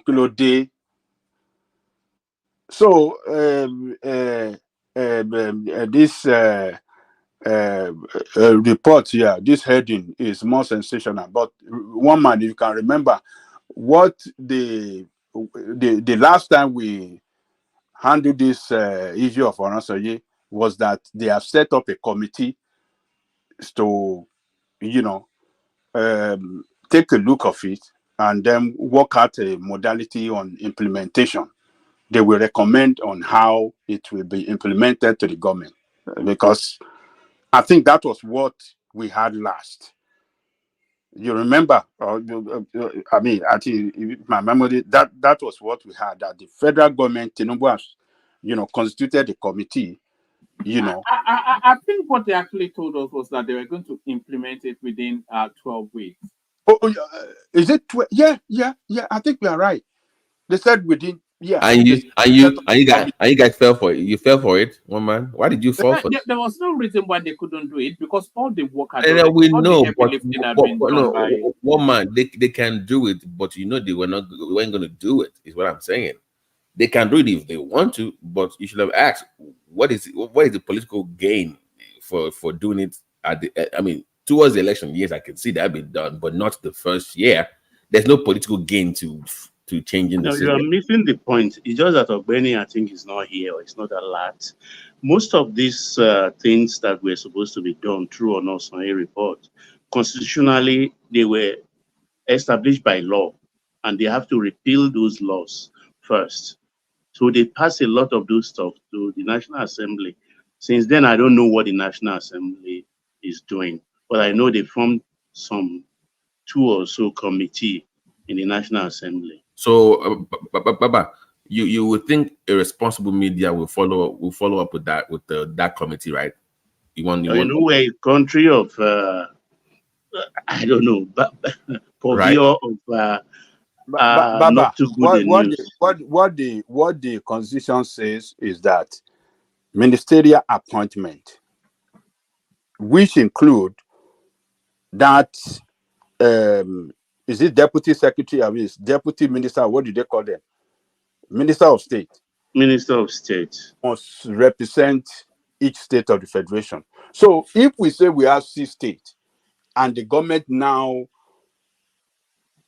cut this ministerial position to like 16, that we have 16, or let's say 17. Or 18 ministerial position, plus their deputy. That will make up that 36 now. We don't have no state will want to take a deputy ministerial. No, there are some states. It didn't cover. There are some states. The Constitution says that a minister must come from each of the federating states of the country, including Abuja. The deputy minister is a minister too. It's not. It's not just a cabinet minister. It's classified as a. There are cabinet ministers. It's just not cabinet ministers. It's a deputy. Listen, cabinet ministers, according to our constitution, must come from each state, including the federal territory. Those are cabinet ministers. Ministers of state or deputy ministers are not that common, but there are ministers of state. Those are just like how do I put them? Like chief of staff to the No. Okay, tell me otherwise. When Jonathan was there, hold on, sir. Let me take us back to Jonathan time. When Jonathan was there, the position, ministerial appointment that was given to Lagos State was, what's the name of that guy that used to be local government chairman, Lagos Highland local government chairman in Lagos? What's his name? That was minister. Who was Minister of Defense? Obanikoro was Minister of State in Defense. representing Lagos State. But don't forget, there was Demola Seriki too. Was thinking Demola Seriki was where I can't recall actually, but Demola Seriki, Obanikoro, and who else from Lagos State? I can't remember. That's way back now. Go ahead. Sorry. Well, they have to do something. We can't have this large government. It's not. They have to amend the constitution or impeach that part of the constitution, because the funny thing that even happened, that they usually even take ministers again from the 6th geopolitical zone just to add it up. That's where the pressure comes. So because they want more. But ideally though, how many ministries should we have in Nigeria? Maybe should it be by regions as opposed to state? Maybe yes, by geopolitical zone. Let's have two. I think 3 each from each geopolitical zone, plus one from FCT. So, but maybe like 19 right. Because we are like 48 now, right? We have 48 now, right now, right? 48. Yeah, like 48. That's ridiculously. That's too high. No. 48. So about 19 I think will work. But who has that political will? Because if you say Southwest now, of course you must have Ogun there now. I mean that we need our slot in Southwest. I'm just saying. Who told you that? Who told you that?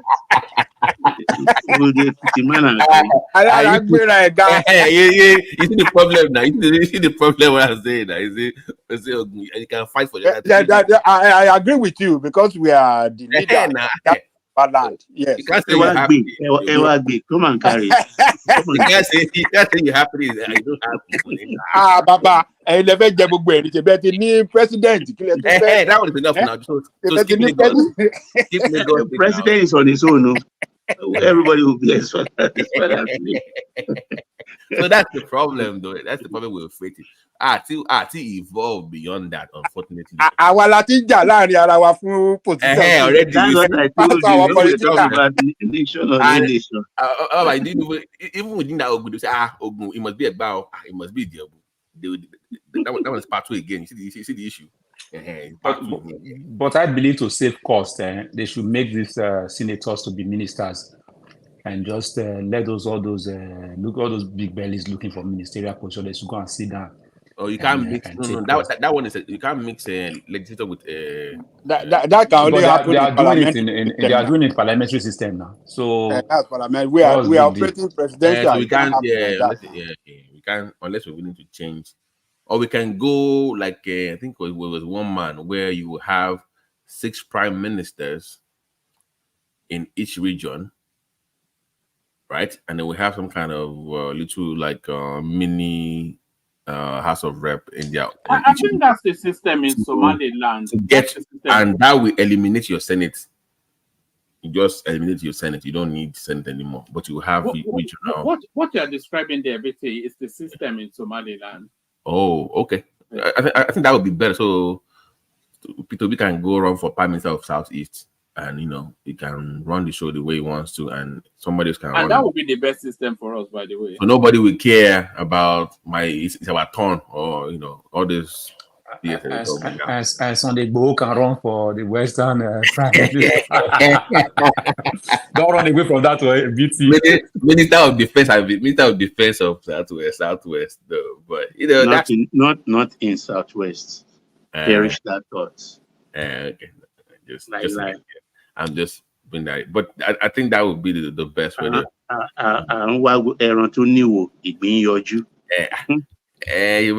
Bonnie, I can call Junior, and I can call Junior. But to the topic on the screen, the 3031, right? Wait till 30 if you want to become president of Nigeria, right? Atiku. Atiku will be 81 and 31, right? One man, it'd be 81. Yes, 81 in 27. No, it'd be 85 in 31. Oh no!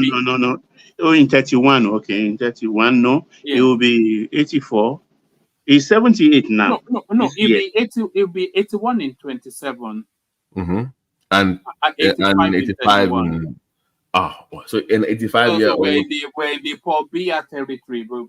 Even the worst of we had was Akufo-Addo was president at 72, and Abdul Wad in Senegal became president, I think, 74, and he spent 12 years. So an 85-year-old Atiku running for office in 2031. That's well. What would be the compelling reason for him to be president at the age of 81? What is the compelling? What does it offer that nobody else can offer that we will have? What is the compelling reason for him to run now? Let's not even talk that now. What is the compelling reason? Even the guy he worked with doesn't even want him. I mean, do you know how damning that is? If your boss, like you worked with for 8 years, doesn't really want you to be president, that's enough for me to vote no, to vote against you. So I don't know why, what the ambition is, what something unique that the audacity to want to run when it's not your turn, when it's not even your to hijack. You know, like I always say, people don't like me saying, but I believe Atiku stole the birthright of the Southeast with that ticket of PDP. It's just my own personal opinion. He literally stole their birthright because that was supposed to be theirs. True, I agree. True. So they didn't do enough good job, but he stole it. So I don't think he stole it. He bought it. He bought it. He snatched it. Okay, he snatched. I don't know what word you want me to use, but that's what I think it is. I don't want. Are you saying that he snatched it, grabbed it, and ran away with it? Any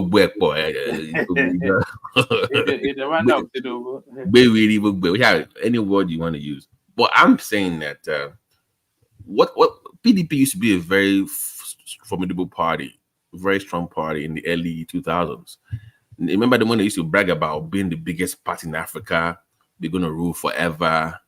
And they always, there was an interview where Atiku was asked, he was walking down, I think from the airport, and they said, "Oh God, do you think you'll get the ticket?" And he said, "I always do." If you remember that video, he said, "Vividly, I do, yes." It's like I think Saraki was with him in that time. Yeah, come on now, it's mine. Like the way he was, like I always do, like you knew was going to get it. So if that is the belief, and we've seen it like back to back already, then one has to say, he's probably going to get 2027 again until the party kicks him out. You can't have Atiku in your party and not expect him to get the ticket. The only way is for you guys to kick him out of the PDP. That is the only way. As long as you remember that, I believe the party will kick him out. The party will kick him out. That's the only way. Yeah, they will. They will have to. The party can't kick him out. I don't know why you keep guys. I don't know why you guys keep saying they can't kick him out. You guys don't understand the politics of these people. You know, he did not run in 2015. He didn't run in 2015 because Buhari was there. Remember? It was in APC. He ran in the primaries. Yeah, against Buhari. Yes, Buhari and Kwakwaso and him. It was in APC. So these kind of politics they run. Baba Bode George is very right. He caused all the confusion we are having today in that country. Because those that are aggrieved are not seeing it or getting the proper picture. It was a turn of the South. And the PDP were supposed to produce a Southern candidate. PO was angry when he saw the light. He saw where the whole thing was going. He left. Wike stayed the course, believing that his money will carry him through with Tambuwal by his side. What did Tambuwal do on that primary ground that day? He sold out. But were you shocked that Tambuwal did what he did? I was shocked. I won't lie. I was shocked. That was one of the most open acts of treachery that we've seen in Nigerian politics. I can't believe a human being can do that. That was that PDP primary was very interesting. It was like ugliness, wasn't it? And Atiku was acting like, well, Once again, I told you guys it's mine. Like it's like why are we arguing about? I own this. I mean, Wiki was there for 2-3 years when people are sponsoring the party, paying everybody. Yeah, sponsoring elections, jumping from pillar to post. You just came from Dubai from nowhere and just I mean, come on now. Of course, I would be angry too, one man, right? If I would be angry too. Like, come on now, I've been doing this thing for 2-3 years. You just show from Dubai and you come on now. So you know, BT, no, I think we have to give him credit. Actually, he comes and he pays for it. He pays for what he gets. So let's not pretend. So he didn't pay. He didn't pay for it in 2023. It was Okowa that that used their time. Have you ever heard of Okowa since? Have you ever seen him since? He didn't pay nothing. It was Okowa that carried the load. The PDP primary, whenever he emerges, is because he's paid for it. That's why he pays, and he pays good. We know he pays good because you have a lot of Southeasterners and South. Prince, let's do this way. Is Article 5 becoming a liability to the PDP? Well, it's been a liability for such a long time. Actually, I'm not a Peter B supporter, but the 2023 election, that Peter B did not get that ticket. I was like, wow. And at the end of the day, I don't blame Peter B or nor Atiku, because the Southeasterners, the powerful guys there in the party, they took the money and they turned it back. They probably did the calculus and like, look, we're not going to win, so why waste our time? And they took a bunch of money. If it's not money, what else could it be? So Atiku pays very well. Let's not pretend. He pays handsomely, and they take the money. So basically, unless the ticket is zoned in the PDP, if it's thrown open again, then Atiku wins. Unless it's zoned and everybody knows this is going to be zoned to the south, then the south has a chance. But if they throw it open again like they did the last time, Atiku will win again. I think that's just common sense woman, right? Am I on point here? If they throw it open, Atiku wins again. Yeah, well, you come, Prince. Well, if they throw it open, yes, it's going to win again. I agree, and that's why. But the people like Peter B and the Southeasterners, they're supposed to enter the field of competition and demonstrate their effort and ability, their strength to succeed in the political field. They don't want to do that. They're waiting for the ticket to so Peter B wants to wait for the zoning first before he makes his way back to the PDP. He doesn't want to go fight dirty with Atiku. No, I think what Atiku what Atiku is banking on is this, Prince Daddy. He wants to give guarantee to PO Peter Obi that he will only do one term, and he will hand over to Obi as VP. Bye. Who can trust an Atiku? His people will not even agree. A Nigerian politician promising one time, you know how that goes. No African politician does one time now. I mean, that's Prince. Go ahead. Mr. B was an insider. He sat at the table at the highest level in the PDP party. You know that, right? So if he's gullible enough to trust Atiku to do that, then good luck to him. He knows better. He knows how dirty they are. Peter B, one thing I gotta give him, it may not be the most brilliant person in the room, but he's very crafty. It goes around. My principal, whatever it calls Atiku, my principal, that garbage, But Peter B knows. He knows the deal. He's been there. He's been at the highest level in the party. Remember, he was the vice president. He ran as the vice VP to Atiku the last two elections. So he knows what's up. He knows how the game is played. And that's why he left the party without informing Atiku in 2022 or 2023. He left the party. But aren't you disappointed in Body George that was not straightforward or honest enough in 2023? About who? About Atiku. When he was asked about Atiku, the zoning principle of the PDP, he kind of danced around that topic. It was not, let me just say this, it wasn't honest enough. He should have said this is for the South. He didn't come out he wasn't bold enough to make that declaration. No, he did. He went to River State. He was amongst the first set of the NWC that went to River State to meet Wike. He supported Wike, and he supported the group of 5. Right. He did. Yeah, he supported a group of 5. Oh, okay. I thought he didn't. He just was supported a group of 5. Man, do you have any more topic before any? Can I just go? I have one thing I want to talk about. Just I don't know. Yes. Speak to it, and then after you, we go on to Ajanle Koko. Then I hand over. Mighty Mike is here, so the elegant man has come, and I think he's brought Abdul with him. So I think they are assembling for their own session. So right. So but I want to talk about the because I was at work. I was driving home late yesterday, and I saw breaking news that of the new indictment of Trump again. What's laughing? Come on, is that Prince Danny? No, not my. No. You know what Mamogari is? And I'm not taking my Mamogari. I don't know. I don't want to know. It's a pair of handcuffs. They call it Mamogari. So they put him in Mamogari.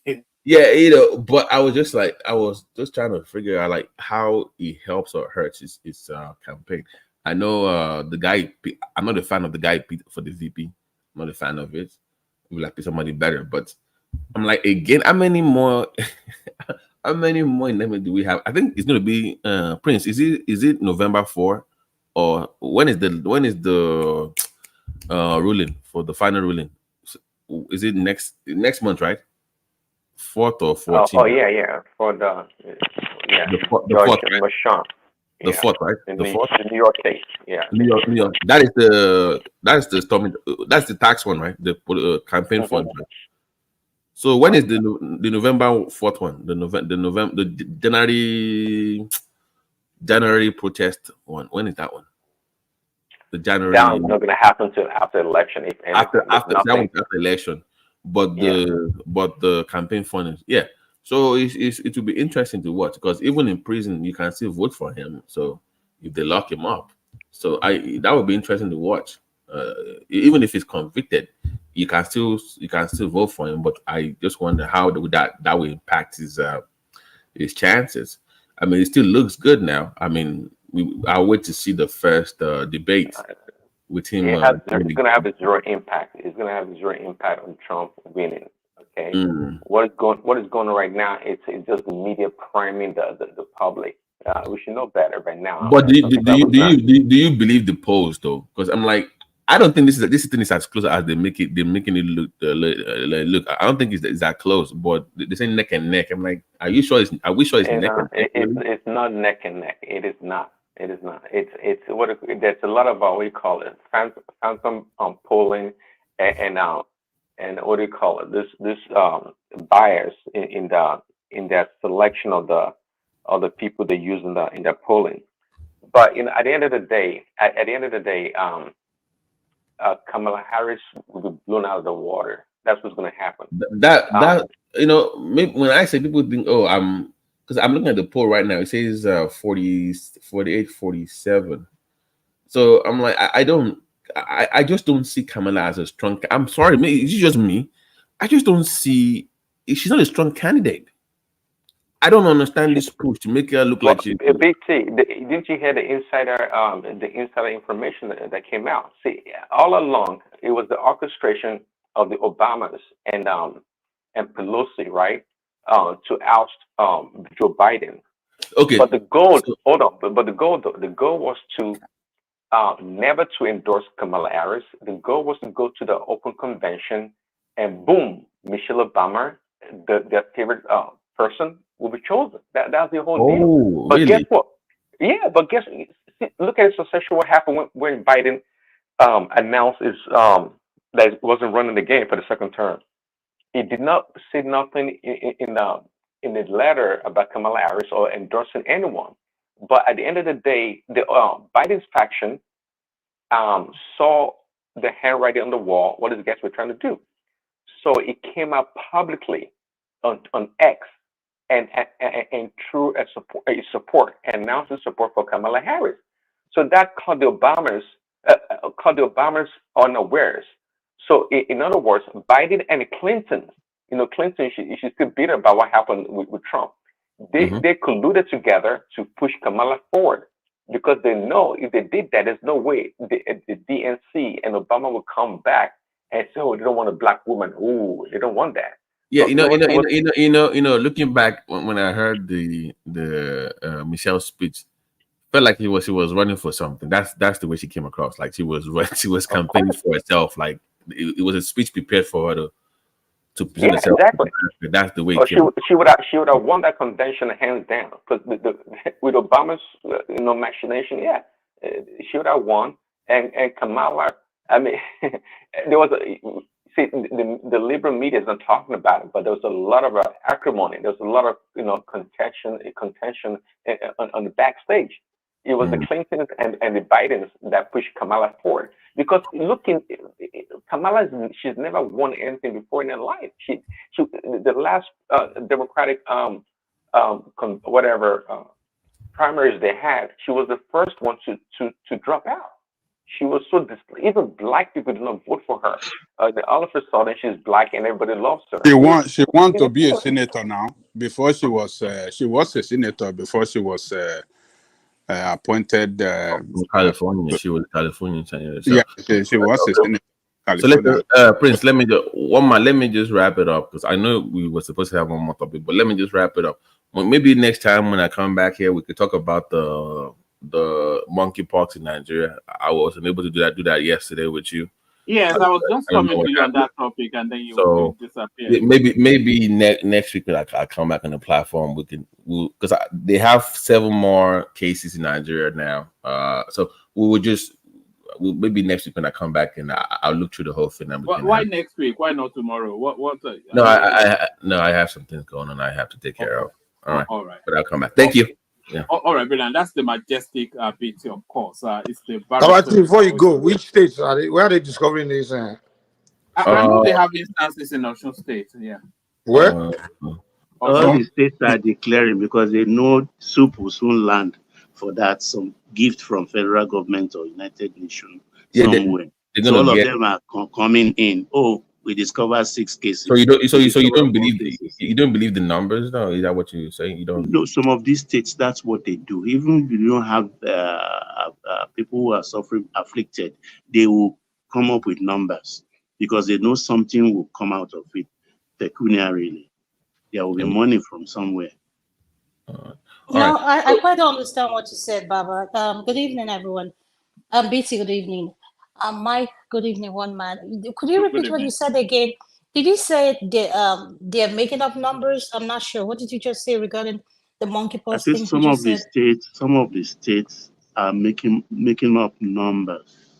That's what they do in cases like this because there is going to be a lot of money from different sources for those states. But they have to. I'm not saying the mpox is not there. It is there. It's spreading. But the rate at which states are coming out on daily basis, we just discovered 10 cases. No, I disagree with you. In medical line, they don't do that. Because they have to present the statistic of how across the state they have to take the statistic from all over the federation, each state of the federation, and they must back it with facts. Can I read the numbers out real quick? One man, I put the link in there so you can just. So they say right now we have 39. That's about 2 weeks ago. So I have to look at them. So as of 2 weeks ago, they had 39 cases, 16 in Bayelsa, Cross River has 5, Ogun 4, Lagos 3, Ondo 3, Ebonyi 3. That's about 2 weeks ago. So I have to look at the recent figures because it's a weekly update. So I have to look at their own CDC numbers and give you guys an update. But I have to look into it first, man. So that's what I have now. All right. We'll pick it up as a topic once the BT fully researched on it. So I'm going to bail out hand over to Mike. So Mike, Ajanda Kuko yet to speak. Baba did not yet spoken.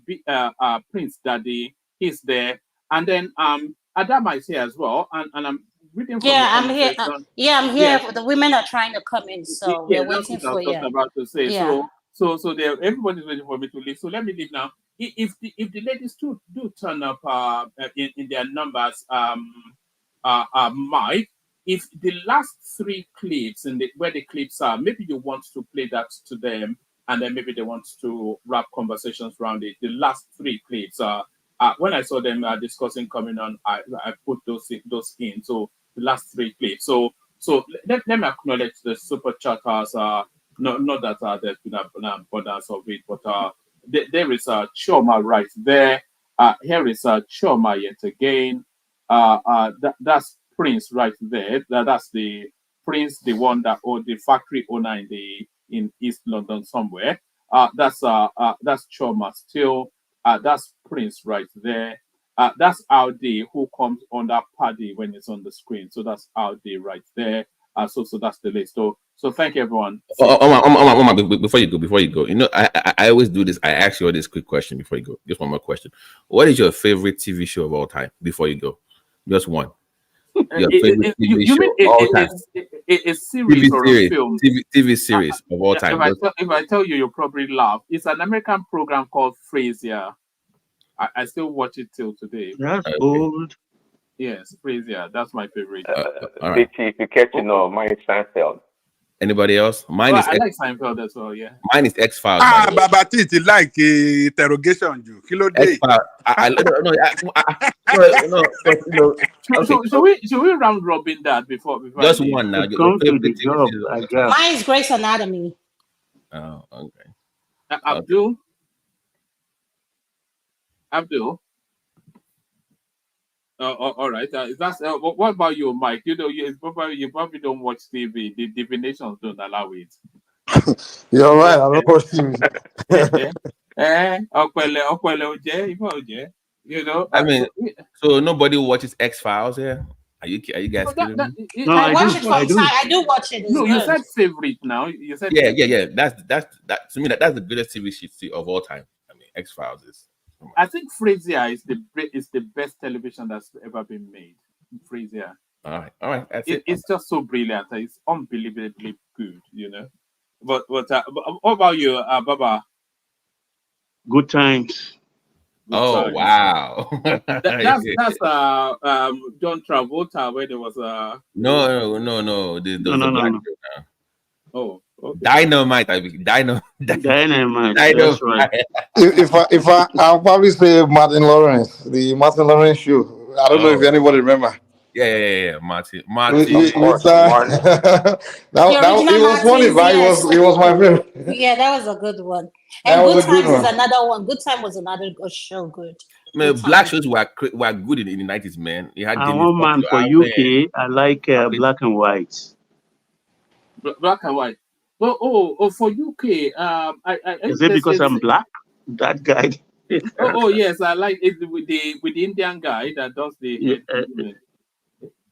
There used to be this program called Upstairs and Downstairs for the UK. It was just brilliant as well. Upstairs and Downstairs. Do you remember this UK show? Call Me Mister. Like it used to be like it's a UK show. Like I think it's Scottish guy. Like an inspector, and he had. But when it comes to Nigeria, between Papilu and Papa Sule, those guys. For Nigeria, my favorite was Samanja. Papa Jasco would have been a good one, but those ones didn't go too far, you know. No. But those guys used to make me laugh, man. To me, Mike, do you know the best TV show in Nigeria history? To me, is Checkmate. Village Master. No, we're all doing Checkmate. Those ones you're speaking grammar, man. Checkmate was Village Master. Yes. Village Master was funny one too with Chief Debudaya. Alias 430. Those Nigerian shows used to be, they were good, man, but they just didn't do it fine enough. Television is dead in Nigeria now. We used to like Uncle Beke and all those. Yes. One man, did you fancy when it was showing? Some mothers do have them.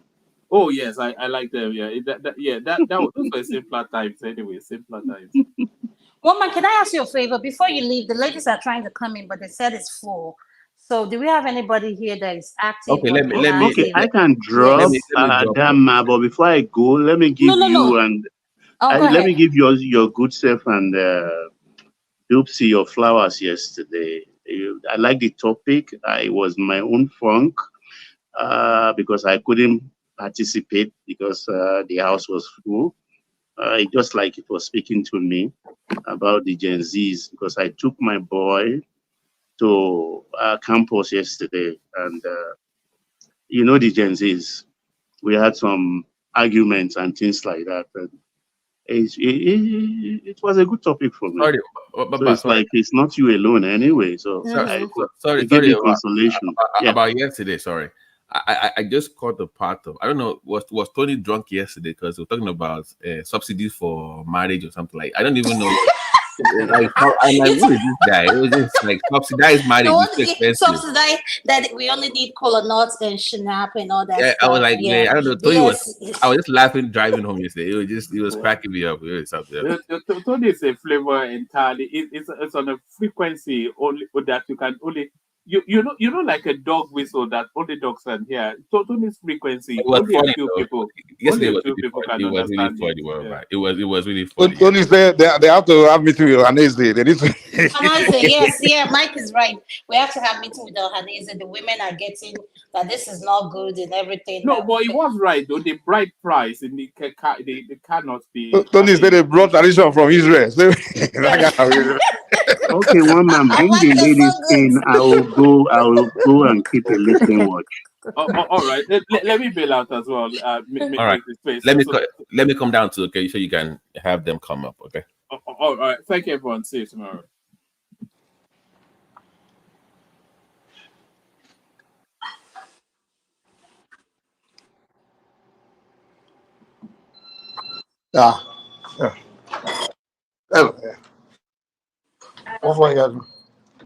Let Adam go now.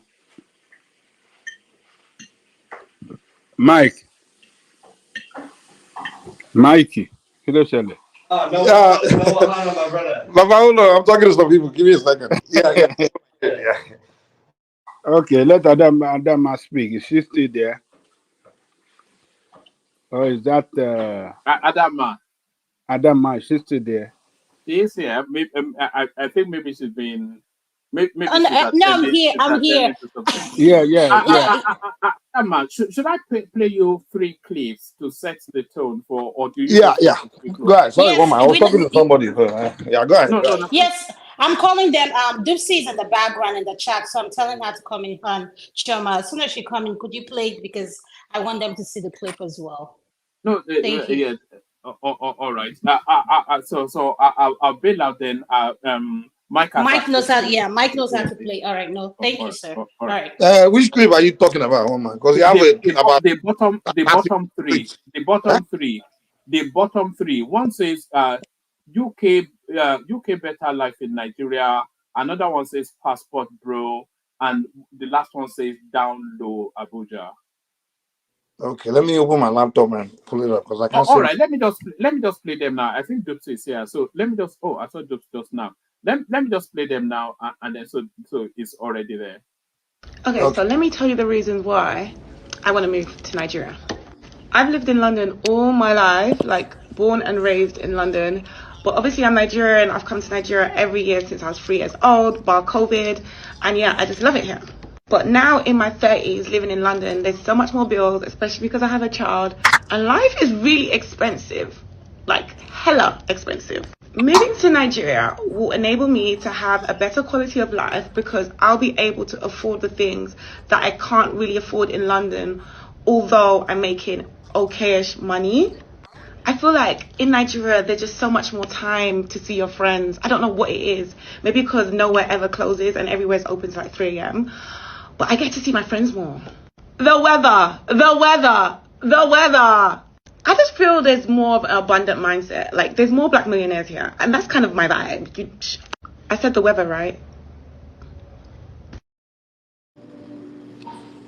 So those are actual proper Oyinbo black people wanting to move back to Nigeria.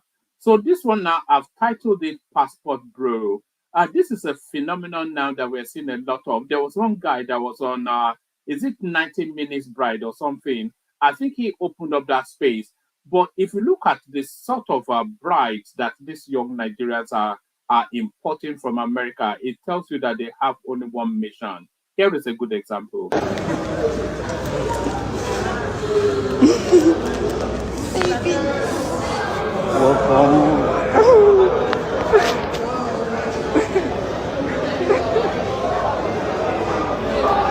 down, come down, come down, come down, come down, come down. Come down.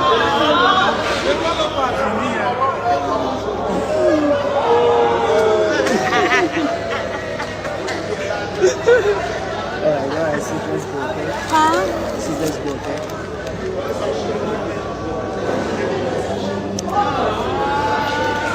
Alright, let's go.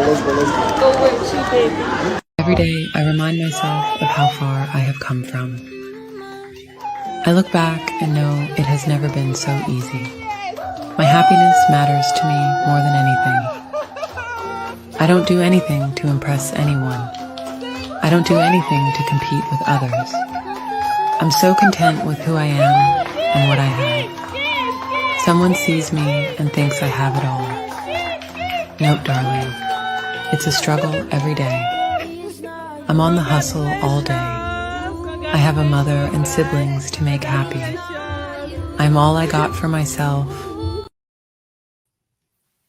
So there it is right there. So there is that boy, barely 19, thereabout. You saw him, and you saw the lady well past her, knocking the doors of 60, if not already that door open.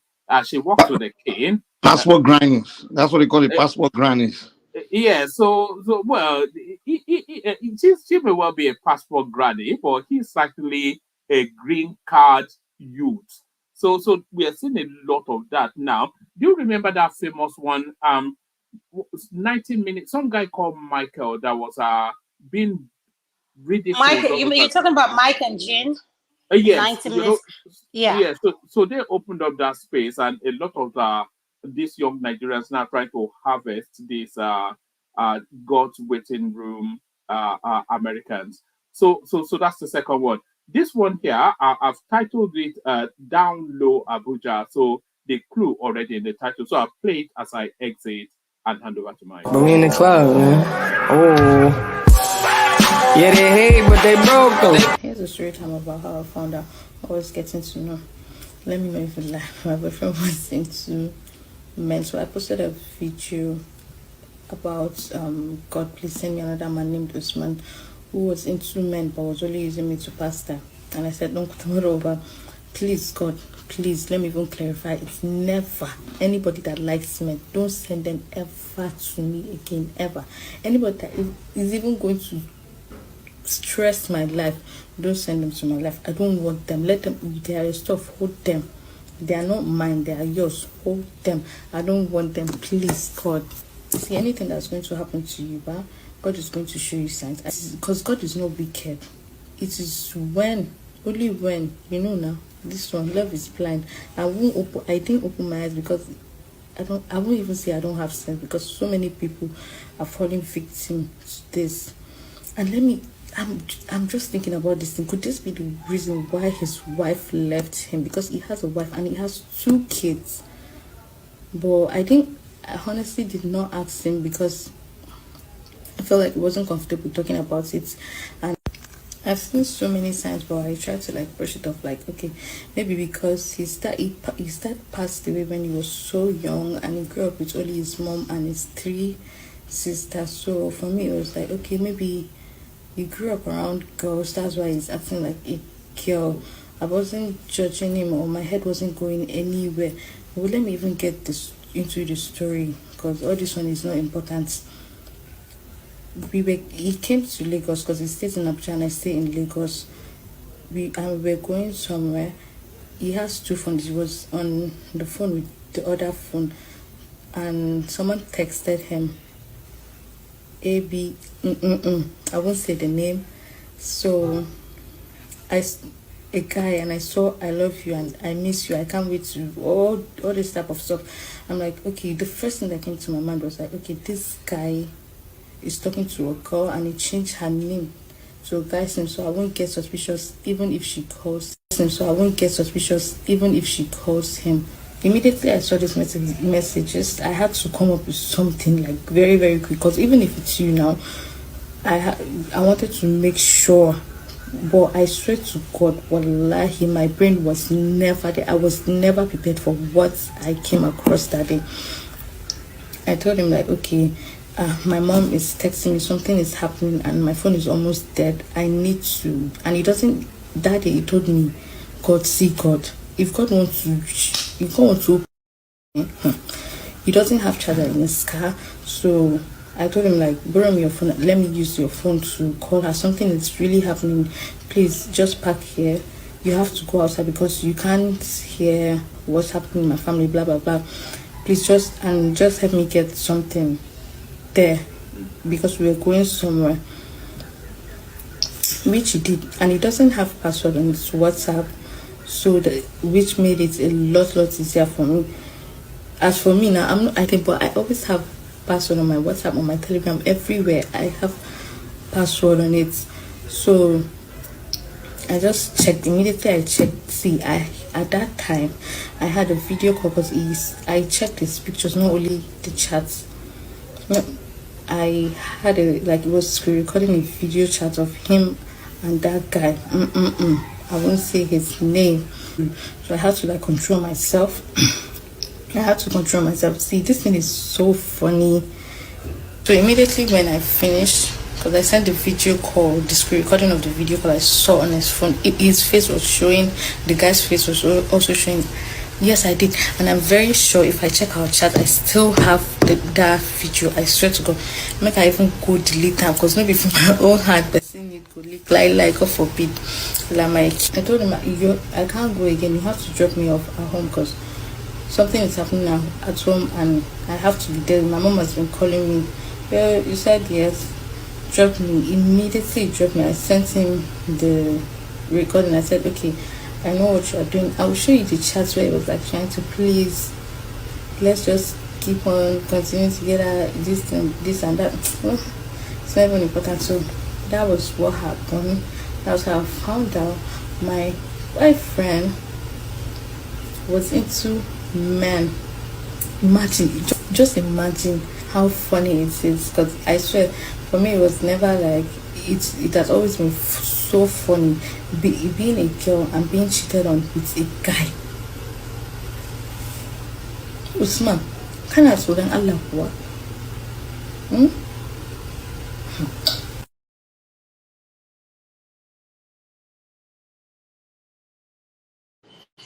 I have no idea what this girl was talking about. The last one. You say you didn't understand what she was saying. You say you didn't just understand spoke what she for a was long saying. time. I mean, her story was not. It was just all over the place. I think what she's saying is very simple. She's trying to say that our boyfriend is cheating on her with another man. That means our boyfriend is. And it took her 10 minutes to tell us that. Oh, that's it took I thought she spoke for 2 minutes. I just stopped listening. But when somebody starts talking for too long, I don't even listen. It's just she's putting a Mike, is this the kind of stories you people discuss in this kind of platform now? He's one man I brought it up with me. I was even wondering. It's because of the ladies that he brought it up for you guys to discuss about it. I still don't know why woman. So woman is making a story that a guy cheat on a girl. A guy is gay. So is that news? That news? But the guy is not even gay. Mike, you don't understand. One man brought the story because of us. He wanted us to discuss it. I don't know what's so strange that you're complaining about. No, I'm not complaining. No. I don't think that's news to you guys. Everybody here live in the diaspora, live in the Western world. Yeah, so that's not news to you now. And one man is trying to line up some stories that we'll be able to discuss. Instead of discussing about politics, we're not here for politics, bro. We're here to discuss some other issues. That's why one man tried to, to bring in some topics for the first two make sense, but third one with this girl. Okay, all right, maybe. The third one also makes sense. It makes sense now. Mike, the third one makes a lot of sense. A lot of sense. If you're into, you have to look at men. it from the Nigerian context, not yeah. from A lot of people pretend. That's what this girl is trying to say. If you know you are into men, go for men. Don't deceive any girl to go into any relationship with you. So go with whomever you want to go with. Why are people deceiving people? If you know, but they have in that LGBT for men, then go for men. But that you want to go with. Do you know what LGBT means? The B means bi. That means some of them they swing both ways. Then you have to let the person know. Let the person know that I'm bi. Sometimes I prefer men. So we can do threesome, whereas I'm going to invite my friend, then you'll be amongst us. Let the person know. Let the person consent to it. Why the deceit? I don't like the deceit. That's what I think. That's what one man wants. Yeah, he was wrong. Baby. This is supposed to be your platform now. Yes, now because Dulce, Manazita she will show you wisdom today. She will deal with you. She will deal with you. She will deal with you. Zita is my sister now. What's wrong with this boy? She will show you wisdom. What's wrong with this boy? What's wrong with this boy? Because I gave it to him yesterday. He's not looking for somebody to come and deal with me. Because I dealt with you yesterday now. Is that why she will use wisdom? She will use wisdom to. Is that why you're calling Zita? Because I wanted you to back your Ifa. That's why I dealt with you yesterday. Because you're so arrogant with this Ifa worship. That's why I dealt with you. Why are you calling Zita to me? I came specially to greet you. I came specially to greet you, my sister. I miss you, sister. How are you? I miss you so much, Thomas. I'm very well. How's the family? Everyone is good? Yeah, I'm great. Good. I'm doing great. Yeah. I'm doing How's great. your family too? I know it's Australia. Oh, we are great. We are great. Okay. We are great. Good to hear your voice, Thomas. Yeah, Good to hear your voice. Yeah. There is a news in circulation yesterday. I guess maybe you guys would like to talk about it too. Okay. There's one Nigerian woman with her husband in Kutonu yesterday. They are seeking for help. The wife delivered 11 babies. 11 babies at a go. Are you sure, Remy? Without any assistive, what do they call it, Adama? That you have to take some kind of medication. Are you sure it's not I don't know about that. Whether she took some fertility medicine was or it what. Not IVF or something like what? How could that be? Yeah. Let me check more, but it's a very interesting news. Maybe 11 babies and they are already crying out. Yeah. Okay, while we are waiting on that, Dupsy, let's jump on this last video that just played. And the question is, Dupsy, I believe some of our men are bisexual. Whether we accept it or not, it does exist in our community. But the problem I have about it is like we don't want to talk about it. We don't want to talk about it. I'm open to talk about it. Yes, I feel like we don't want to talk about it, and not talking about it, in my own opinion, I feel like it's making things worse because we have a lot of our men in the closet who are married men who are bisexual, and that's exactly what the video we just played out.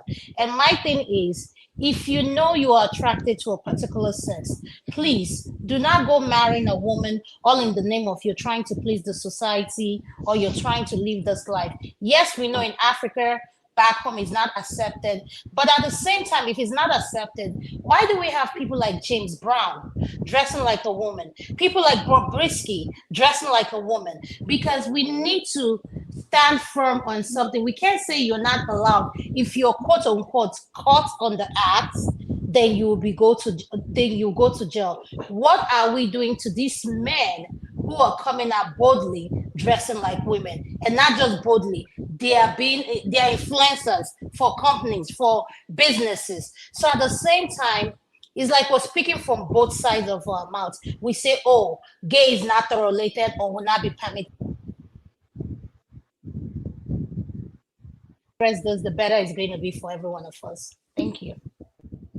But mind you, this happen both ways. There are women that are lesbian as well that get Dulcie, are married you back to on men. holidays?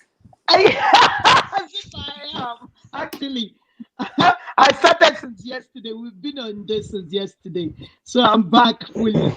Yeah. Okay, so you start your Sunday show, right? Yes, but not this Sunday. It's going to be the upper one. Okay. Yes. What's this thing that is you are in Canada now, right? Yes, yes. What's this thing that they are saying about student immigration? That they passed the law. Maybe I've some not read the going latest. What can you tell me about it? What did they say about student again? You know, I think they usually give them work permit. Work permit, yeah. For They certain hours, and then they now said there will be like when you finish, when you graduate, they're gonna give you something like 3 years. Yes, they were doing that. Did they change that? They cut it off. Oh, yeah. I think they have enough. My cousin there sent me some that demonstrating. You know the way this Western world do. Yeah, when they need people, they will put out some certain laws. When they don't need people, they will cut it off. I'm sure they're going to release it again. Is it about needing people also? What about the bills and the money they brought in from wherever they are from Africa, from Asia? It's a lot of money. But they didn't force you to come, did they? Yeah, I know, but they can also not change the rule. They cannot just change it. They do. Is their country? Remember, they change rules as they like. Yeah. I said this in this platform some months ago when Britain started their own shenanigan. They said they're losing money because of international students, that Canada is accepting them. I said it in this platform that it's going to go round. That thing is, globalization is a test run. Globalization is on, what do they call it? When you do chemistry, you are running an apparatus. You say it gets to demonstration, right? That's what they call it. Demonstration stage. I think globalization is on demonstration stage. And then some people, I think they're being overwhelmed. Madam Zita, what do you think about the news that came out from UK 2 days ago about 119,000 companies? They were given a license to sponsor workers all around the world, different disciplines. Don't you think they are like giving out, closing one angle and opening another one? You see, I told you, as I said before, it's an experiment. When you are doing an experiment, it gets to a point, you do a demonstration. Then when you do that demonstration, if you find out whether it's going to work or not, they are in demonstration stage. I think if you listen to the German's chancellor, if you listen to him, you will understand that what they estimated for, they had 3 times that number in just a year. That is, there's a way they plan their own. We discuss it here now about. Yeah, I know, but I'm trying to, because this is a news. I mean here about here I am. The way they do their education, they usually for free education they will throw out the careers they really needed manpower in. And it's not that they need it immediately. Like you are coming to do something like a 4-year course, and then they need that 4 years course in the next 6 years. They can throw it out today so that people can come in and do that course and they can be able to get the job when they graduate. Things like that, if you don't plan it well, you get overwhelmed. I think apart from the money, although some people are claiming that foreign students maintain the school, they fund, they raise, that's what they use in keeping the school. But you forget that a place that is crowded is almost run down. So they don't want it. Your money keeps the school, but they don't want your money to keep their school again. So it is what it is. I believe that the thing is that it's still good for us so that we go there, get the knowledge, come back and develop our own side. That's the way I see it. But I know most people will not see it that way. Go there. Most people don't go there to get any knowledge of. It's just a door to get into most of these countries and get a job. And they have noticed that now. They have noticed Yes. that. Because I remember one of my colleagues in those days, the thing actually, he came back with a terrible illness and died. They did what they call SVS. They call it selective voluntary severance. What they usually do is that they throw it to you. They want to drop you, but they want you to leave voluntarily, so that they will give you a beautiful letter. So this guy was paid a lot of money. Instead of him to use it to do something in Nigeria, he said he's going to do masters and PhD in the UK, and then he finished there. He didn't get a job. He came back very sick, and then after 2 or 3 years, he died.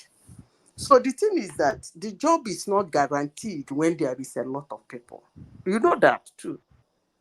If you say that you are opening the floodgate so that people will come here and school and they get a job, if they come in that number, obviously, definitely you will not have enough job for them. And then remember, you already have your own citizens. So it's an experiment, and I think they're getting the picture now. They're getting the picture. The thing is that you can get the education, you can still look for job elsewhere where you can. The only thing I told my cousin is that the course you're studying, make sure that the job you're doing has something to do with that course. So that whether they give you the 3 years, they don't give you the 3 years. When you are writing your CV, you can put it there. That's an edge. But if you go to look for a job, because I don't think she needs that kind of a thing anyway. But if somebody would need to go to pick a job because you just need money for your upkeep, you can work, you can be a student, you work in a grocery store, you can work as a help in the hospital, as a help in the warehouse or something. That has nothing to do with your career or what you studied. So when they tell you they're not going to, I don't know, your CV will still be that you went to school. So I think they're being overwhelmed. They're being overwhelmed from East and West Asia and from Africa. That's a lot. That's a lot. They're being overwhelmed. Dupsy, thank you, Madam AI. Dupsy, can we get back to what we were discussing? Yeah, okay, yes, if you don't mind. go ahead. Yeah, yes, can we get get back to what we're discussing? Yeah. What is your let's go opinion ahead. on the last video that played? And I just want to put out there, it's not just men too. Women are involved in this as well, right? I agree with you totally. I do agree with that. Yeah, I do. Because a lot of women too, they just get married to a particular man and they just abandon the man, go with their lesbian partners like that. So I agree with that. Really? It's only men. Yeah, they do that a lot. So you're saying lesbians don't really have feeling for men at all? Yeah, they do get married too. I always feel these so-called lesbians, as soon as they find a man, being lesbian. They do get married too. And our culture is just like that. It's not just all about pretense. Those people living in the developed world, in the Western world, yeah, they can actually be bold and tell you they go with women or go with men only. But most people from Nigeria, they don't have that kind of courage to come out. Should I have that kind of courage then? Should what? Should they have that kind of courage? I don't know what you're saying. It's like you're saying that they should be able. Why did you say? They should be able. Yeah. You see, that's the issue with Africa. If your is different from what the norm is, then you should be able to verbalize it. According to who? Is that what the Arabs and other people are doing? You see, that's the issue with Africans. We like to copy everything and tell everything. What is Oga's trying to say? I don't get Oga's point there. Do you think You think they don't have all these kind of Mike, people in Mike, can we have decorum, please? When someone Hold is on. talking, let's not We're have confused, man. interruption, Hold on. She's been please. talking. Let's let other people talk. I want to talk No, more. wait now. Let's regulate. We don't want people talking over each other. We want like. Who is it that wants to talk that won't allow me to talk? I'm talking. You came and start talking about Africans. You didn't allow And me we to disagreed now. Okay. Hold on. Wait, let Juicy land and then you respond. You counter what she's saying, okay? Let her make a point. Then you come after her. You counter what she's saying. I Juicy, She go already ahead. talked before, but she can talk about it. Adama and Mike, if all these people that won't listen are on this program, I will just go out. I don't have time for all this. No, Dupsy, don't do that. Don't do that. You're not bigger than anybody. Hey, wait, cool down. If you don't have better, I can talk to you. I don't have time for people like you. No, no argument with the ladies, I beg. No please. unnecessary argument. Sir, please, you need to respect when a woman is talking. Let her finish making her statements respectfully, and Mike will tell you whose turn it is to talk next. You cannot just open your mouth and talk. We have people who have been here before you came in that needs to talk as well. So can we try as much as we can to have decorum and respect on this platform? Thank you. Thank you, Adama. So that's what I'm just saying, Adama and Mike and the people that care to listen appropriately. Just that some people from especially from Africa, don't really have the courage to be able to say what their sexual orientation is. So they go with the norm to pretend get married to the opposite sex. Meanwhile, they're not interested in the opposite sex. So Adama, what do you think about that? Go ahead. My thing is this. My thing is, I think the pretense. There was something Mike said. Men who like both sex, both the female and the male version, and I think that's for you to do that to someone, like be in a marriage knowing fully well that's not where your mind is. I think that's deceitful. I mean, my question is, why are we afraid of talking about the subject in Africa? Maybe someone why are we not talking about it when it is going on? Just like I mentioned, we have people like Bobrisky coming out publicly dressing like a woman. How is that allowed? And then they say a man and a man can have, I'm just confused. Mike, you can call the next person. Thank you. I'm the next person. Can I say something to your question? After Remy, please go ahead. Okay. Remy go ahead, please. First and foremost, you have to look at it in different ways. Remy, wait. Sorry. I think, let's be fair. I think Cyrus wanted to counter. Okay, he has opposing views, so let's give him a chance to.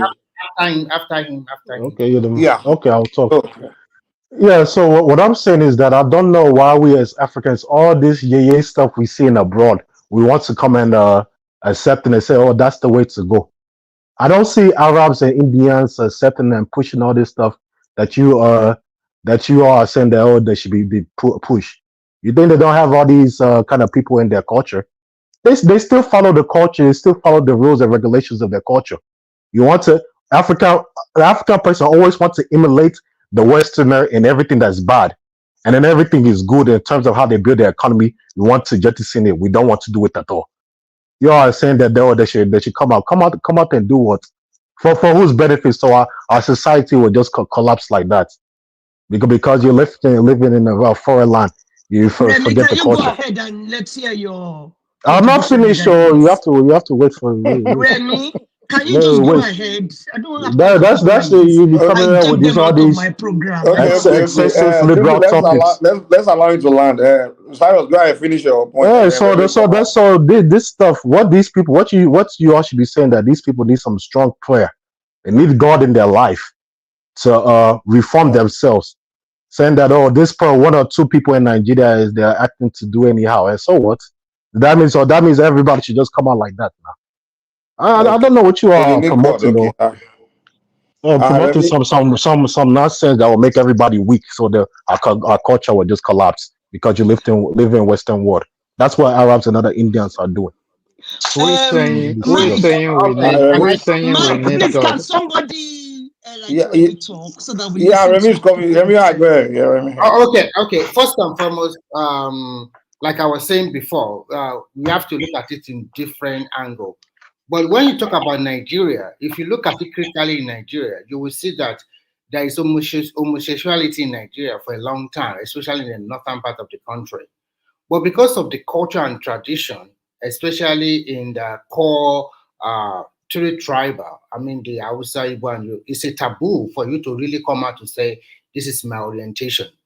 And because of religion, it's also not easy for you to come out. And according to the Nigerian constitution, you cannot even get married to the same sex. Cross-dressing is allowed. Because the reason why I said it's allowed is because when you see this cross-dressing, you see that it's in the most modern city of Lagos. I think if this Bobrisky is living in the core of Oshogbo or Iwo, he would have been stoned or they would have beaten him. But you can see that most of this guy, especially the other one that they killed in Abuja, I forgot the name of the woman. It's a man, but dressed like a woman. So when you now look at it in generality, it's existing in Nigeria, but the law does not accept it. And moreover, this will not augur well for when you look at African setting. It's like, how to put it? It's like immorality. Remy, please use the word "pine." That kill it triggers. Okay, sorry. Yeah, that's Okay, what I know. That's right. So for most the big tribe in Nigeria, it's like immorality, something that we cannot touch, something that's unacceptable. And when I have an open mind, at least one of my friends that we work together in Shanghai is a bi, and I know his boyfriend, and I also know his girlfriend, and he's into both of them. But I asked him, he is an American, and I asked, why are you doing this? He said, because those men, they will never leave him alone. They continue to push themselves into him. And there was a day the boyfriend was crying in front of him that the guy wanted to dump him. I was like, this is too much. Or I don't know what to even do. I have to walk away because I'm not into a lot of these things. So the culture of the West cannot be imposed, whether directly or indirectly, to the African setting because they don't want it. If you're, for example, in Nigeria, because I also Remy, I want to correct something. This thing is with human being from the beginning of time. It's not anybody's culture. I don't agree with you totally on that. It's not everybody's culture. It's not anybody's culture. Yeah. So we should get that straight. No, because some other people accept it in their society doesn't mean it's their culture. Let me say something. They are just more tolerance of this thing. That is why they accepted it. It's not their culture. I have seen some people jump on it just to test it or just to try it. And along the way, what kind of human being want to go and try something like that? I'm telling you. Why thank you? That's the question I wanted. Remy, would you even consider trying it? Let me finish. Remy, let's ask you, would you consider trying it? Maybe I'll... No, I will never try it. Exactly. Listen. Seeing is believing. There was a Chinese boy that started moving with this guy, and before you know it, he said he tried it. Hey. And after some time, he said he doesn't like it anymore. So you cannot say, Mike, you might not believe it, but that is true. There's some people just like, for example, let me give you like some people they just say, okay, what are they enjoying in it? Let me just join this group and let me feel it. Let me see it. Remy, don't trivialize this thing. This thing's a deeper. Oh God, would you try it? Remy. It's not something that people just jump on. Ma stone you for that place for you. It's not a trend at all. That question now, what you guys are talking about. People are scared in the brain. That's why they're doing these things. A lot of them were abused as a child. That's why they're doing these things. It's not as if it's a trend that you jump on. Say they were abused. I mean, they were not born that way. Gypsy, right? Nobody was born that way. Nobody. They were abused. They were touched inappropriate at some certain stage in their life. That's why they're cleared like that. So don't say it's a trend that people are jumping on. No, it's not a trend. It's not a fashion that people jumps on. Who's that? Abdul, was that you? Yes, it's me. Can I come in real quick? Okay, you come right after. Okay, go ahead, Abdul. I think Lucy has not. Go ahead. Okay, yeah. A lot of people were talking. I didn't completely hear what Dupsy was saying, but I would say she's right that this thing is universal. It's not unique to any culture. Anywhere there's human being, whether it's in Mecca or Jerusalem or anywhere, you're gonna see this act among humans. It's completely natural. Where I don't agree with Dupsy is for her to say um, that nobody is born that way. A lot of people are born that way. Not at That's all, what that. bro. They are not born that way. They just claim Do to be you, born that way. hold No. on? Do you know? Do Dupsy, you There's a know? spark in the brain. That's why Dupsy's people claim is react that like it's that. because they were abused as a child. That's why they became that way. No, that's the problem we're having right here. Even Remy made that mistake. We Let me interpret say it's through data. experimentation. Yeah. So what happened is that they take a few examples and generalize it. That's a mistake they're making.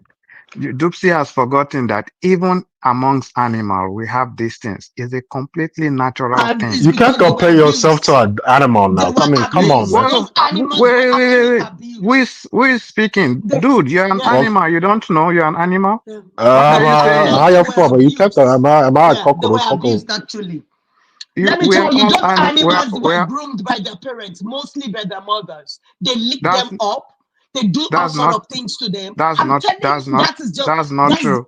Please That's go not and true. research it. Go and research it. They were I've actually done that. Okay, we introduced. can agree to disagree now. Okay. I've They even were listened introduced to to. it. Yeah. n- n- are you saying animals are introduced to it or human? Which one are Yeah. you saying? Both No, human and animals is the same. no. Do you Who know? It's the introduced the same. animal? Do you know which Animals, among both. which animals are you talking about? Which animal? All animals that practice homosexuality. That's not true, Yes, Jobsy. You should that go is and check Oh your true. my facts. That God, is man. true. It's not I true. know what I'm It's not. talking about Hold. here. That Okay. is true. Go look at the research. They were being That touched by their please, guys. brothers, by their mothers, and because their Everybody's. IQ is lower See, than human beings, they we tend to shouldn't carry miss. on that. So it's Mike, nothing to this animals. okay, hold Yeah. on, Dupsy. This issue, right, is a very sensitive issue. And we know how a lot of people have suffered especially in Africa, just based on this identification. So we have to be careful the kind of information we're putting out. Everybody on this platform, see, in today's world, access to information is not the problem. Accessing the right information is the problem. So everybody on this platform should please go and fact check Dupsy. You can I believe everybody has a smartphone or a computer right in front of you. Just fact check Dupsy and you'll see she's completely wrong on this issue. Whether And she's right Remy, or wrong, we're not even. um, and Remy too, the mistake you made is that you say you have a friend that um tried to test it out, something like that. Yeah, you're right. Some people do that, especially people who are bisexual. They say, okay, especially ladies, they'll say, oh, I'm tired of guys, they've been disappointing me. I'll just go with ladies. That does not mean they were straight initially. It means they are bisexual and decided to go with one. It's Hold not on, I'm not done. Let me just conclude real quick. Let me conclude. The problem we're making is that we come to conclusion based on our personal experience. And that's not how to go about issues like this. We should go and read about it, get data and work on those data and interpret from those data, not from our senses. That's the essence um of So science. you are assuming So that you are the only one that has the information to this thing, and your that's a information is fallacy. absolutely right. That's another fallacy. You're such a I funny just guy. You are saying I people should fact just check Gypsy. People shouldn't fact check you that you're talking without any proof or any facts that's that a, you're doing. So you're spelling out. if they're fact checking you, they are okay. fact Can I checking me as quickly well. respond to They're you? fact checking both of us. It's that simple. You Can I don't quickly take it respond to personal, you? Dropsy. Can, Yes, go ahead, Remy. let me quickly respond. Actually, you might be right that some people were born that way. But along the line, even if you see human evolution, before we are white or black, or probably the Chinese or the Asian people call themselves yellow. But as we intermarried, we have different kind of children. Some can be as white as Oyibo. Some can be as dark as a dark man, and some can be brown in the middle. At the end of the day, they call them colored. So when you talk about this sexual orientation, and you mentioned that a lot of them, they were born that way, I will continue to say I disagree with you, because you agree with me that some people out of experiment, or some people because they are bi, then they can say, okay, let me try the one, let me try that. What I'm trying to say, tell you is because it's a sexual orientation. It's not about two people coming together to make it to have a child. There is people for people to move from left to right, or from top to bottom. So that is why they coin all of them together and say LGTB or something like that. So you can see some people, they are lesbian, and at the same time, they're also going towards another new orientation. So people can move along those routes as they wishes, or they want to try it. So you cannot tell me that everybody that is practicing this thing, they were born that way. How can anybody ever say anybody was born that way? No, but I don't think that's not what he said. I don't think he said that everybody practicing this was born. That's not what he said. That is what he said. Somebody was born that way. He said One voice, guys. Let's get Adama. Yeah, let's get Adama quick. Yeah. No, but this is one thing I want to caution us, just like Mr. Abdul said. I noticed that issues that make us uncomfortable, just because we don't agree with something, we want to hit so negative on it and forget that the people we're talking about are human beings. They're human just like me and you. You don't have to like their lifestyle. If you're a Black person and you've gone through discrimination, and you meet a gay person and you do not like the way they live their life, God has not given any one of us the moral authority to judge anyone's, because every one of us here in this panel, we're sinners. There's no judgment here, Adam. Please don't make I know that. Yeah, we're having a conversation, but we're just trying to make a conversation about it. I just want to say, there's no judgment at all from me. Okay, well, I'm not judging them. Yeah, but let me finish my statement. Yeah, let me finish my. I agree with you, Ms. Dupsy, because we've had conversations there. I know your stand on this. I just say let's be respectful in terms of it is their lifestyle. Do I support it? No. But one thing I've learned is to respect people. If that's what they choose to do with their life and it's not affecting me and they're not hurting anybody, please, let's just learn to treat people as human, regardless of what their sexual orientation is. Remy, you already talked. This is my problem with you guys. Remy, you know I love you, but you be doing the most. Okay, first of all, one man played a whole video. You guys are turning into politics. So I don't have any pity for any gay person. If you're gay, I don't give a F. You get what I'm saying? Because they deceived that lady. Okay, that was her boyfriend, and he was sleeping with another man. So we're not going to recognize this.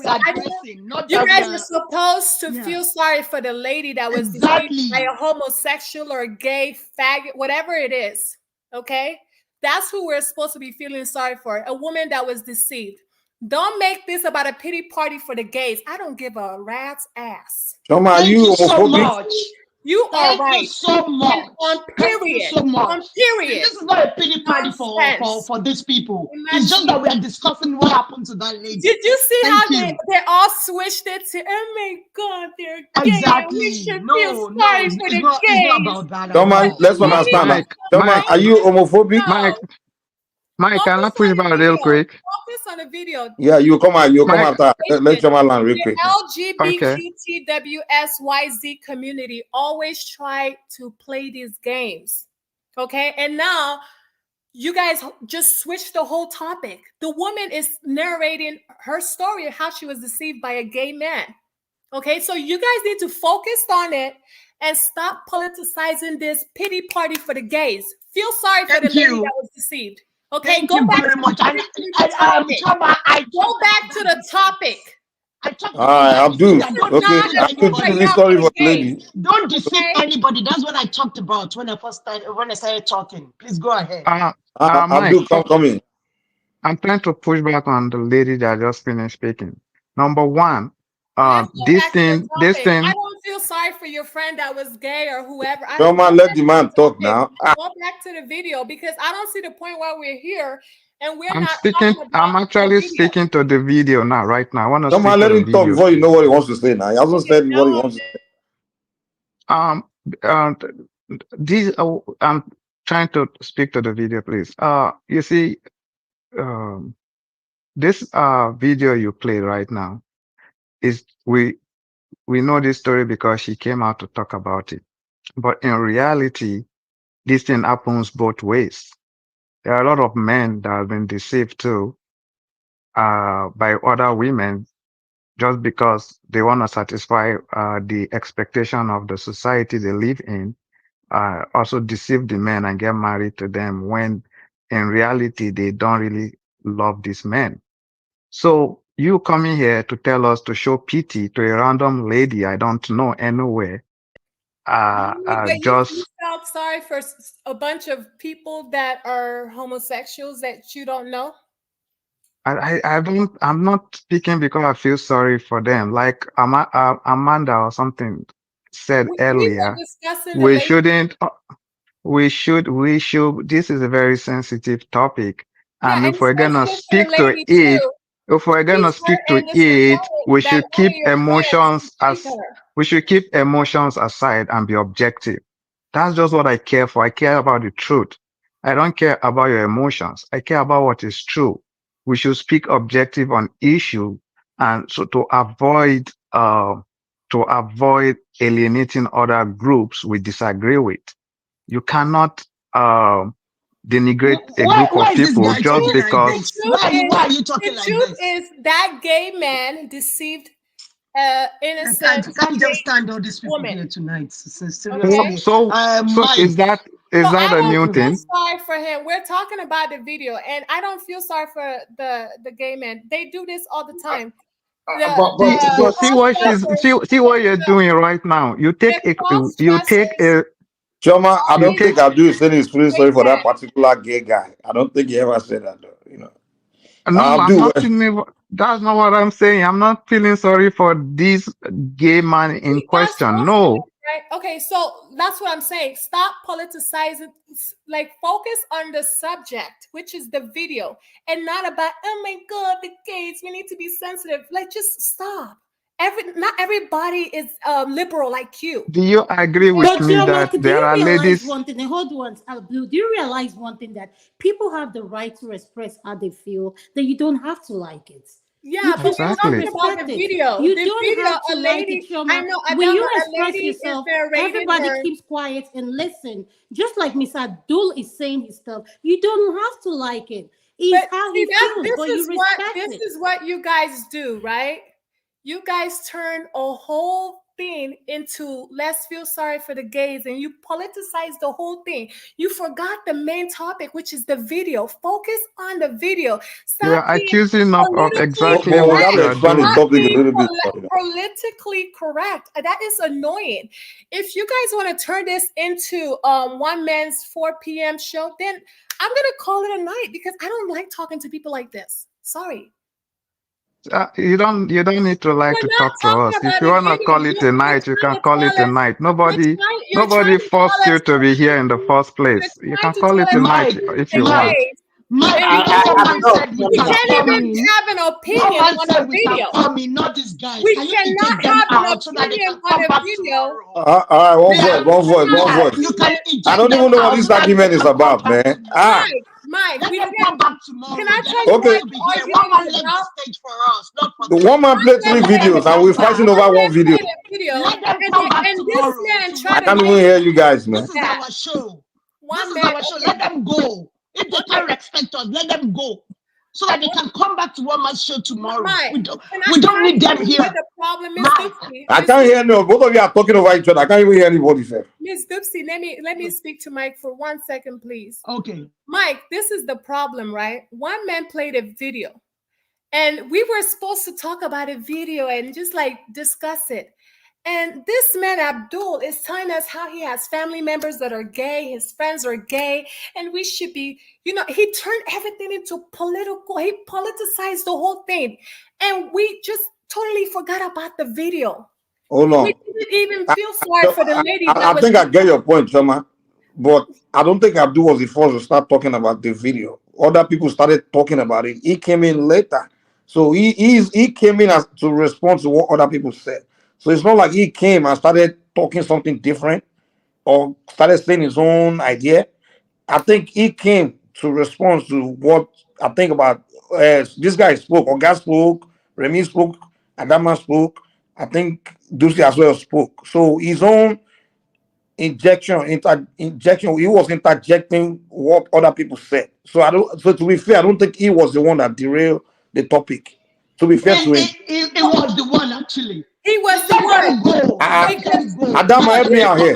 Okay, please, can we hear someone else? Can we? Okay, Chioma, we agree. Okay, we want to stay on topic. We ladies, we like staying on our topic. So please, can we call Prince Daddy next, please, Mike, if that's okay. Prince Daddy, can you unmute? That's okay. Prince, I don't think Prince Daddy is there because he would have said something. He goes and he goes somewhere. Madam AI, do you have something to say? Madam AI. Is Zita still here? Okay, let Zita talk. I didn't realize that. I didn't realize Zita is still here. Oh, Baba General Coco, are you still there, sir? Is everybody asleep? Thomas General, please, over to you. It's over to you, sir. No, I don't think Thomas is here for us. I think Thomas is just minding this thing. Leave Thomas. Thomas is not here for us.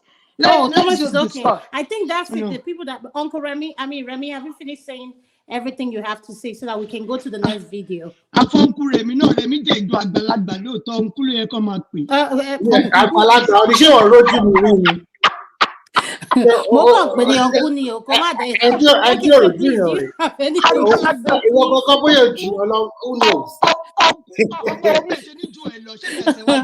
have anything to say regarding that video? So I'm now. So no, but so you can't compare it now. Of course, my joy. Okay, respect, man. Okay, actually, what Chioma said. Chioma, the point you should also understand is that when they throw a topic to you, it does not mean the topic can be expanded and people can look at it from different angles. So you should also learn to accommodate different opinions. Don't be too harsh on people sometimes. I know where you are coming from.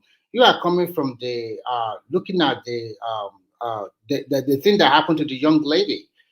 It's so unfortunate. But when you look at it in totality, it also happened to men too. That some women also play them like that. It's quite unfortunate. But at the same time, it's a topic that people can look from different angles.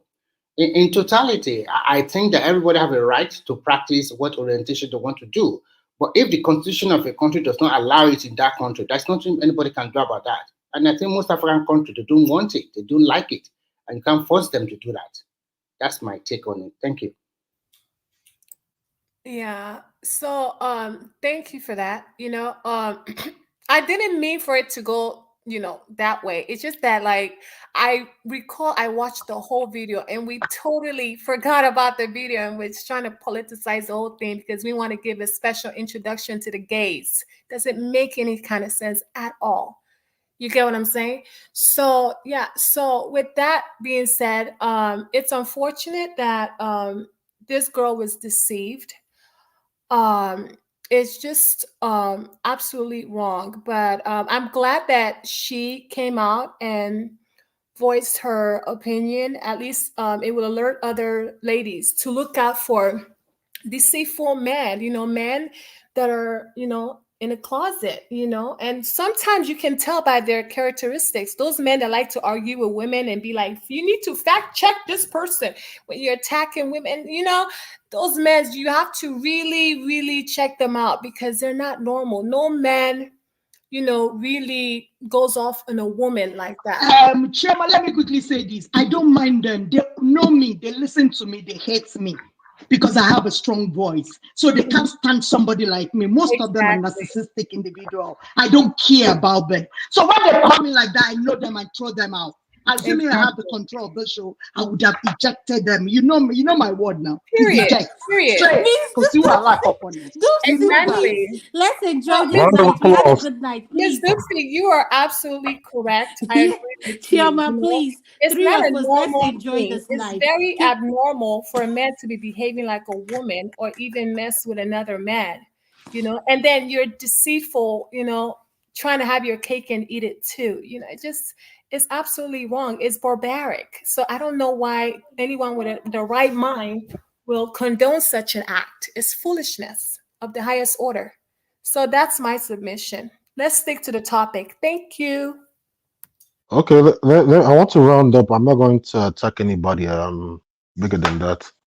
So let me just round up my opinion. For me, you know, some of you, maybe some of you all live in the West, but I'm pretty sure like some of you all do not live in America. If you see the damage that is doing this thing that's we're talking about is doing to the African Americans here, how it's destroying the family. You go outside, you see men and behaving like the other way. You go out, you see women. That one's even more. That one's even more open, acting like just dressing, acting like men. The family is no protection. Everything is destroyed. This is what we see here every day. And then some of you say, oh, some of us will say, oh, and some of you people will say, oh, let's just go along with it. Oh, let everybody be happy, not knowing the destruction, the pain, and how it destroys the fabric of a society. We're seeing it here affecting the African Americans here. Oh God, do you So, see those men painting their nails? What is your deepest secret? My deepest secret is that I'm like 100% gay. You're not very good at keeping secrets, are you? And you notice those men, they're painting their nails like the claim, like quote and unquote straight men, they're painting their nails. Unbelievable. well, I mean, that is what the people who are in the power right now are promoting. Nobody really knows why, but I'm pretty. We can all just assume they're doing it for the benefit and for the detriment of everybody else. It doesn't mean that everybody should just go and promote everything they're doing, because no man knows everything. So make it normal. And then in terms of people coming out and stuff like that, I mean, like I said, this thing didn't start today. People have been hiding it. But if you come out, for me, it's better for somebody to hide it and pray and try to find a personal solution to it. Because if you come out with it, whose family is going to deal with that? Nobody can deal with that. So it's better for them to find a spiritual solution to that. That is why I have to say I can never condone it. And African there's no spiritual solution to this, bro. Are you listening? You don't believe in God? There's no spiritual solution to this. You don't believe in God? Spiritual? No, I don't. Many people will spiritual disagree with you. solutions to this. I disagree with you on that. If I say that people should come out, I'm saying that you should not deceive anybody into getting married to you. Do not deceive anybody. It's not nice. When you deceive some other person that you're straight, meanwhile you are the left side. So that's what I said about that. It's better let people say what you go with. Don't go and deceive a girl, meanwhile you prefer boys. That's what I said about that. And they're also these same men, they're also that. deceiving their fellow men. They'll just like women trying to act like, like cross-dressers. Exactly. These people, I don't know why they do stuff like this. This is how people get, Kpai, Yes. Don't mess with a straight man like this. It's disgusting. This is gonna like be okay with it. They will mess you up, coming at people the wrong way. Can you imagine? Listen, if a man, was on a down low with me, can you imagine what I would do to that man? Dipsy, he's not just gonna go scot-free. No, it's not even funny for anybody's psychic, for anybody to mess up with you like that. So that's why I said, please do not pretend to anyone. It's too much. No. But Dipsy, do you think the reason why that guy in particular, the reason why he had to pretend was because it's illegal in Nigeria? for him to be open. That is why, and that is why. Do you think it's the law that we have to blame, or maybe if it was legal in Nigeria, it was not a probably crime? people will be. What Do kind you of think the guy would scenario have are you opened? He painting, would have Mike? opened up with a lady. Mike. Well, I agree. look at kind of Mike, the scenario you're truth is, painting. Mike, the truth is, we have a lot of them in Nigeria, whether we accept it or not. There are a lot of them. They live in this highbrow area. They are married men with family, children. They have partners. Their wife know what they are. So let's Let's leave it like they that. don't exist in Nigeria. Let's They leave it do. like that. Let us leave it like that. That is the better way. Than Cyrus, alternative. can you Don't tell let us? us leave it like that. It's Cyrus, not can good you for tell people's us? psychic. It's not good Can for you their tell mental us health. what is Why should you tell us to keep on pretending that you'll be Because damaging other people's psychic? it's No, men that's and not good. and remember, But it's not all. Doomsday, if that guy would have It's opened not up with only that men, woman, no. the guy will be confessing to a crime now. Don't No, finish he's not going to confess. Just go quietly. Go quietly Quietly, with the stop man. Do not deceiving get an married. innocent girl. Can you a big imagine? man like that. Do not get married to You anybody. Or wasted. do not go out No, with no. a Well, I girl. think what I'm saying is the guy is bi. You can He's do it attracted to both silently. men and Do it women. silently. So Exactly. But Imagine. okay, but I think he prefers men. You see, most of these bi, they're actually gay, but they just love to say they're bi. Exactly. So if you ask them very well, they will tell you they prefer men, actually. So most I of don't them. know them. So quietly go with a man. Exactly. Quietly go with a man. Do not go. Do not put another girl into that kind of torment. Imagine Because mental wasting, torture is not good for wasting any time. woman to go through that. Imagine wasting time with a gay man. Yeah. Imagine somebody like the my baby girl now that loves this thing. Then you will now.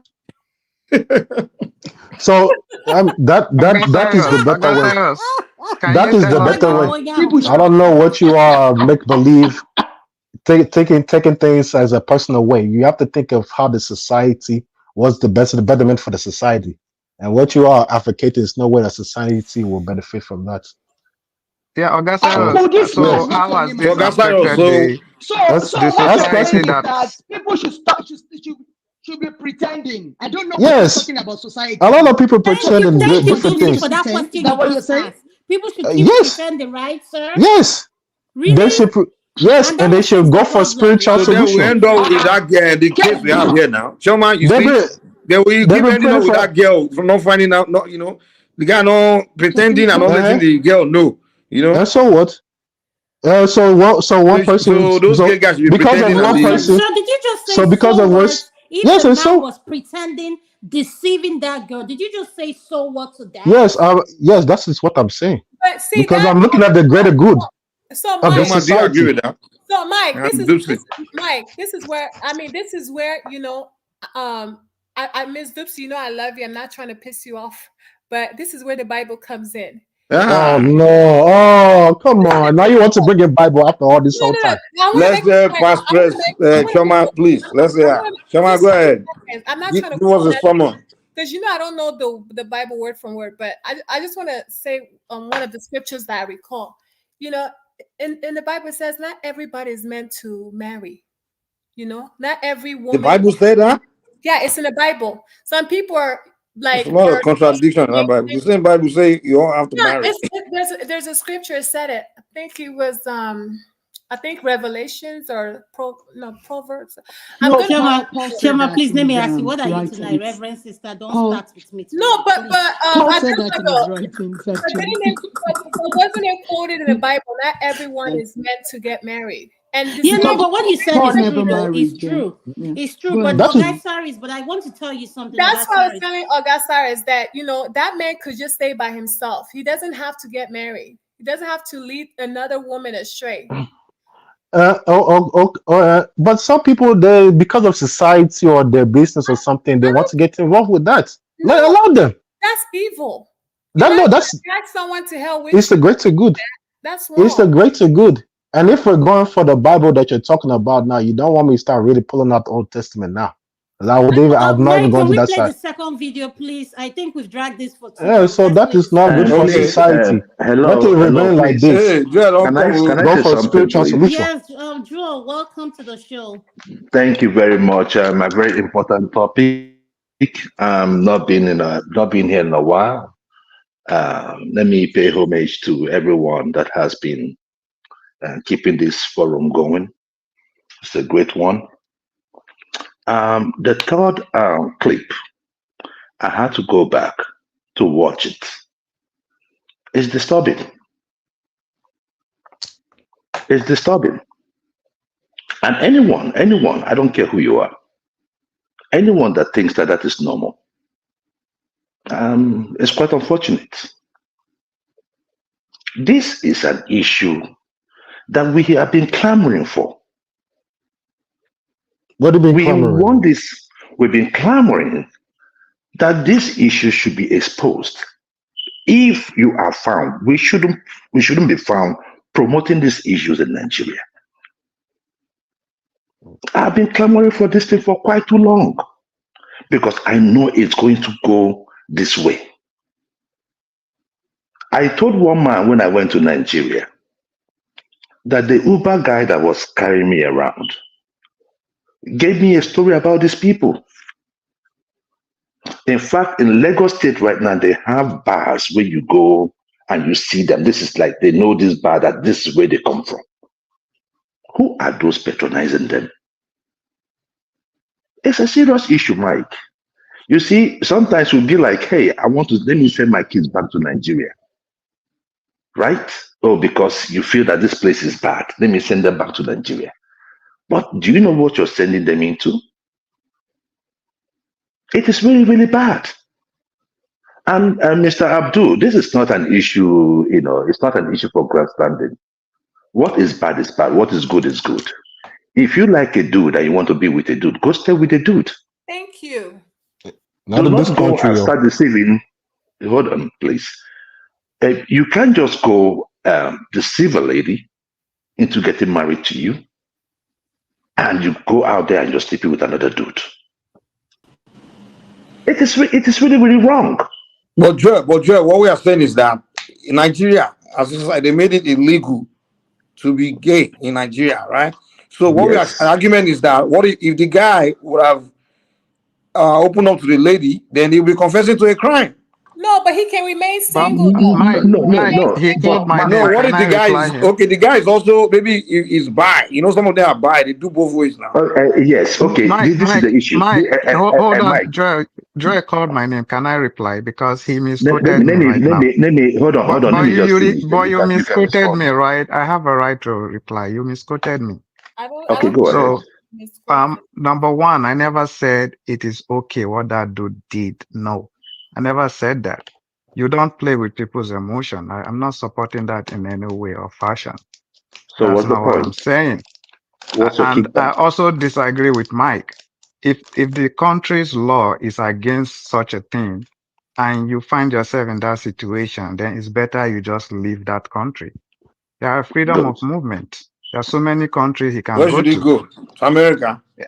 Yeah, he can move to America. A lot of people have So done people that. can just leave Nigeria and go to America like that. American visa is not easy. Now you know everybody No, like he can claim discrimination. You know that, right? So there are South Africa welcomes them. South Oh Africa. my God. South Africa where they are buying Nigerians.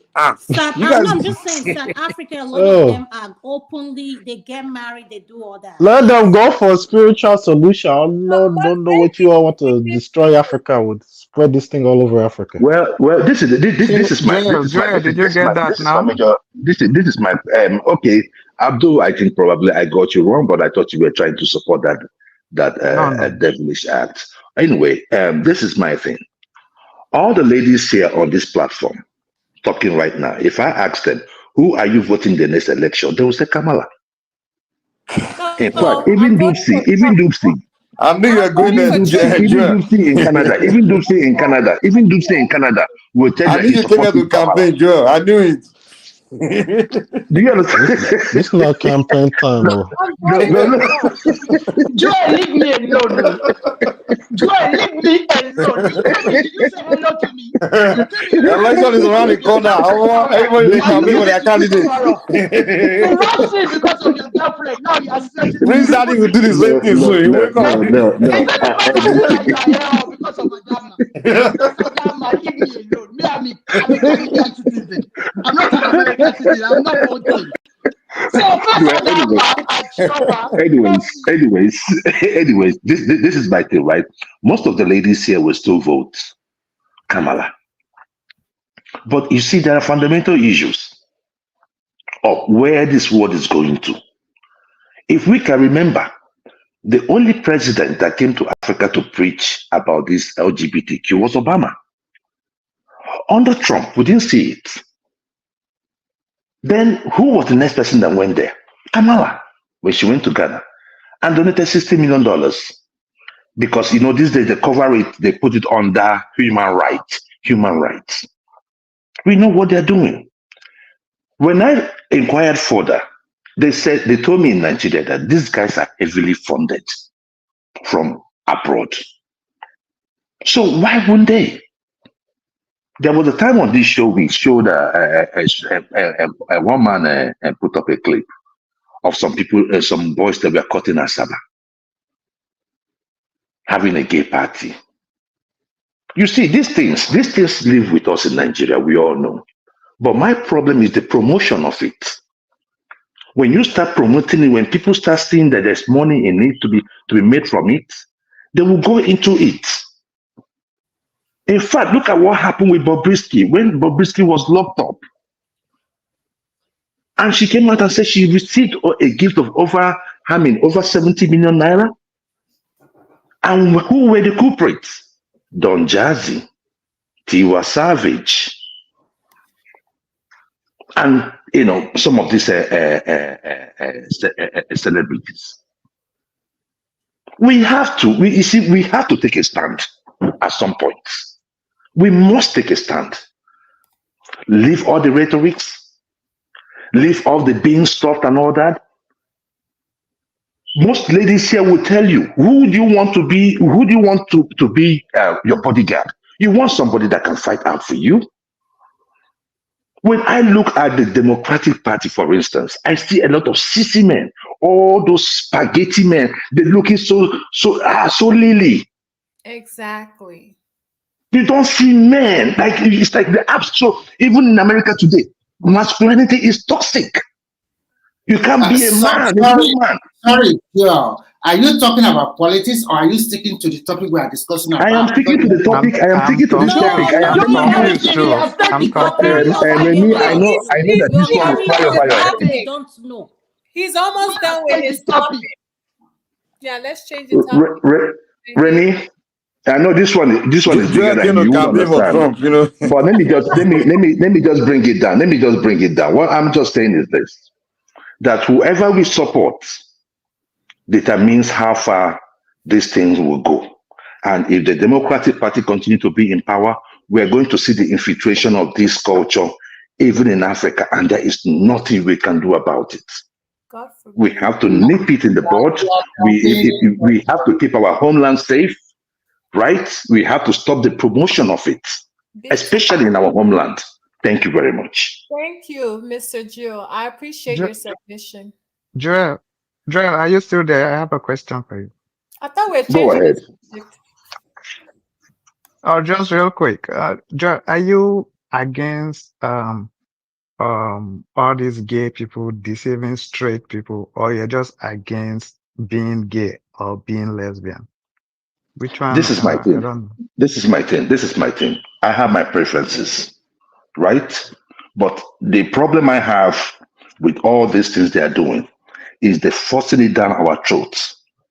Bro, let me tell you, 3 weeks ago, my daughter came back home and my daughter told me that she could mention 20 genders. I said, what is that? But my daughter was having problem in math, in reading, but she knew 20 genders. And I said, who is your teacher? My brother, lo and behold, I went there. It was someone with I think she had about 7 colors on her hair. I did not talk. I did not say anything. No, I'm being honest with you. I'm telling you what is going on. We keep saying, bro, see, let me tell you, if it was left for me, right, I wouldn't care. I wouldn't say anything. But I have kids. For the sake of posterity, I just told the principal, please, if my kid does not leave this class, I will take my daughter out of the school, and I would take my other two boys. And the woman was asking me why. Fortunately, she's a black woman. I told her, look, I'm from Africa. We don't play this shit. Look, my daughter, this is what my daughter cannot do. This is what I brought my daughter to school to do. I don't care about no 20, 30, 40. And she said, it's an assignment. I said, assignment. And that was how I knew about it. They will tell you this is not Africa. This is America. That's what they will tell you. That is the damn problem. They will tell you can't bring Africa here. No. See, let me tell you, you know the problem we have. We Africans, we don't talk. We just say, hey, we don't talk. That's our America will listen to us. Who are you? No. You're very timid in the US. No, don't say that, Mike. If you speak, they will listen. You speak, they listen to us. Yes, they do. Of course they do. They have no choice than to do what I told them to do. I kicked my daughter out of that class. So this is the thing. My thing is, if we do not, I don't have any problem with any adults that want to do whatever thing they want to do. But when you start forcing these ideas on kids, it means that you're trying to build something futuristic. Well, you answer Abdul's question. What Abdul asked is even from what you are responding to. He's asking. He has answered it. He said, I don't. Mike, can we play? I am not against adults. Yeah. Doing what they want to do. I agree with I'm you. against the forcing of the idea on our kids, or even in public. Have you gone to the Pride Month? Have you seen exhibitions? Sending kids to drag shows? Come on now. It's gone nuts. And you have this vice president candidate to Kamala putting tampon in both bathroom. Keep your politics in one side. Please. I agree with you. Please. No one should be Come on, forced to do anything. I think I think we share almost the same.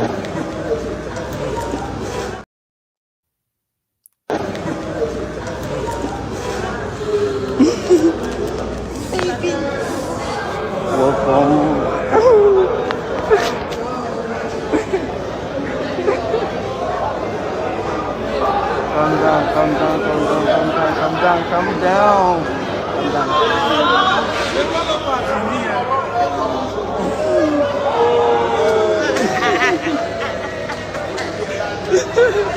Alright, see, let's go, okay? Huh? See, let's go, okay?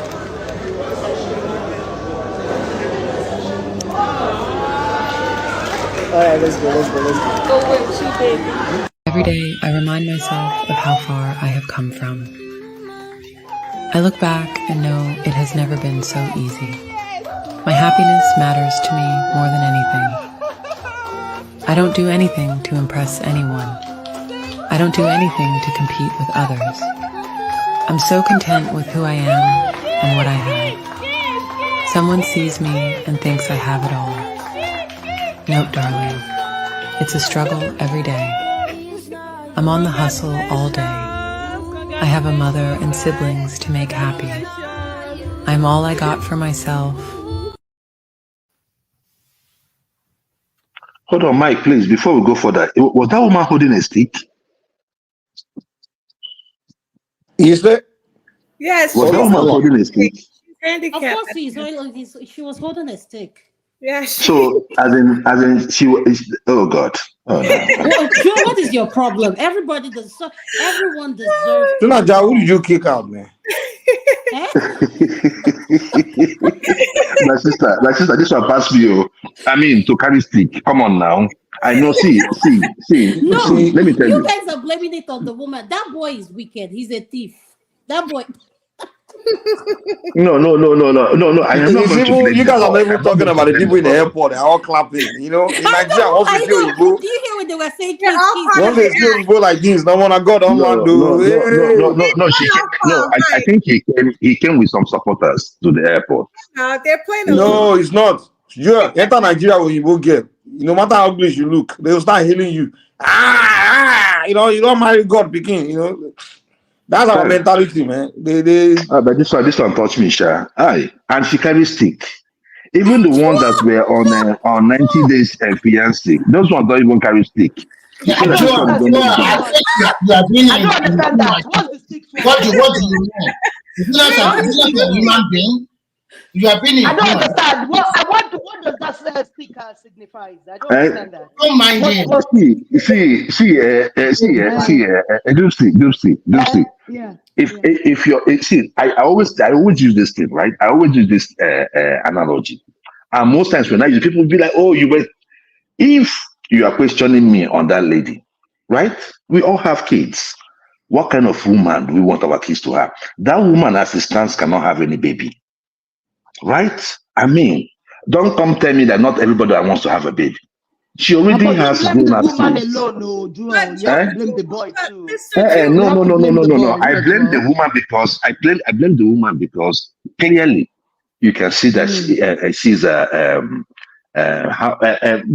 what are those ladies that marries that like to marry younger folks? Are you trying to say she's a cougar? No, of course she's a cougar, but there's another word. Cougar is even making it look nice or sound nice. This is the thing you're not getting. She's a cougar. She's a japa.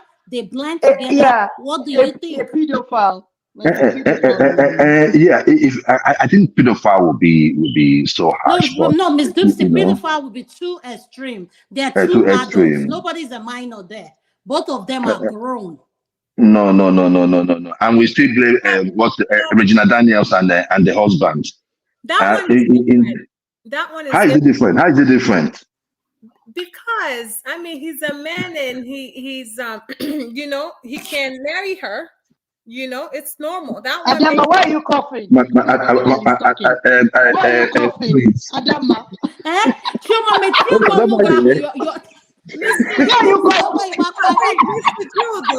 Do you really? I mean, the way you're analyzing the video, do you really think this is a real marriage on his part? My sister, I've seen many of this I've seen many of these marriages happening in Nigeria. Yeah, so it doesn't have to be fake. This one doesn't have to be fake. Because he wants to come over to the US. He wants to come.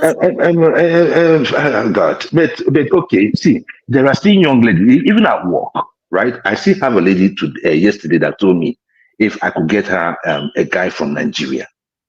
And it's always you, Jude. It's always you. They're always asking. Always because you. I work in a female field. So I so you understand me. So sometimes I want to ask you a question, please. Go ahead, brother. Age is just a number. Whether you are disabled or handicapped, you have a right to look for a partner anywhere in the world. No. See, my brother, I think we have lost our essence. We've lost our essence as men in Nigeria. I mean, look, we are Nigerians, for crying out loud. I know when I came into this country, I know. Hold on. What does being in Nigeria have to do with being in love? Let me tell you now. Hold on. Let me tell you. When I came to the United States, right? So, my friends, because normally we watch films, right? So my friends were like expecting me to, now, guy, who is your girlfriend? Who's your girlfriend? So when I came here, I started looking for all those 22, 23, 24. They're nowhere to be found. The ones that were liking me were the ones that already had babies. And in Nigeria, we had this mentality, if this get all bored, So I said 1 month, 2 months, 3 months, 4 months, up to 7th month. My brother, no show. I could not find all those young geese. Especially even the young geese, they've already had babies. So I now said, are you good at your game? Are you good at your game? I am very good at my game. I'm just only telling you what is available. I'm telling you what is. Hold on, my brother. Let me tell you now. I tell you, my brother. You come into this town. You say you find 17 as for Nigeria that the day Boku we never born. My brother, if you look for person we never born for this town, where they young, 25, 20, 26, 27. You look for that kind of girl. My brother and a soap, we go take wank. My brother, after 7 months, I had to advise myself.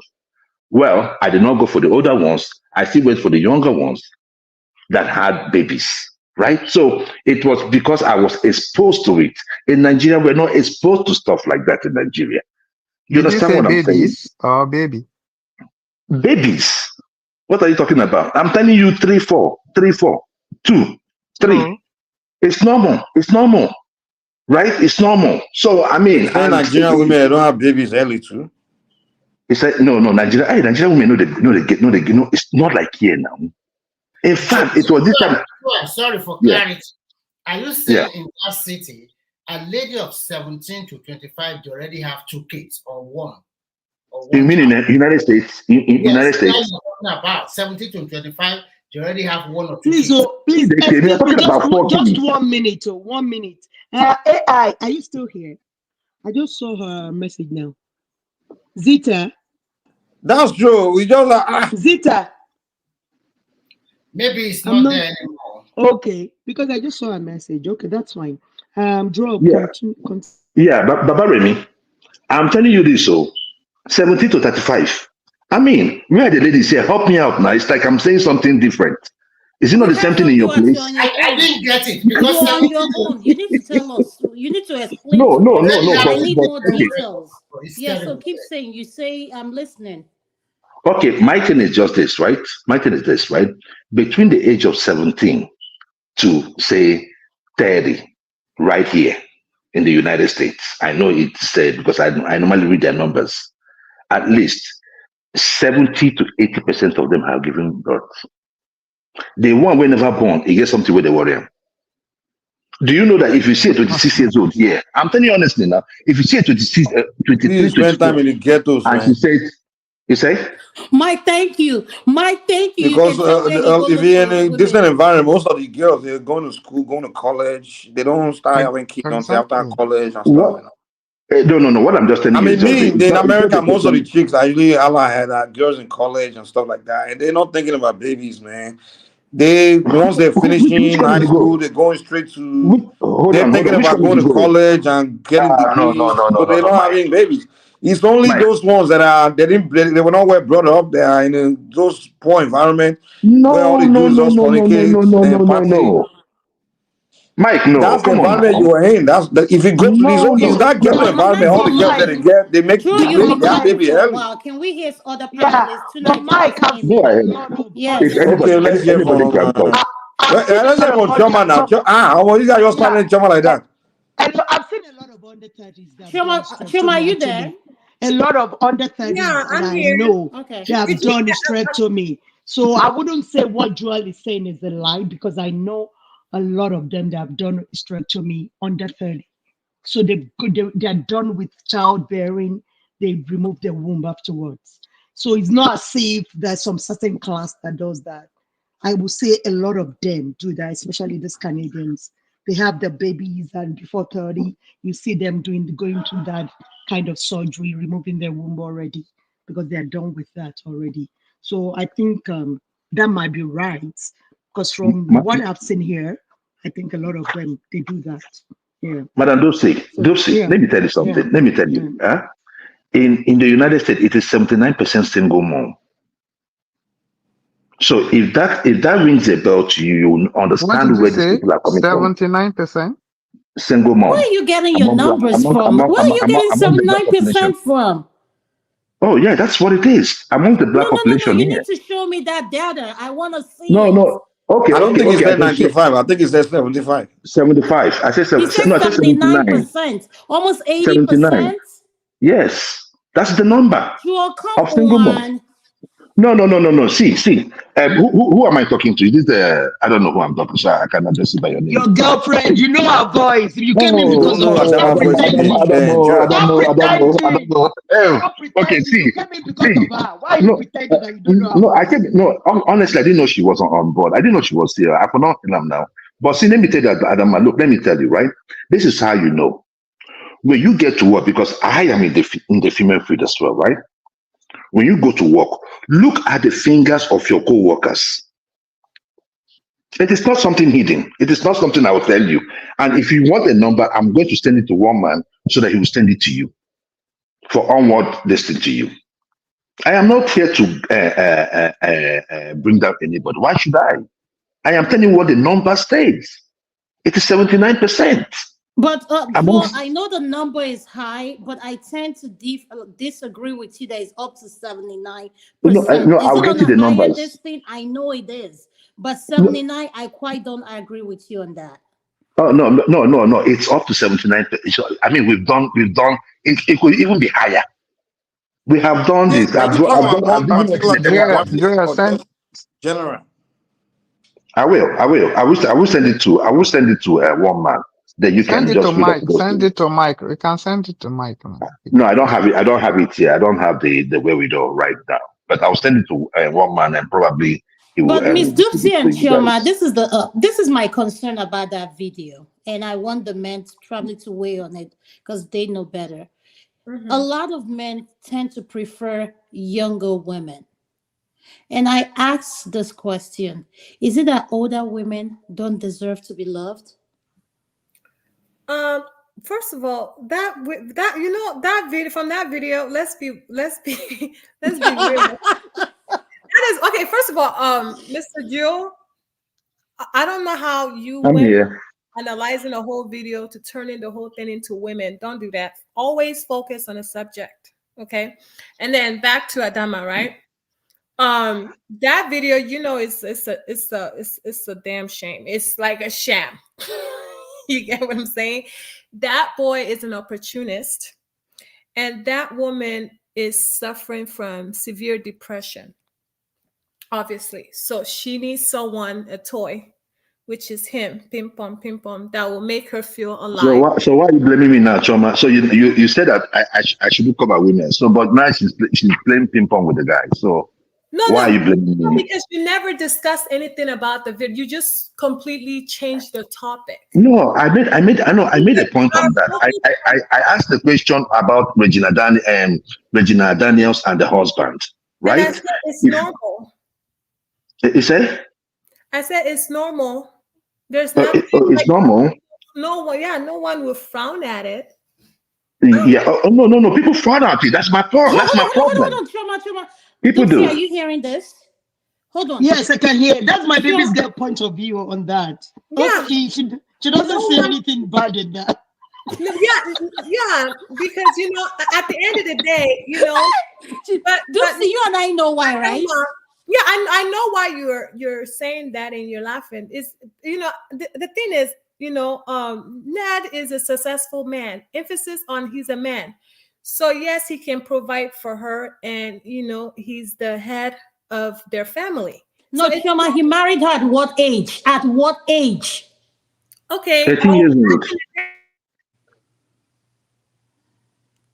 He married her at a very young age. Ned is older than her father, her own biological father. Okay, yeah, that's fine from your American point of view. That's fine. I get it, right?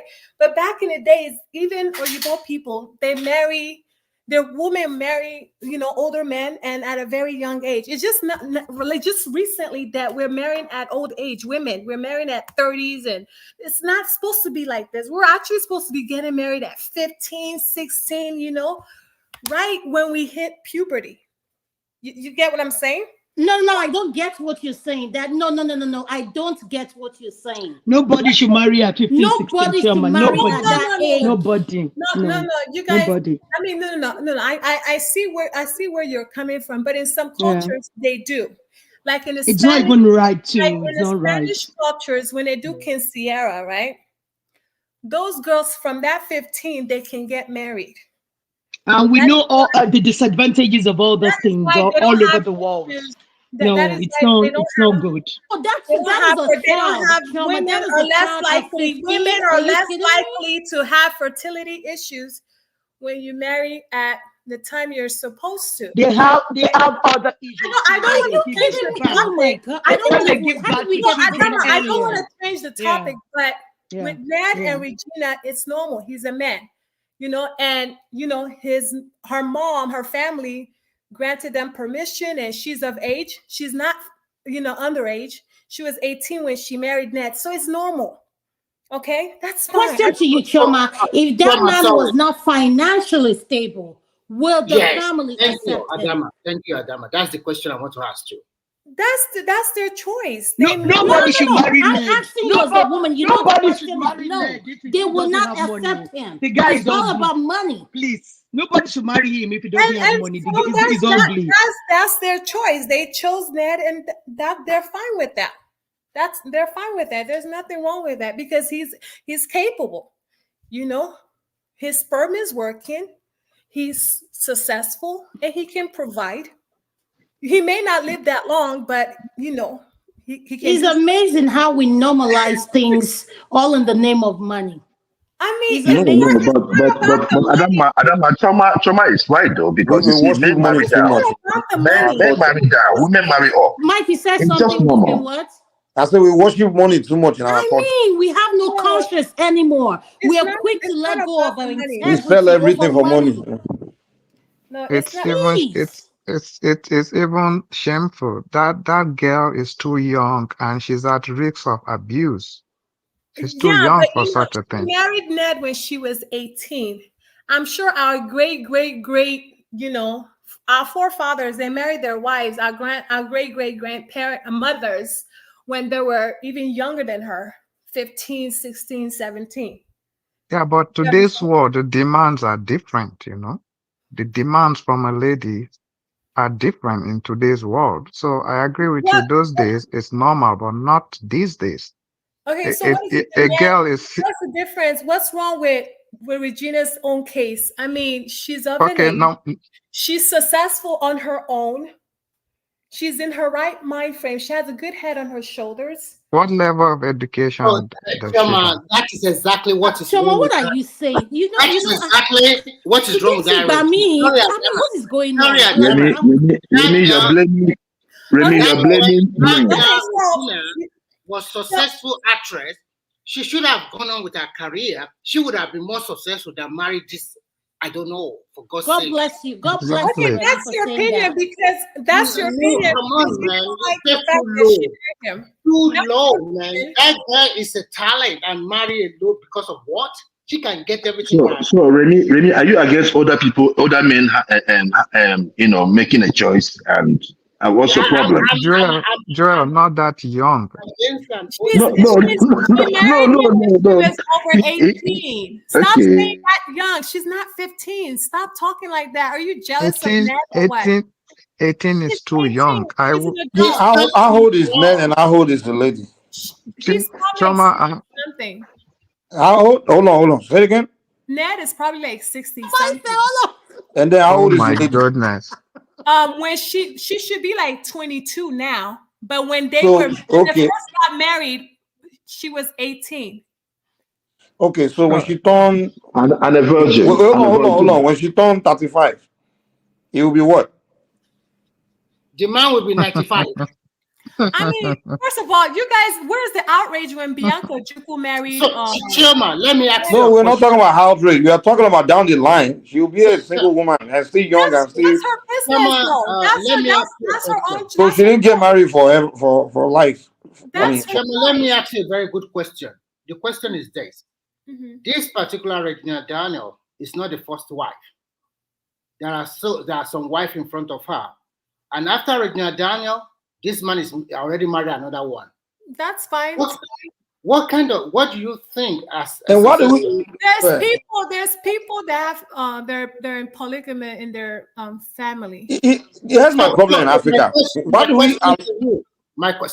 My Okay, finish. I mean, sorry.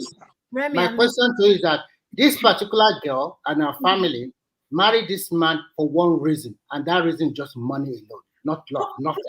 And that's fine. That's her choice. Oh, really? Okay. They're happy. Yeah, it will be fine to her, Remy. Trust me. Are you sure she's happy? Doesn't see any problem with that. It's not my life. She's very happy. Remy, she's very happy. Guys, you guys will agree with me.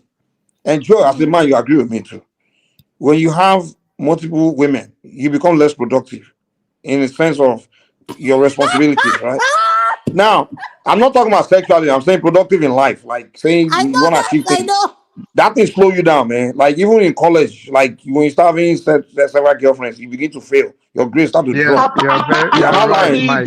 Productivity. I think but hold on. I'm going somewhere. Mentally unstable. I think it's mentally. I'm going somewhere. I'm going somewhere. Actually, I don't think it's okay. Do you guys think the reason why our politicians are not delivering, they are not performing, a lot of them, it's because they have too many wives and things like that? Their number one problem is side chick. Side chick.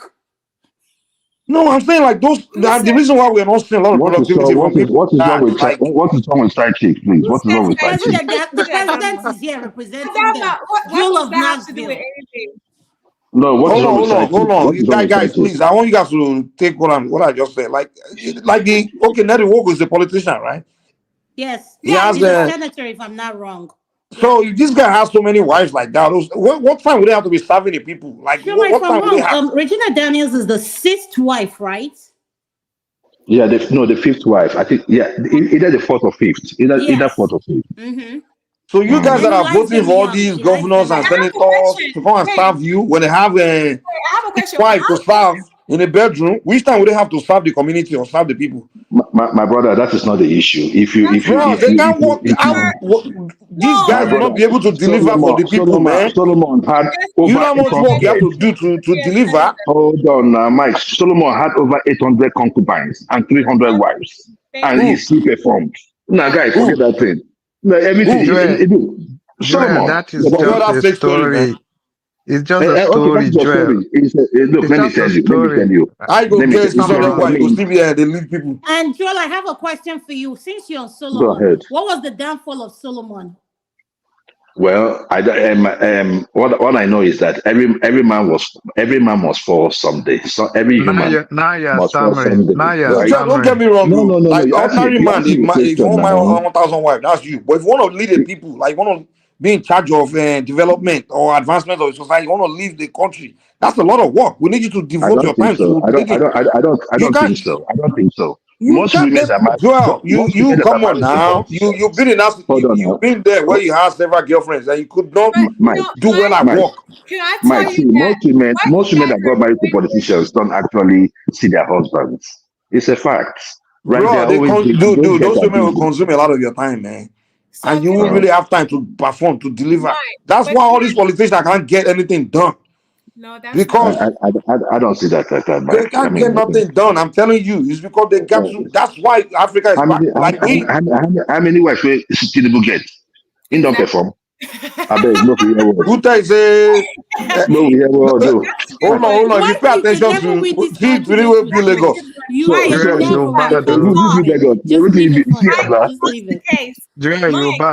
I tell you guys, you guys are wrong for what you guys are doing. You guys saw the video, but you don't want to speak on the video, but you want to bash a woman, Regina Daniels. You always go back to bashing an innocent girl that was minding her own business with her daddy or her husband, whatever it is. Chioma, we were just celebrating. We were taking the subject like we're looking at it from a whole lot of angle, not just centered to the distance. Little boy and we haven't dissected the fact that the boy is taking advantage of the woman. But you guys, especially Adama, you changed the whole topic to Regina. Yes, I changed because Joe asked you a question. Joe said, since he was looking at that, what is wrong? Why did he flipped it? He said, why did a younger woman? Why is it that society is okay with a woman marrying an older man? When a man does it, it becomes that he's wicked or he's whatever. And it's he's a exploiter. Is able to provide. What is that small boy going to do for that old woman? So you're saying that small boy is going to be providing for that old woman? Is that what you're saying, Choma? Yeah. What does he have to provide for that lady? Is he supposed to be the one providing, or she should be the one providing for him? Thank you. What the hell is Choma talking about here? That's what you guys should be condemning. Who's enjoying who more? Is he the one enjoying? Now, who's enjoying when the who more? women do it? You don't condemn it. You think you normalize it and say it's okay.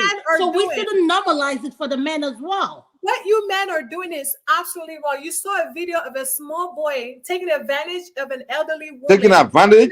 Oh my God. She's taking advantage of him. Dupsy, are you what are you talking about? Who's enjoying who more? You see my problem? Is it young man who enjoying old this thing? She's enjoying your fresh. You changed the direction of the whole video to an innocent girl enjoying her husband. And her no. Okay, hold on. An innocent girl enjoying her husband. You guys listen to my Gen Z party and learn from her. It's telling you that Regina is swimming in money. That she has more money than all of you men. It's money and it's money to everything. You all are jealous look, of Regina Shema, let Daniels. me tell you something. In place of Nigeria, money goes a long way. Shema, With this just hard economy, Mike, you man, want to you take don't. Mike, that young On that man. boy that's taking advantage of that elderly woman, Shema, and we should be condemning that Hold video. on, hold on. Chama, we have to That's disagree with you. Is the idea that the boy is taking advantage of the woman. I don't agree. She's the one taking advantage of the boy. God Because bless you. God bless you. the boy is the one with the And energy, she's is one looking for that can paying for deliver. that boy She can't for deliver anything. 24 hours. Of course, but see, this is where we Africans, we need to, kind of, think deep. Like there's actually something. We saw a video of a boy being an opportunist, and we're like, yeah, he's coming to But you America. don't know the boy now. Chama, So she's not being opportunist. Is that what you're saying? Mike, let me She, quickly hold on. If she's How not dare taking you tell advantage him of he's his being a financial He his went to position. work for the love of his life. You think Now she he's an approached him opportunity. first? No, I don't She's agree. capitalizing on his poverty. Are you kidding? I can tell, he was the one that toasted that old lady first. He That's knew a lie. Come on, man. Why is he always the body? he's Who trying going to cross over. We need to, as people, we need to So condemn. what is she looking for? Hold on. You're only talking about what the boy is looking for. You're not talking about what the old woman is looking for. Thank you. She's looking for like companion, maybe And she got She wants to enjoy she fresh got a biscuit and point. egg. Let me ask Choma a question, please. Choma, I think Remy wanted to come in, but go ahead. let me quickly come Choma, in. okay, go ahead. I just To don't me, think I it's think fair the how young you man, guys turned it into sorry. I Regina think the young Daniels when man. you should be bashing the man that's taking advantage of another elderly Let me woman. say something. I think the Choma. young man in that video will be more happier than your Regina Daniel, and I will give you the reason. Yeah. Regina Daniel is sharing a man with another 6 wives. That is No, guaranteed. three wives. No, it's not 3 wives. There are more than 3. There are more than 3. But they're not No, living in the same there are house. 4. Together there are 4 now. Okay, sharing the man with 4. But this particular young man, listen, this particular young man, this woman came for him. The woman must also have a lot of money, or maybe have a house in America. We don't know. So it's the Remy, same. one thing I can tell you, Remy, if she is in America, I can tell you one thing she's getting. She's probably getting disability. Let me finish, please. Let me finish. Go ahead. What Regina is looking for in Ted, which is money, the young man is also looking for the same thing in that woman. It's the same thing. And the young man is more happier than Regina because probably the young man does not have another husband to contend with.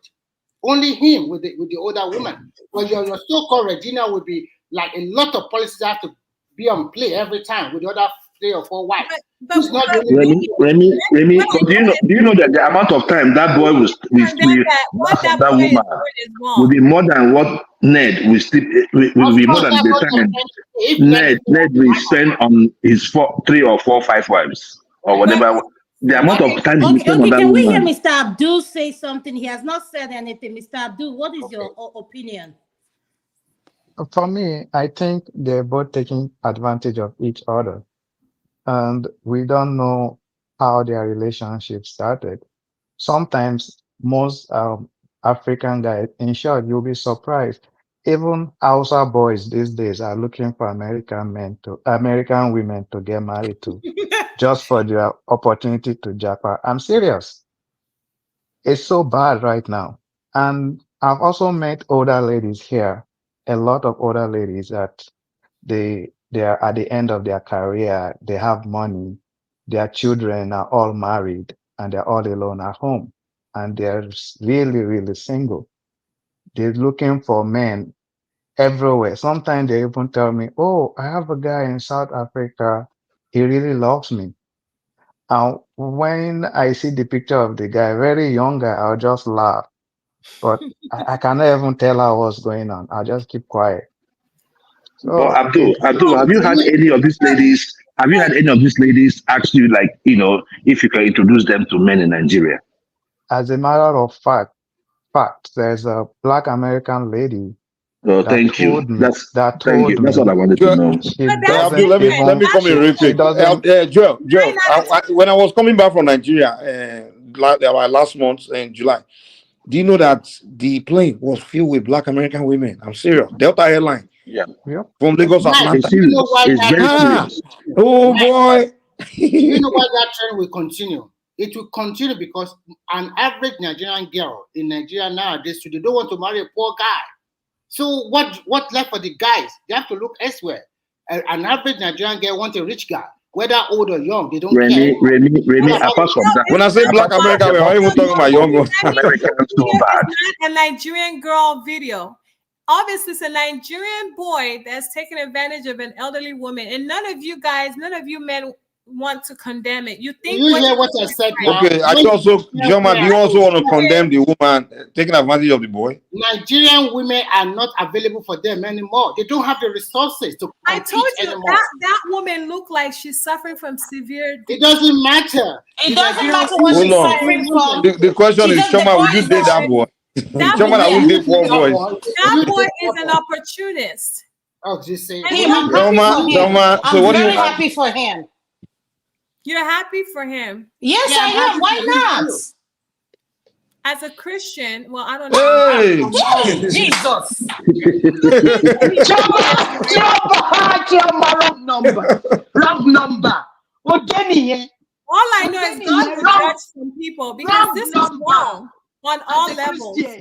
You would have I've seen so many videos like this. It's really sad. It's really sad how low some Nigerian men will go just to jackpot. It's wrong. I think you are not listening to us. I'm But trying to instead tell of you. you guys condemning the video, you're condemning Regina. Why should we condemn the video? The guy was lucky for an older woman. okay, Remy, let's even understand Choma. Choma, explain to us. Explain to us exactly. Scammer. Is it what? Scammer? He's a scam. He's scamming this lady. Okay, scam is a crime. Tell us the crime the boy is committing by just dating. We don't have evidence that he scammed the woman. He's going to use her to jackpot, obviously. So that's not scam. That's not scam. Choma, you use me for money or whatever. I mean, no one accuse you of scam now. The PJs, sugar. You know, there's a law in the U.S. that is against elderly abuse. This is abuse. Are you say a young man is abusing her? Are you kidding me? Yeah. How can you? So a woman has normal. Hold on. That woman is not like she has mental problem. She's a white woman, educated. No. Okay, let me ask you, Choma. Attorney, they're overlooking her finances. They can get that boy arrested. Are you saying that woman is No? Can I say something? Hold on. Can I say something? I'm not trying to be a party pooper. No, but Choma, let's be realistic now. We were supposed to condemn that video, but you guys are condemning. No, Choma, okay, like you said, we were supposed to condemn the video. Now, I want to tell you something. You guys are applauding. That is awful. Would you want your little brother married to a lady like, come on, you know what? But let me say something. Why we 80% of us, I'm not going to include to Nigeria because he has not spoken. This is why our people are cursed. No, Chioma, listen. This is the thing. I am fully supporting that boy. No, I'm fully supporting him. No, that's because if he's happy, no. Adama, let me ask Chioma this question. Ted Nwoko, the husband of Daniel, is he handsome or not? Very ugly thing. What does that have to do? Very ugly thing. The thing we are saying here. The guy is. I'm sorry, I don't want. That man is very capable. Okay. Wait, let's understand. Choma, what exactly? What has that guy done as wrong? What has he done wrong? What exactly? No, Choma is Choma is playing a double standard. Choma, what you're doing is not fair. It's not even that because there's no fact whether the guy. Choma, this is what you need to listen to. I don't like video. No, this is how people, receive all sorts of punishment in their life. He's jackpotting now. And then, Hold on, Choma. There's no evidence of him trying to jackpot. What we saw is a video of a man and a woman in a relationship. We don't know any other thing, whether they are jacking. There's no evidence of whether he's jackman. You just making an assumption that that's what he's trying to do. But this is what I'm looking at. You can't tell us to condemn what we don't know. Yes. Choma, I want you to listen to this. She needs a companion, whatever you want to paint it to be. Both of them are into it. He came to welcome her in the airport. Can you see she was? He's taking advantage of her. You don't know that. What's the evidence? Choma, what's the evidence? No, Adama, do you know what? I was shocked. And I think we should condemn it. You won't allow Why are we condemning? Why do we condemn it? when you are supporting Ted Woko, no, hold on. I mean, let's not even use Ted Woko. Forget that one. No. Chairman, let's hold on. Let's keep it simple. Chairman, what in that video are we condemning? That woman has a stick. She's probably has all kinds of sickness, and she has this. No. Now you're being So that's wrong. how you condemn the guy. You're putting all this diagnosis on her that you can't. Well, we don't know that. What's the proof that he's taking advantage, Chairman? What's the proof? It does not look right. You guys need to just. It does not look right, but it doesn't mean it's not right. It doesn't mean you have to show us document and evidence that he's coming out taking advantage or he's trying to jackpot before we can condemn it. We can't find someone guilty without evidence. You can't just you have to be proven guilty before I sentence you guilty or whatever. You can't tell us to condemn it just because we think that's what he's doing. We have to know that that's what he's actually doing. All we see is just him with his woman. That's it. And you just assuming. You all agree that what this boy is doing is right. We don't know what he's doing. All we know that he's doing is he met his woman in the airport. He just happened to be an older woman. That's all. You see him smiling. He was so happy. You see the love of his life. He was so happy. So you want to pretend that you don't know what's going on? No, I don't know them, so how would I know what's going on? Business. It's none of my business. When side chick wants to sleep with married men, do I know who is going? Don't they know that the man is married? How is that my business? Dumsu, now still this topic. Adama, please leave the side chicks. The side chicks is a different matter. Leave the side chicks out of this matter, please. Leave the side chicks out of this matter. True. I know how to go. I know you open your mouth and say something. Adama, I'm still here. Don't say anything. Adama, side chick have dealt with Gabi. They show you where. No, they don't show me where on. You know what? What people don't really understand is this. Let me just say this, and I'll be quick, and I'll use the floor for Madam Zita. Madam Zita, good to see you. Good to see you once again. After you, since I came back, all of you disappeared. What?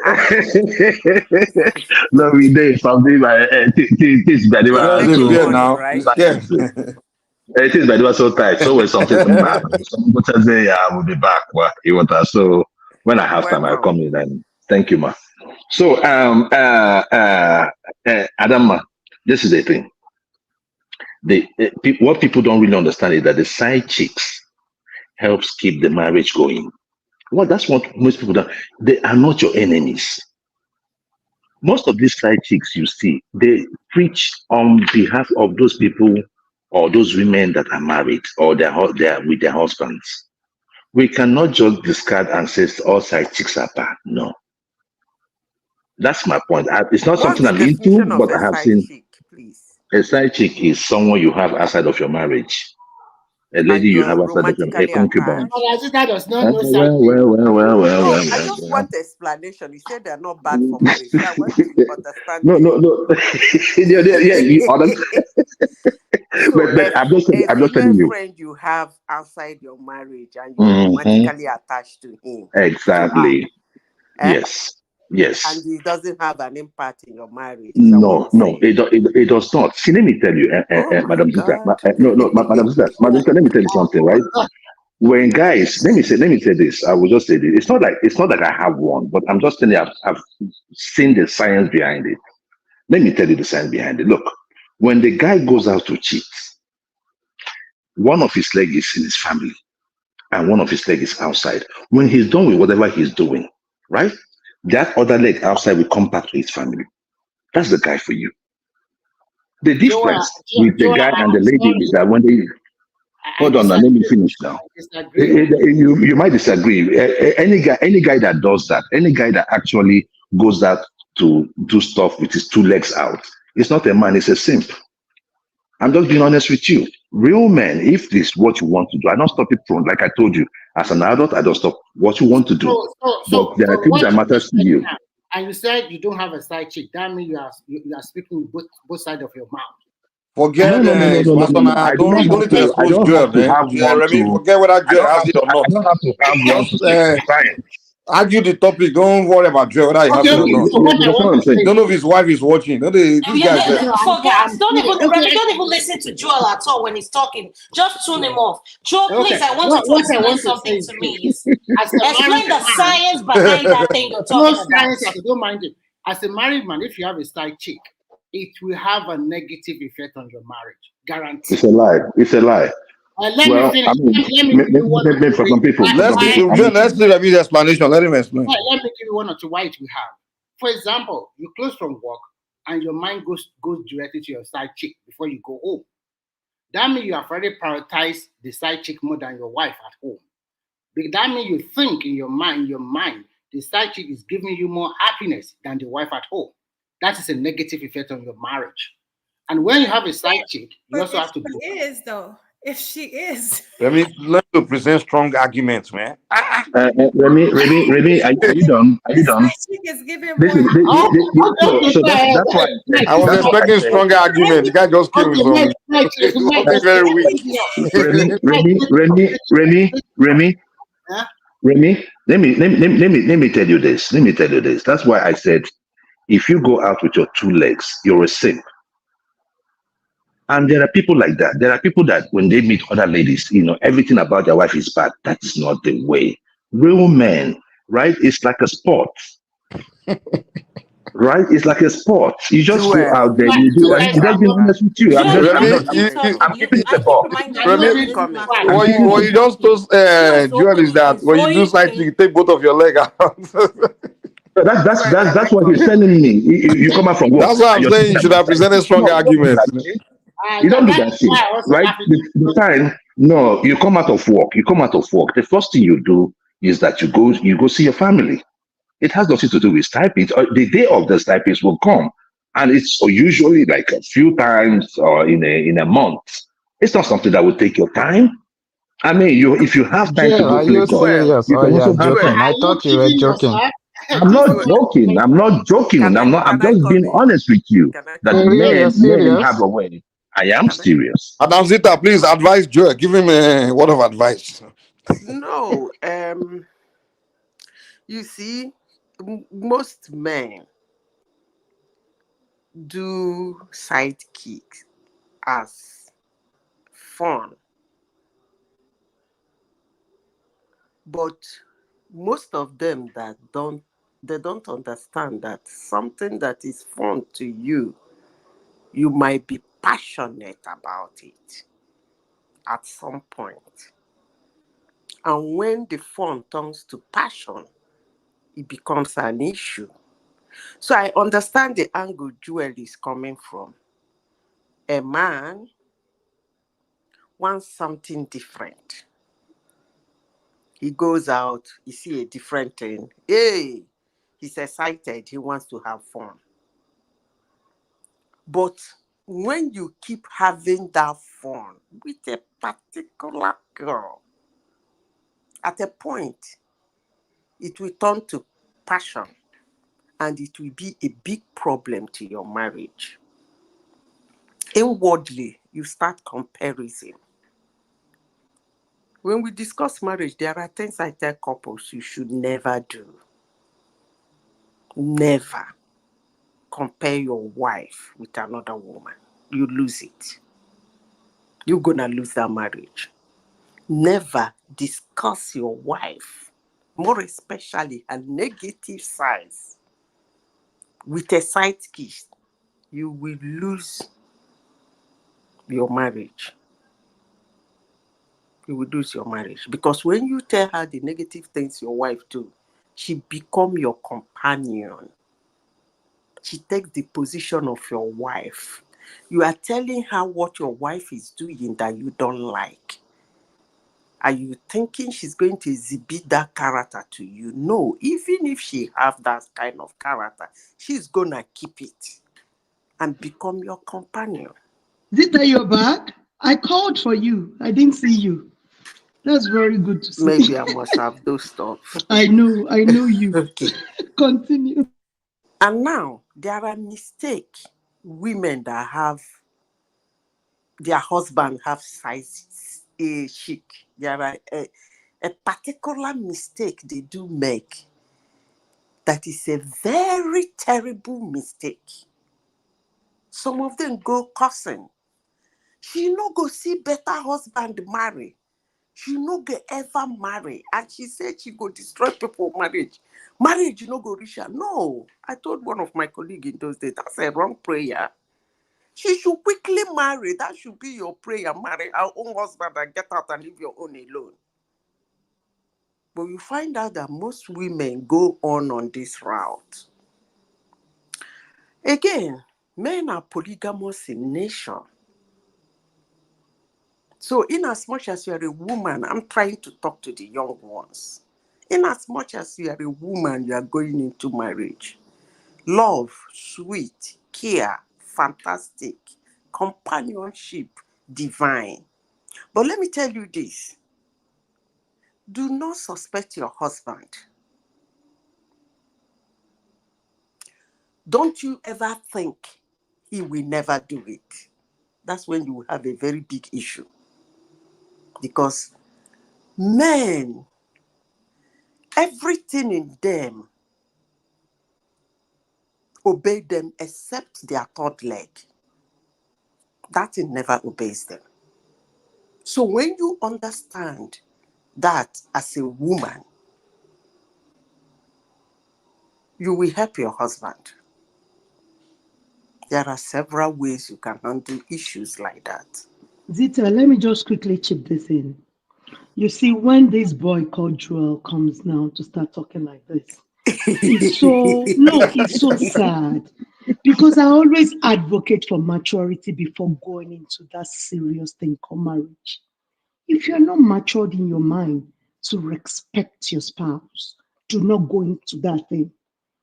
If you think it's very important for you to have side chicks, continue to have side chick. I don't even know who says this marriage thing is compulsory for anybody to go into. Continue to have side chicks.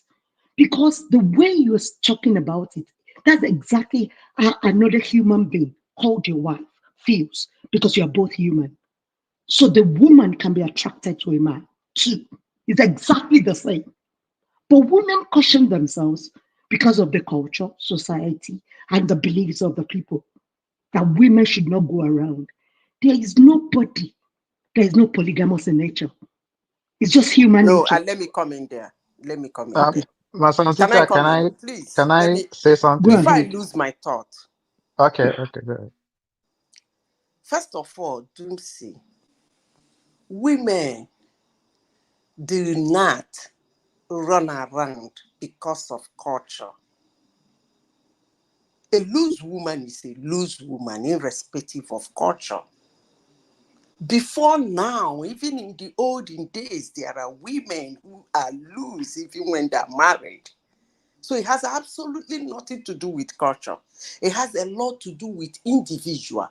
But let me tell you why I said men are polygamous in nature. I make a specific comment concerning that.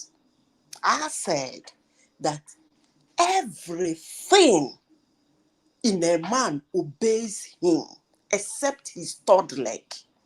Why did I say that?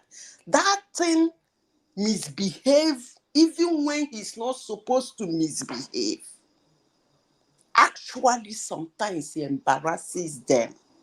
That's where self-control comes in. But self-control for a man sometimes can be a little distance if the girl is distant. But what if the girl is so close to him and wants him? That becomes a very big issue. So I'm not saying because of culture, women try and suppress them. Who told you women suppress themselves? With all this chaos going all over the world, women are so... shut up my mouth. A lot of women do, actually. And we should try and respect that, because we're all human. As long as you, man, you disrespect the person that you call your partner, that it's compulsory for you to have a side chick. A woman would decide in a man that I can match your energy to it when it comes to that. Let me come in real quick. You have to have a side chick. Please do not say that. It's not compulsory. And don't preach that. Respect let your me come partner, in. stick with your partner, and let it, let people respect their marriages. Don't say Let it's me compulsory, it's important. It's not. We should all respect each other. It's very important. Joel, let me Go And come in ahead. real quick. Joel, let me come in okay, real quick. go ahead, go ahead. I want to agree with Dupsy on this issue and disagree with Madam AI on some of our submission.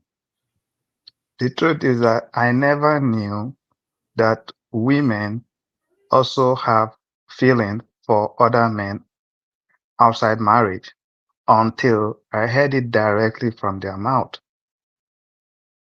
And Dupsy is right. In a relationship, especially marriage, women tend to have much pressure on them to suppress their feelings because they have kids and they will always want that support.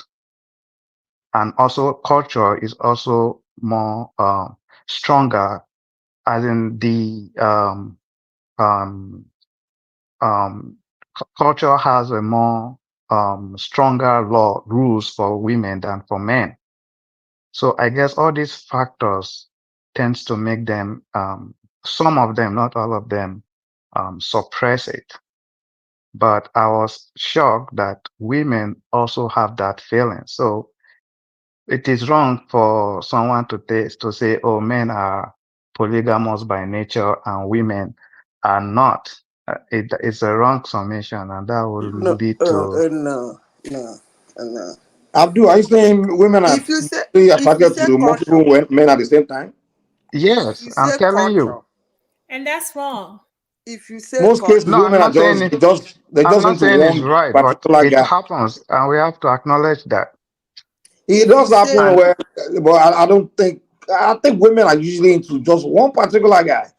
But then they may be with a that guy they're not really into, and then they'll be attracted to another That's guy. what you think, Mike. that's So what I you don't think, Everybody think Mike. I think when a woman animals is actually plus. when she feel like she found the perfect guy, I don't think she really now feel attracted Sorry. to another guy. I So don't think so. what's perfect about the guy that is not in another guy? What are you Let talking me about? bust your bubble. Let me bust your wait, bubble. Give me if one you talk second. Let me about bust your today, bubble. It's not human being alone. Human uh, being, animals, plants are Yep. polygamous in nature. Living things. look, Doomsy, Let me tell you the facts today. So Madam stop Doomsy, But ascribing it to a Miss Doopsy, particular women are gender. different. They're not the same as men. Because they're subdued, they're brainwashed already because It's of the not culture, brainwashed. society believes, It's No, religion. not brainwashed. That is why they're subdued Dupsy, already. Dupsy, That's why Dupsy. they're like that. The issue there is that a man and a woman is not the same. And I keep telling In you people terms, this. in Listen, now, terms of their hormones, in terms of let their me talk hormones, now. but you can't generalize it. That's what I'm saying. Let me say something, if I could. The issue is just this. Our society, the environment, right, that we were born into, has created a certain standard. Now, what you are saying now, if I tell you about polygamy, you'll be like, oh no, it should be one man, one woman, right? The issue there is this. I have made my point on this issue as regards to side piece and why men might want to go outside. Now, there are rules in every venture that you're going into. There are rules. Like Madam Zita said, there are certain things you don't do with the side piece if you're going to be with a side piece.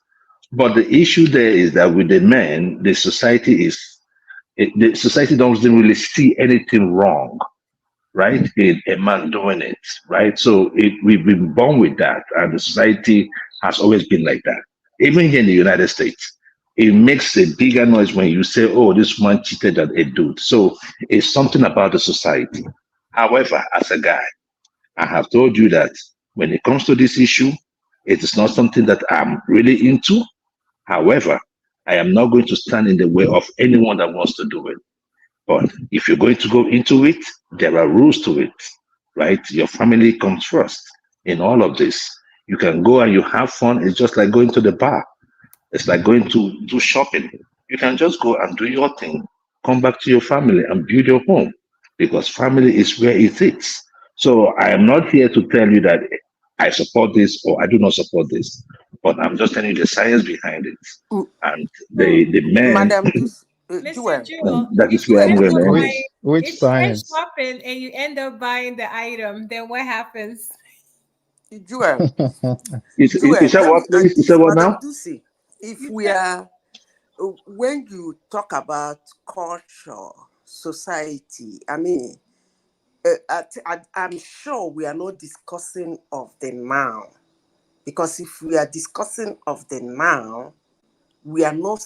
We shouldn't be having this conversation, because everything has changed in our society today. Before now, if you see a girl, you are talking about society make them suppress themselves, make their culture make them suppress themselves. Before now, in the olden days, if you see a girl like toasting a man or showing her feelings, how she feel the man should touch her or something in public to a strange man, you will it raises an eyebrow. But today, you see them do it in the street. You see them do them everywhere, showing a man love, showing a man that I want him. You know, even sometimes pestering the guy. So if we are talking about the society today, I don't think we are having a discussion. We shouldn't be talking about No, it because everything. Madam Zita, even at that, even at what you just said right now, right? It's not popular. If a lady walks up to me and start talking to me, I'll run away. And it is there. It's even with the younger generation. So it is not even acceptable to date for a Do lady. you And know? there's a reason. Yeah. Do you know that it has? Let me say this on this platform.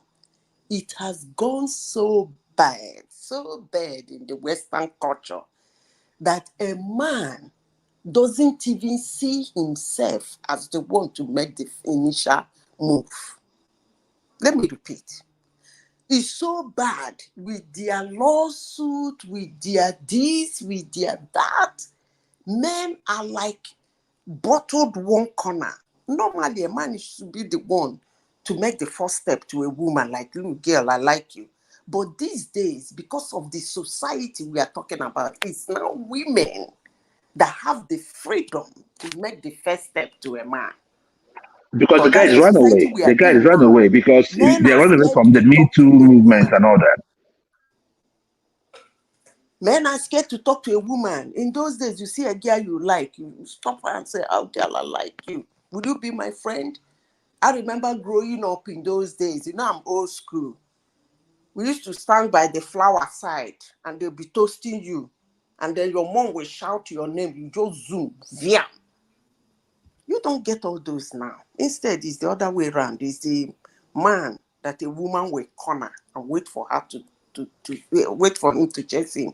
I don't know, but if it's in the Do you olden know days, the yes, but reasons? today it's not Madam working Zita, today. life have changed. Oh. It's now more direct through online because we worship money too much, and that is why I don't blame a lot of young Nigerians nowadays because they cannot match up.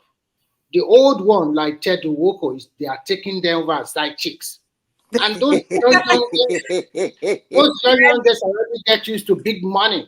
How can a young man of 20 or 25 with a simple job can buy a wig of 250,000? Is it possible?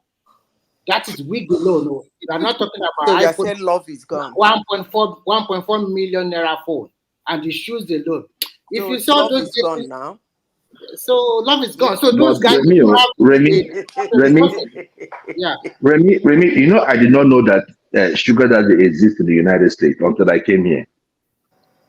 They will look What? for sugar daddies too. Ah, yes, I'm being honest You with you. don't know? You don't know? They will look for sugar daddy here. So look, let me tell you, the problem of women, women is another science, right? It's another thing. Like if you want us to discuss about women, the money, those ones that are here, they're still looking for sugar daddy. In Yes, fact, now. I still have Joel, even Nigerian women. Hold on, There I are still even have even more in Nigerian women America. living here looking for sugar daddies in Nigeria. Mike, can I'm you telling play you. that demo, please? Please. Okay, So she you needs to. She So you needs to understand what click. That's what I was trying to you type in get the what I'm private getting section, from, right? private chat. She needs to click on that camera and click back again because without that, I won't be able to hide that thing. You know? I won't be able to hide that. She needs to click on her camera and then I'm not saying she has to show her face, but she needs to click on her camera and then I don't know why. She should See, know how to do it. Joel, there's a lot Or she of can go out and come back in or something. But she needs to click on her Joel, camera because I'm trying to add her. But I can't add her. The store will not let me add her because her Joel, camera is disabled. Yeah. Yes, I'm listening. Yeah, go I've ahead. noticed a lot of dating websites in Nigeria nowadays. Did you guys hear me though? Did Yeah, you see the question? I can hear you. If you see the question, the ladies, they will just run down the guy. They will be asking, look at your shoe, fake designer shoe. Look at, you did not even cut your hair very well. And in fact, it's so degrading and disgusting for this young man that sometimes Remy, they cannot talk back. And when you just size them up with whatever they are wearing, some of them even say, come on, my bag alone is $500,000. I was asking, you are a yes. girl 5 years old. How can you be carrying a bag of $500,000? The shoe, the phone, everything already reached about 3 million. Just one outfit. How can you expect a 25-year-old boy to match up with the sugar daddy of the girl? Or the No, Remy, what are you Remy, I doing in wanted to those tell dating you, sites? What are you doing there? Remy, How What? did you know? No. No. These are random. Guy Red, I am happily married. I'm not. And you're here arguing against side chick. What are you I doing there? know. What are you doing there? You know all these things. You even know the words they use. You even know the even ask of shoes. No. See, Exactly. I'm I beg telling you, you, I leave am. matter. Madam Zita already put it right. I'm not saying that I am a saint because if I am saying that, that means I'm not being factual here. But the truth is this: once you have that passion and you continue with that passion, it will have a negative effect on your marriage. That is the truth. Unless you don't love your partner. That's the point I was making. That was the point I was making between one leg in one and two legs out. Joel, That's please, the you point I don't was want to make making, that example. Please, please, right? please, please, So, yeah, but please. anyway, Your science is anyway, not science, please. anyway, I know it won't, but I know some OGs will understand what I'm saying. But Remy, this is the issue, right? This is the issue, right? When you come to Nigeria today, I went to Nigeria like 2 years ago, right? December. What I saw then, the dollar rate was 400. You see, there are many things I saw in Nigeria as regards to Nigerian women, very industrious. However, the mat is not matting for anybody in Nigeria. So for some of them, what would they do? They would just sell their body. And when you start getting yourself involved in that kind of lifestyle, you're always trying to look good for the next person. So you see, you get this money, you want to buy the expensive product, then you start living by it subconsciously. You start living by it, and that's the problem. I do not think that Nigerian ladies are like that, but the situation of the economy have pushed them up. In fact, it has even pushed the guy to the Joel, I wall, need to not come less in of the there. ladies. You see, when people attribute a kind of waywardness to poverty, I don't really seem to agree. Honestly, sincerely speaking, I don't seem to agree. Because if you attribute it to poverty, that is because somebody is poor. That's why the person is wayward, like justification.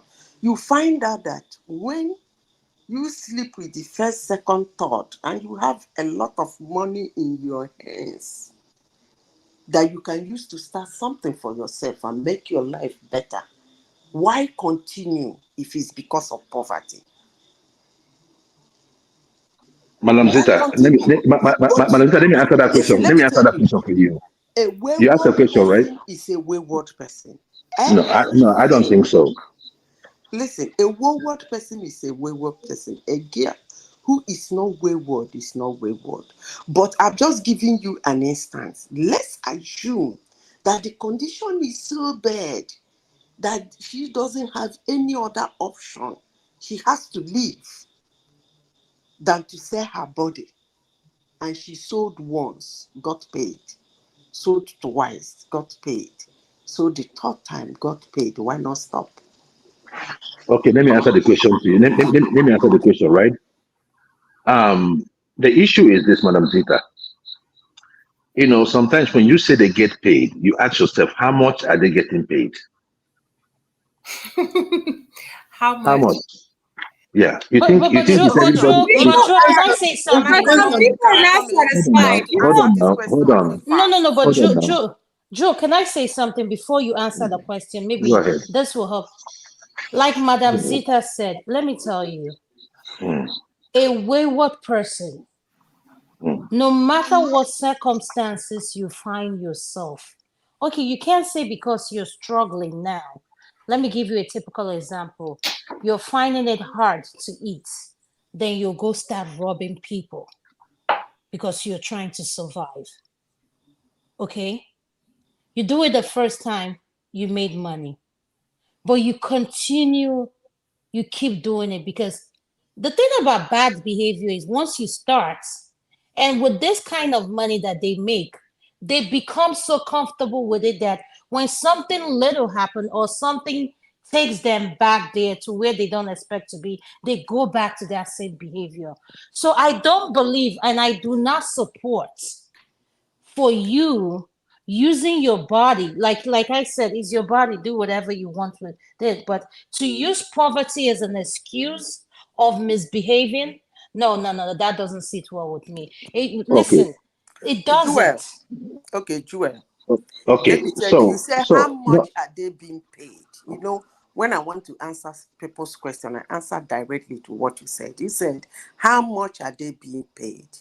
What was the reason why I want to sleep with you? So why don't I go for the highest bidder? If it's actually because I am poor, I am hungry, do I actually want to continue selling my body to feed myself? That's number one question.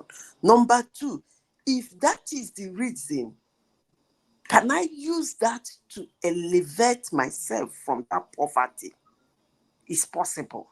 So I look for the highest bidder. And then since it's hunger versus my body, I will say, okay, fine. How much are you going to? I want to do this. I want to do this. Are you going to give me the money? Because that's what I want. You give me the money. You give me the money. Then I tied the money. I said, okay, oh yeah. Madam Zita, don't forget there's competition. You are not the only one in the market. And I said, listen, let me tell you, these girls, let me tell you, if it is your first time, according to Joel, he said, hunger made them. That means they were not there before, but hunger made them. Let me tell you a story. If you people give me time, I won't call names. It was a big party, big wigs, the top shot. They have their girls. They have a regular face. It happened in Nigeria. Whenever they throw party, these are wealthy, extremely wealthy men.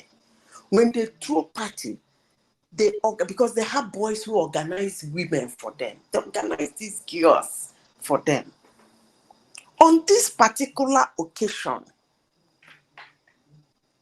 an unknown face that happens to be a girl managed to join his friend's friend. And then when they got to the bus, they said, who is this one? It's my friend's friend. Okay, well, fine. We didn't even get up to the number. Let her join. That day, that girl became the hot cake. Like, she wasn't looking fantastic. She wasn't beautiful. She wasn't so dressed. She wasn't wearing that expensive perfume. She wasn't looking so gorgeous. But do you know what happened? Among those about 30 girls, those men know all of them. But this girl became a point of negotiation. So if you say that somebody is the other side before, and all of a sudden, because of hunger, he's shifting to the other side, she should use it as a point of negotiation. She shouldn't just walk into anyone because something is making her go that place. So, look, Joel, forget all this hunger something. Just forget it. This is the thing. You see, I'm just trying to play. I'm not telling you that it is right, but I'm trying to play the devil's advocate, right?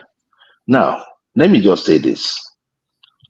Most of these girls, when you talk about this kind of parties you're talking about, What's the percentage of Nigerian ladies that you think that have access to such parties? Maybe 0.00001%. No, not these Those days. days, Oh. hold on. Not No. these days. Hold on now. Hold on. Those days in Uniport, right? They used to come in. They'll meet us, ask us to arrange girls. We pack bus. Girls go full bus. We carry them, go drop them for Bielsa, right? I understand that. What I'm just telling you is that it is not every lady that you see. The majority of the women don't have such opportunities. So they meet people on the street. Now, let's go to the people on the street. That was why I asked you, how much do you think that they give them? Do you think that you see a normal guy, that will give That's you why like I said a 5 wayward million, woman 1 is a million? wayward woman now. You are not getting No. the point. No. See. See. Madam Zita. Some of these ladies, some of these ladies are so hungry, right? That they just need something, just need money to just get by. She's Just a for that, wayward girl. it becomes a, no. She's a wayward girl. Okay, Forget Jewel it. go. She's a Jewel, wayward It's girl. not. Yeah, what do you say about people who steal? Like who You rob say? people, who are part of It's a property, wayward they girl. I pickpockets don't. and everything. Are you normalizing that as well? I wouldn't put them in the same box with people that go to steal, because now you're taking something from Let me someone tell you else. something. This one is that you're using your body to get what you want, right? Joel, So, let me tell you so something. But Jewel, that's prostitution, though. That's not. no, definitely. I'm not telling you. That's why I said that it's not something that I support. They have a relationship. I say okay, because they're dating. You But see, in school, I don't know. I don't know if you went to the university in Nigeria. We are making. Please, If let me explain if again. You are not getting the point. Go ahead. Let me explain again so that you get the clear picture of what we are talking about. We are women. We will tell you better. If you are a girl that is on the other side, you are not wayward.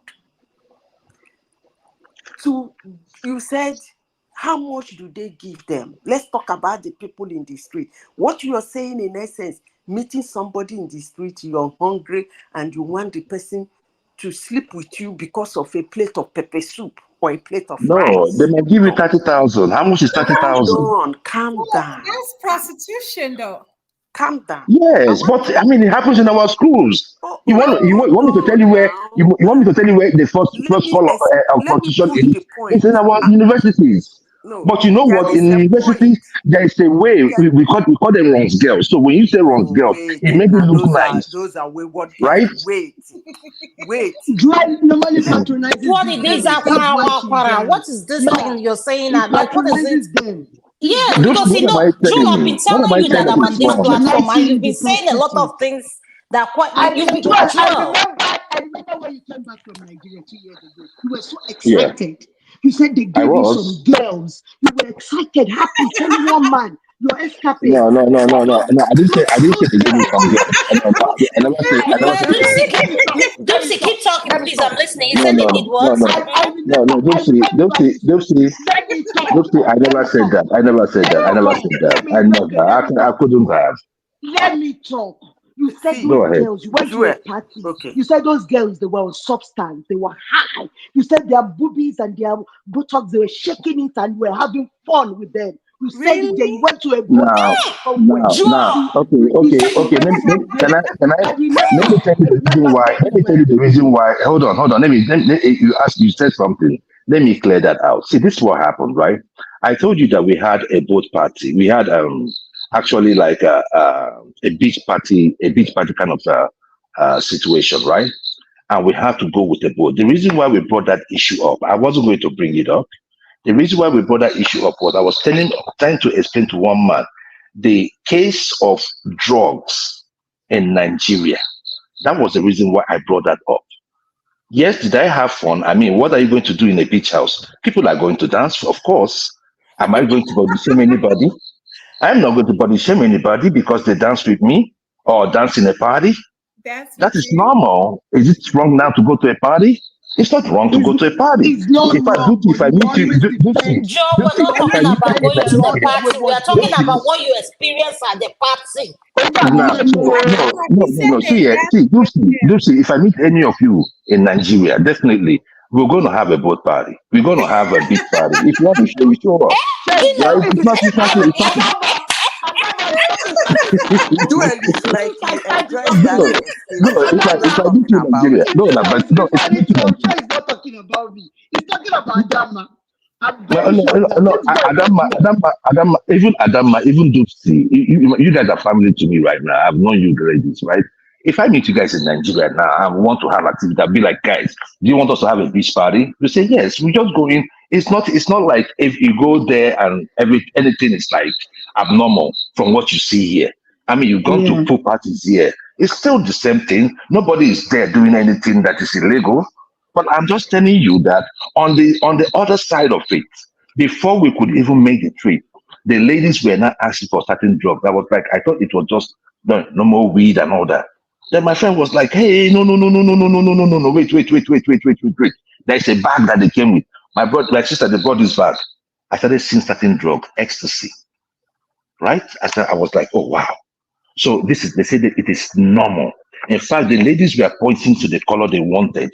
I want color purple. I want color blue. I was like, what is going on? So I was using that to highlight the case of drug addiction in Nigeria, and we have gone from what the normal street drug should be to the hard drugs.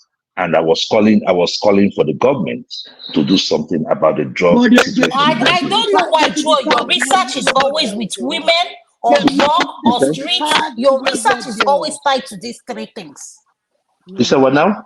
I don't know why your research is always tied to wine. So no. This, no. See. What I'm, the reason why I brought up the issue of the ladies, because there, right? It was the ladies taking it, and I can't come and say this guy was taking it or this person was taking it. If they did, I did not see them. The people that were asking for it were the ladies. And the reason why I am bringing this thing up is this. Usually, before I left Nigeria, who are those that we know that take the drug? It was the guys.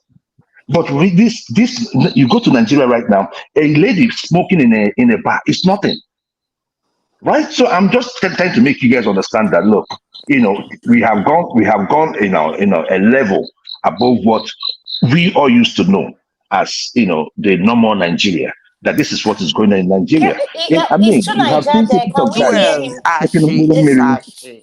Whether hung or no hunger, Ashe. Tunaija, are you there? Can you unmute if you Tunaija, are you there? Yeah, I'm here. I'm listening. Okay. Do you have anything to contribute? You've been there. You've not been saying anything, so we don't. This is not about guns. It won't contribute. It's not about battery.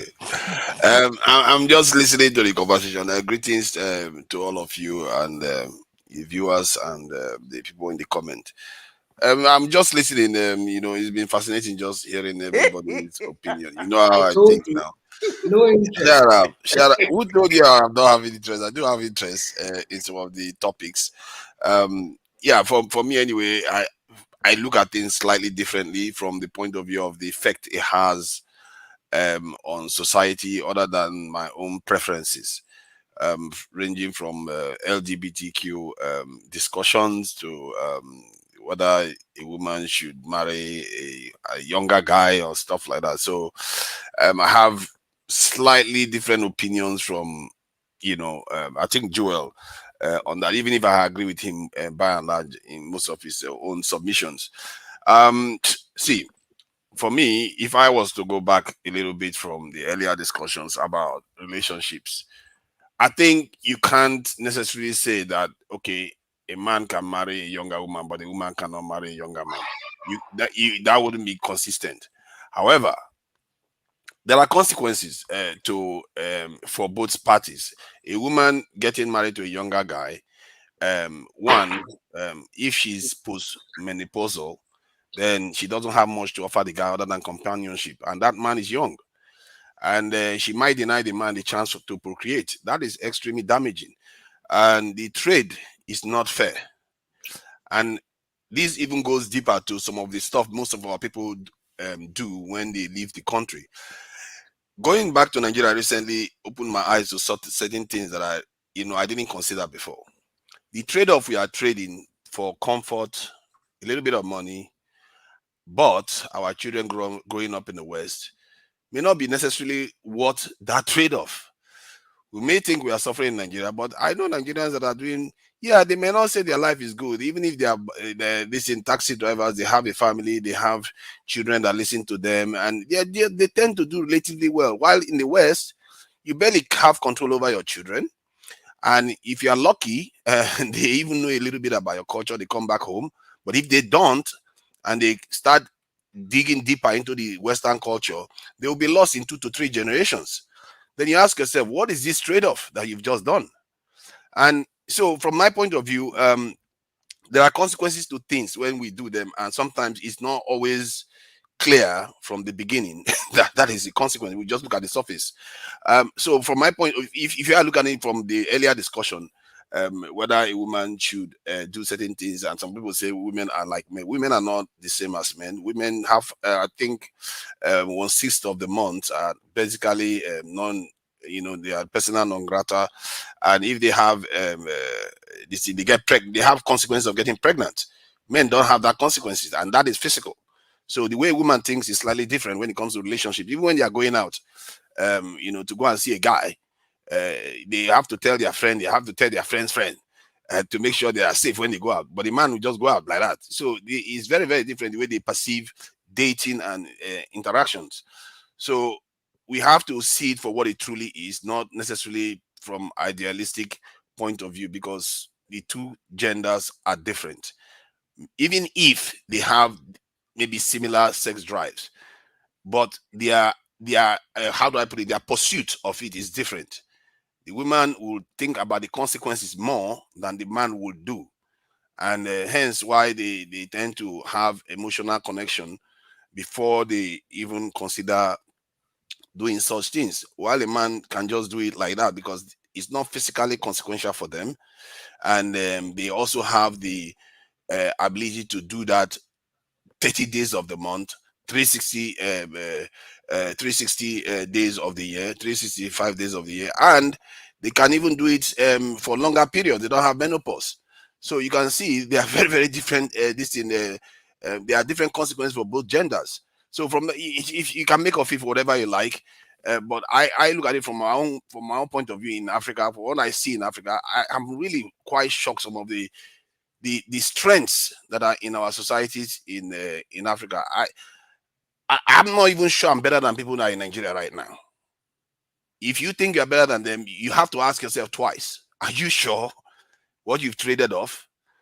Because even in Nigeria, they have some solid families, and many of them have more. They can raise more children coherently, and you hardly have, some of them have autism, ADHD, all that kind of, you don't see that much of it, and it's crazy when you look at what is going on in Nigeria. And I'm like, you guys don't know what you have here. They do, but they're undiagnosed, so keep going. Okay, let's say they do, but either way, they seem to have control of their families. And I've seen like a bus driver, and they are very, very clever. Nigerians are very clever. The moment they see any opportunity for that child, they will give that child a chance. They'll say, go and get training here, go and get training here. Even before they finish secondary school, they're already getting training. Can you believe that? In Nigeria, they are already getting training. This is something I'm living through. So that tells you that the society there, the things they prioritize, seems to be actually quite important especially for us right now, where we are in terms of the way the world is perceiving us. So it's very important. That's what Naija, Joe told us about young girls that take substance in parties. It's very prioritized. I can see, because you guys come with the air of arrogance and start talking about Africa as if it's the best place to raise a child. I don't understand that. There are a lot of things happening in our society and our community now that it's so terrible that people can't even verbalize to tell you what they're going through. Terrible things are happening in the West. Terrible things are happening in the West. How fathers impregnate their girls? Do you watch all those local programs in Nigeria? You're just coming with all this air of arrogance, talking about Africa as if it's the best thing after God. Can I say something, please? You don't look at the sacrifice that is being made. You're looking at the surface. To Nigeria, that boy that married that old woman, he's a product of Nigeria or Africa, right? And you think that's a good character? In terms of the ethics of it, it's This one. I don't judge him because young It ladies kind of marry reveals his character. old men Really? all the time. Yeah, young No, ladies marry old men all the time. See, the idea It's that normal. most relationships are transactional. Let's not make a mistake about it. They tend to be transactional, especially it's marriage. true. It's not only one-sided. It's either you are trading your looks to an extent, your youth to an extent, and your ability to procreate. Especially that part of it is very, very important. To procreate for the man, that's very, very important. So, But what the man is trading is the ability not to procreate. Jesus Christ, do you know what that is? That Hold is on. man's trade. So Choma, I have a Nigeria, How question. did you That is get that? dangerous. Nigeria, I have a question for you. So are you saying the Choma. best place to raise a child is in Africa? I just want to understand. I'm quite not getting what you're saying because you will keep saying back home what they have. And last time I checked, I believe you were in the diaspora as well. So I don't Yes. see you making this comment from as someone who is living there with his family, and you can come and tell us, you're still enjoying the amenities of people in the diaspora. So what side are you leaning towards? Because I'm kind of confused right now. It's not okay, let me try to so I can try to make sense of what I'm saying. It's not like I'm saying physically right now the West is not physically better with better healthcare and stuff like that. I'm saying in the bigger scheme of things, what you've sacrificed may be greater than what you've gained. If your child grows up in the West and they don't, let's say, a kind of have affinity towards the Nigerian culture, and they go on, get absorbed, integrated into the Western societies, get married, and maybe even marry into European and become more European over time, you begin to ask yourself, what did you just trade off? And not to mention the fact that what if they are not as successful? Because one of the aspects is that when you come to the West, you fall down in terms of the economic pecking this in the class. And now they are minorities, they are disadvantaged, they are going to be the ones fighting to survive in that society that they don't control. And they go on to get absorbed and become underclasses. You ask yourself, is that a good sacrifice? And probably you will have less children than the ones in their own country. So when you look at on balance for especially from the point of view of a man or this in a society, you begin to ask yourself, the ones that travel overseas, the sacrifices that they are making, I'm not sure they are fully aware of it. They trade financial gain for their legacy later on. And the ones in Nigeria remain intact.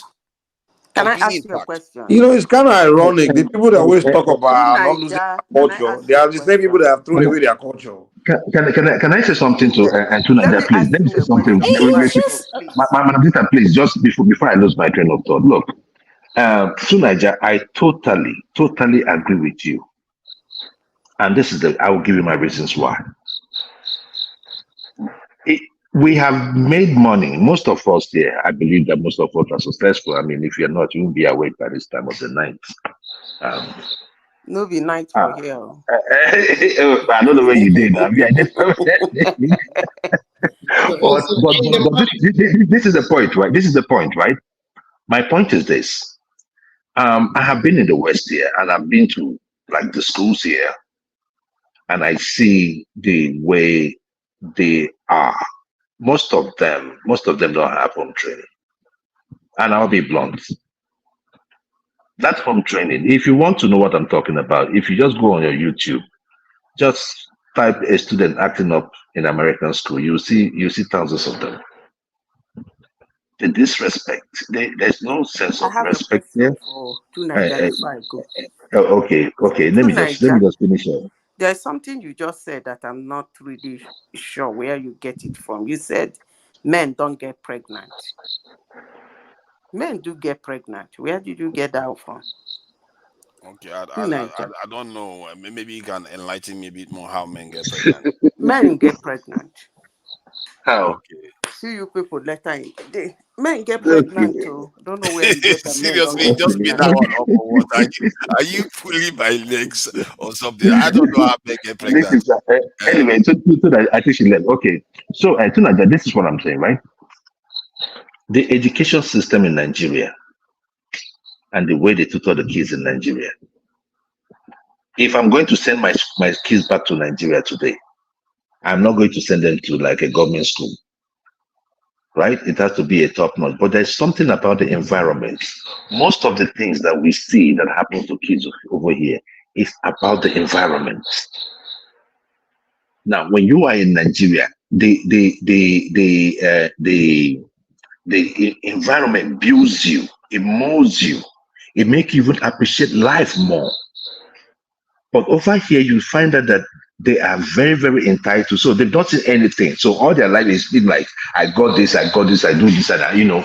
But for Nigeria, they have to think. Even in Nigeria, even if you're not going through that, you're seeing people going through that. It helps to mold you. The environment molds you. Forget about what happens in politics and all of that. And for most of us here listening, I don't think any of our kids are going back if you raise them here and they never went back home. That is the truth. If they don't have friends in Nigeria, the moment you are gone, that place is gone. Who are they going to meet? And devil, how do they put it again? They start watching Nigerian movies. Like my kids will watch. I've stopped them from watching all those sacrifice. They'll be like, is that how it is in Nigeria? Sometimes they will be sleeping and they'll just wake up. I think, stuff like they will have like nightmares. So the issue there is that I believe that it can be corrected. The only way we can correct that is if we allow our kids to visit home more. If they're able to have friends right over there, even if they went to school, maybe if it's 2 or 3 years, they were able to build some connection with 1, 2, 3 people. They will have reasons to always go back to Nigeria. But if we say that we just raise them here and they get to university level, it's gonna be hard. It's going to be very hard. So I think I agree with you to an extent. Yeah, I agree with you on that. There was this guy that, when you go to Nigeria, you see them. It's not like they don't travel overseas. We forget that many Nigerians are sent overseas through government institutions and private institutions. They travel overseas, and when they come and they go back, they get the best of both worlds. They raise their children in Nigeria, but their children have access to overseas. Some of them will just go overseas for education and they will return back. But the ones I'm talking about are the ones that actually reside, like us, that reside here permanently, and the sacrifice we've made. Like you said, if we have our children going back to Nigeria often and still have contact, you might kind of try to reduce the alienation that occurs. But if